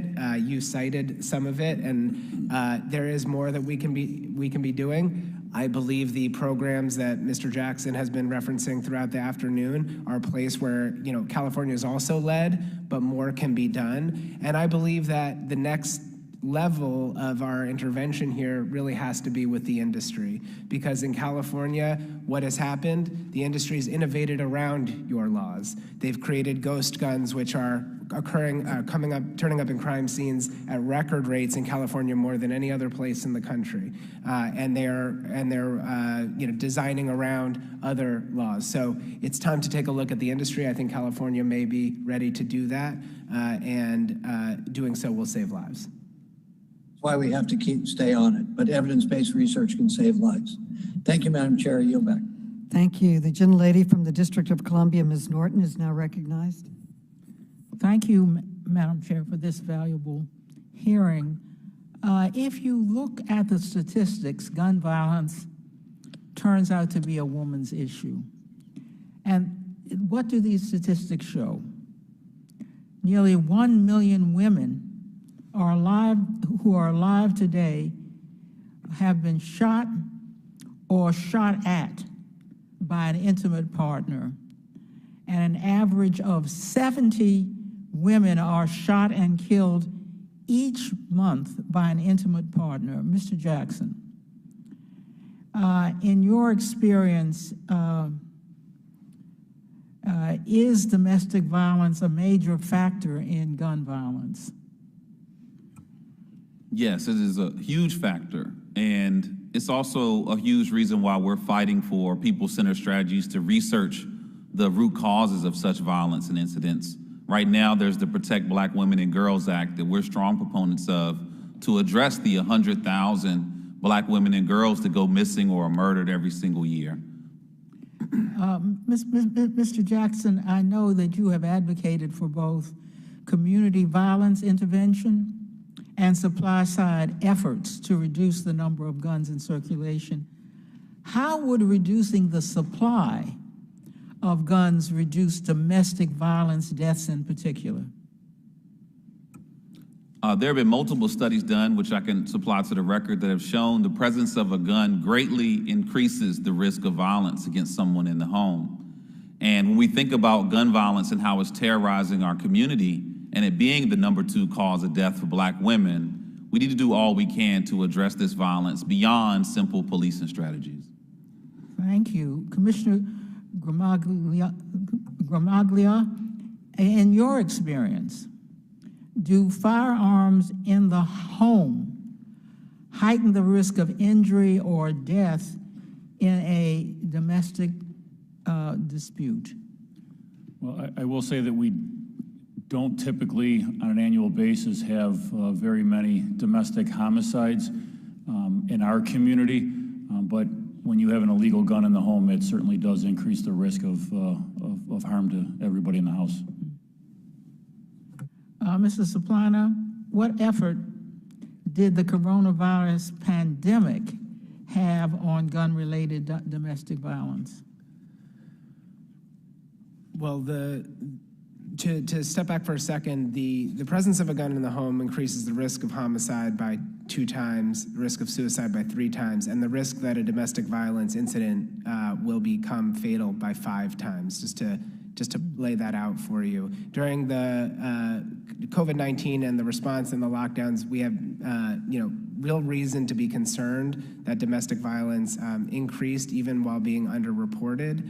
I don't have statistics in front of me on how domestic gun violence increased during that time period, but we know that it is a tragic form of gun violence that we often really do not hear about. In fact, many mass shootings, both ones you've heard about and ones you haven't heard about, start with an act of domestic violence, either earlier in time or directly in relation to the incident, as we've recently seen. And Mr. Suplina, currently federal law prohibits spouses with a history of domestic abuse from possessing a gun. But the so-called boyfriend loophole allows abusive dating partners, like abusive boyfriends and girlfriends, to have access. Could you explain how this boyfriend loophole works and what we could do about it? Well, what we have to do about it is close it. There's really no reason why in 2022 we shouldn't give protection to intimate, where there's incidents of domestic violence, that we shouldn't also remove firearms where a couple is not in a married relationship. So there are efforts, as you know, in the House to close that loophole, and doing so would be very effective at reducing domestic violence deaths. Thank you, Madam Chair. I yield back. The gentlelady yields back. I ask unanimous consent that Representative Sheila Jackson Lee be allowed to participate without objection, so ordered. The gentlelady from Texas, Ms. Jackson Lee, is now recognized. Madam Chair, I thank you and the chairman and all members for their generosity in yielding to me at this time. I wanted to be very sure to be in this committee meeting today. I've just come off the floor of the House. To all of you as witnesses, we are now debating the Protect Our Kids Act. I want to acknowledge Zanetta Everhart, Dr. Guerrero, Miah, Felix, and Kimberly Rubio, and the previous witness, Ms. Hughes. To the witnesses that are here, I want to acknowledge you, and as well to acknowledge Mayor Adams for his presence here. My time is short, and so I'll be asking very pointed questions. To Mr. Suplina, I hope I pronounced it correctly. You said 2021 was the deadliest year. We are now close to that in 2022, yes or no? We are on pace, correct. The bill that I've introduced, the Kimberly Vaughn Safe Storage Act, among others that are in the Protect Our Kids Act, which I'll comment on, specifically deals with the requirement of point of sale for storage devices. In the instance of Kimberly Vaughn, the son stole guns from an unlocked, unsafe area, which I think goes to suicides and other uses of homicide. Is a safe storage issue an important issue as it relates to bringing down gun violence? It is such an important issue, Congresswoman. It's important for safety in the home. It's important to keep young kids away from firearms. It's important to reduce youth suicide. It's important to reduce school shootings because guns often start in the home and are accessed when they're not safely secured. There's just no overstating the importance of child access protection laws and other secure storage laws, as well as all programs that really encourage responsible gun storage. Thank you. Mr. Jackson, let me express my concern, but also your heroic recovery should be touted and recognized. You had a very important statistics. The #1 killer of African-American men is by premature death is by guns. Second for Latinos, and second for Black women. You also have already mentioned the cycle of violence. How much of a disparity and impact in our minority communities is this gun usage and gun victimization and gun death? I have two other persons I want to raise a question with, so bear with me as you make a very brief answer to that. And I thank you and salute your recovery.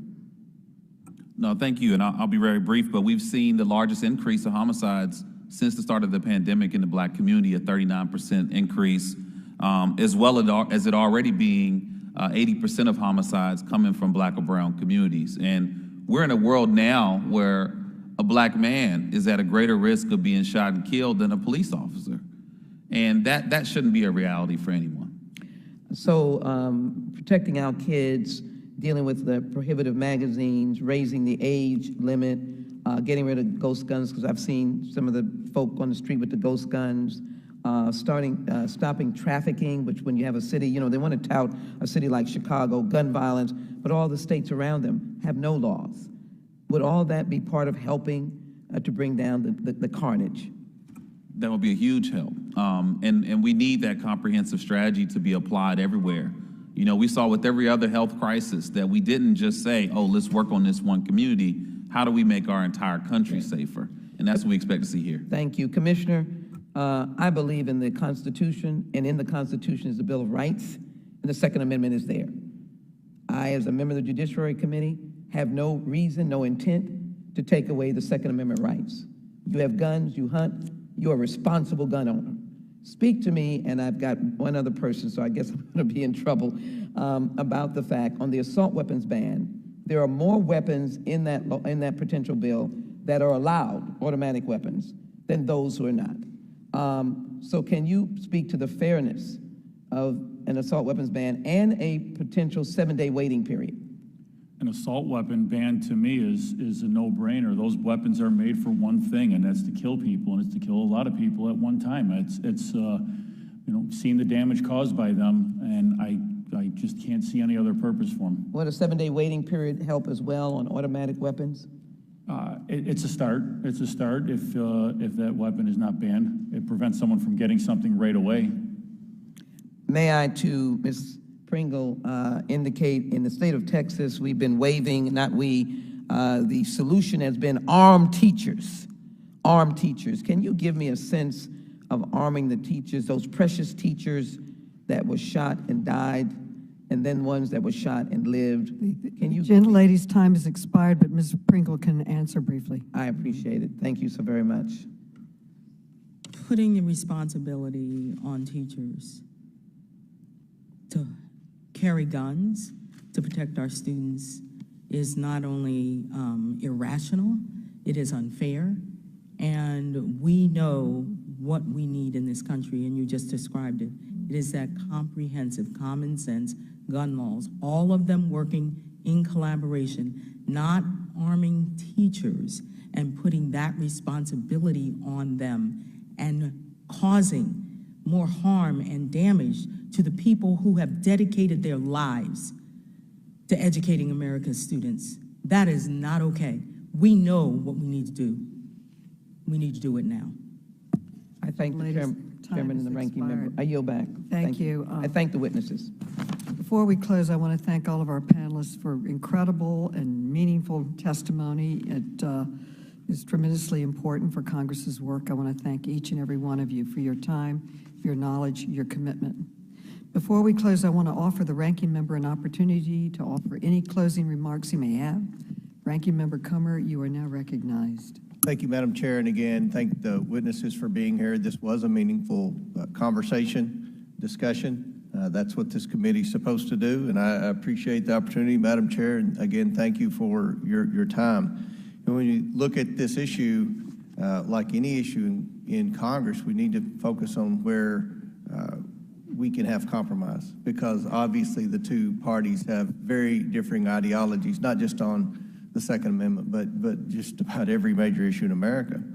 But there is consensus to protect our school children. We all want that. I have 3 kids in the public schools. My mom was a school teacher, public school teacher.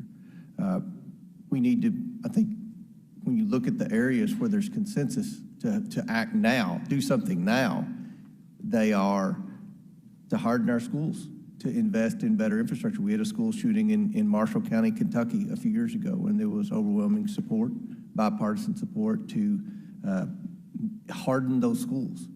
You have to go through 2 doors now in just about every school in the state, elementary, middle, and high school, to be buzzed in through those doors to go in. We need to invest in more school resource officers, and we need to better train those school resource officers. I think we saw that in Uvalde. The officer there obviously wasn't trained very well in that situation. Another idea that I think is common sense where there's compromise is something my friend Rob mentioned with respect to social media companies. We need to have some type of alert with these social media companies. Anytime a user posts anything about school violence, somehow that needs to get to the hands of the authorities. Somehow we need to have some type of communication between the school resource officers, law enforcement, whomever, and the social media companies. That's a responsibility of the social media companies, in my opinion, that they could do better on. We need to stop the defund the police movement, and that's been an effort by some of our friends on the left. That's been an utter failure. Crime is on the increase in all types of crime. We need to stop that.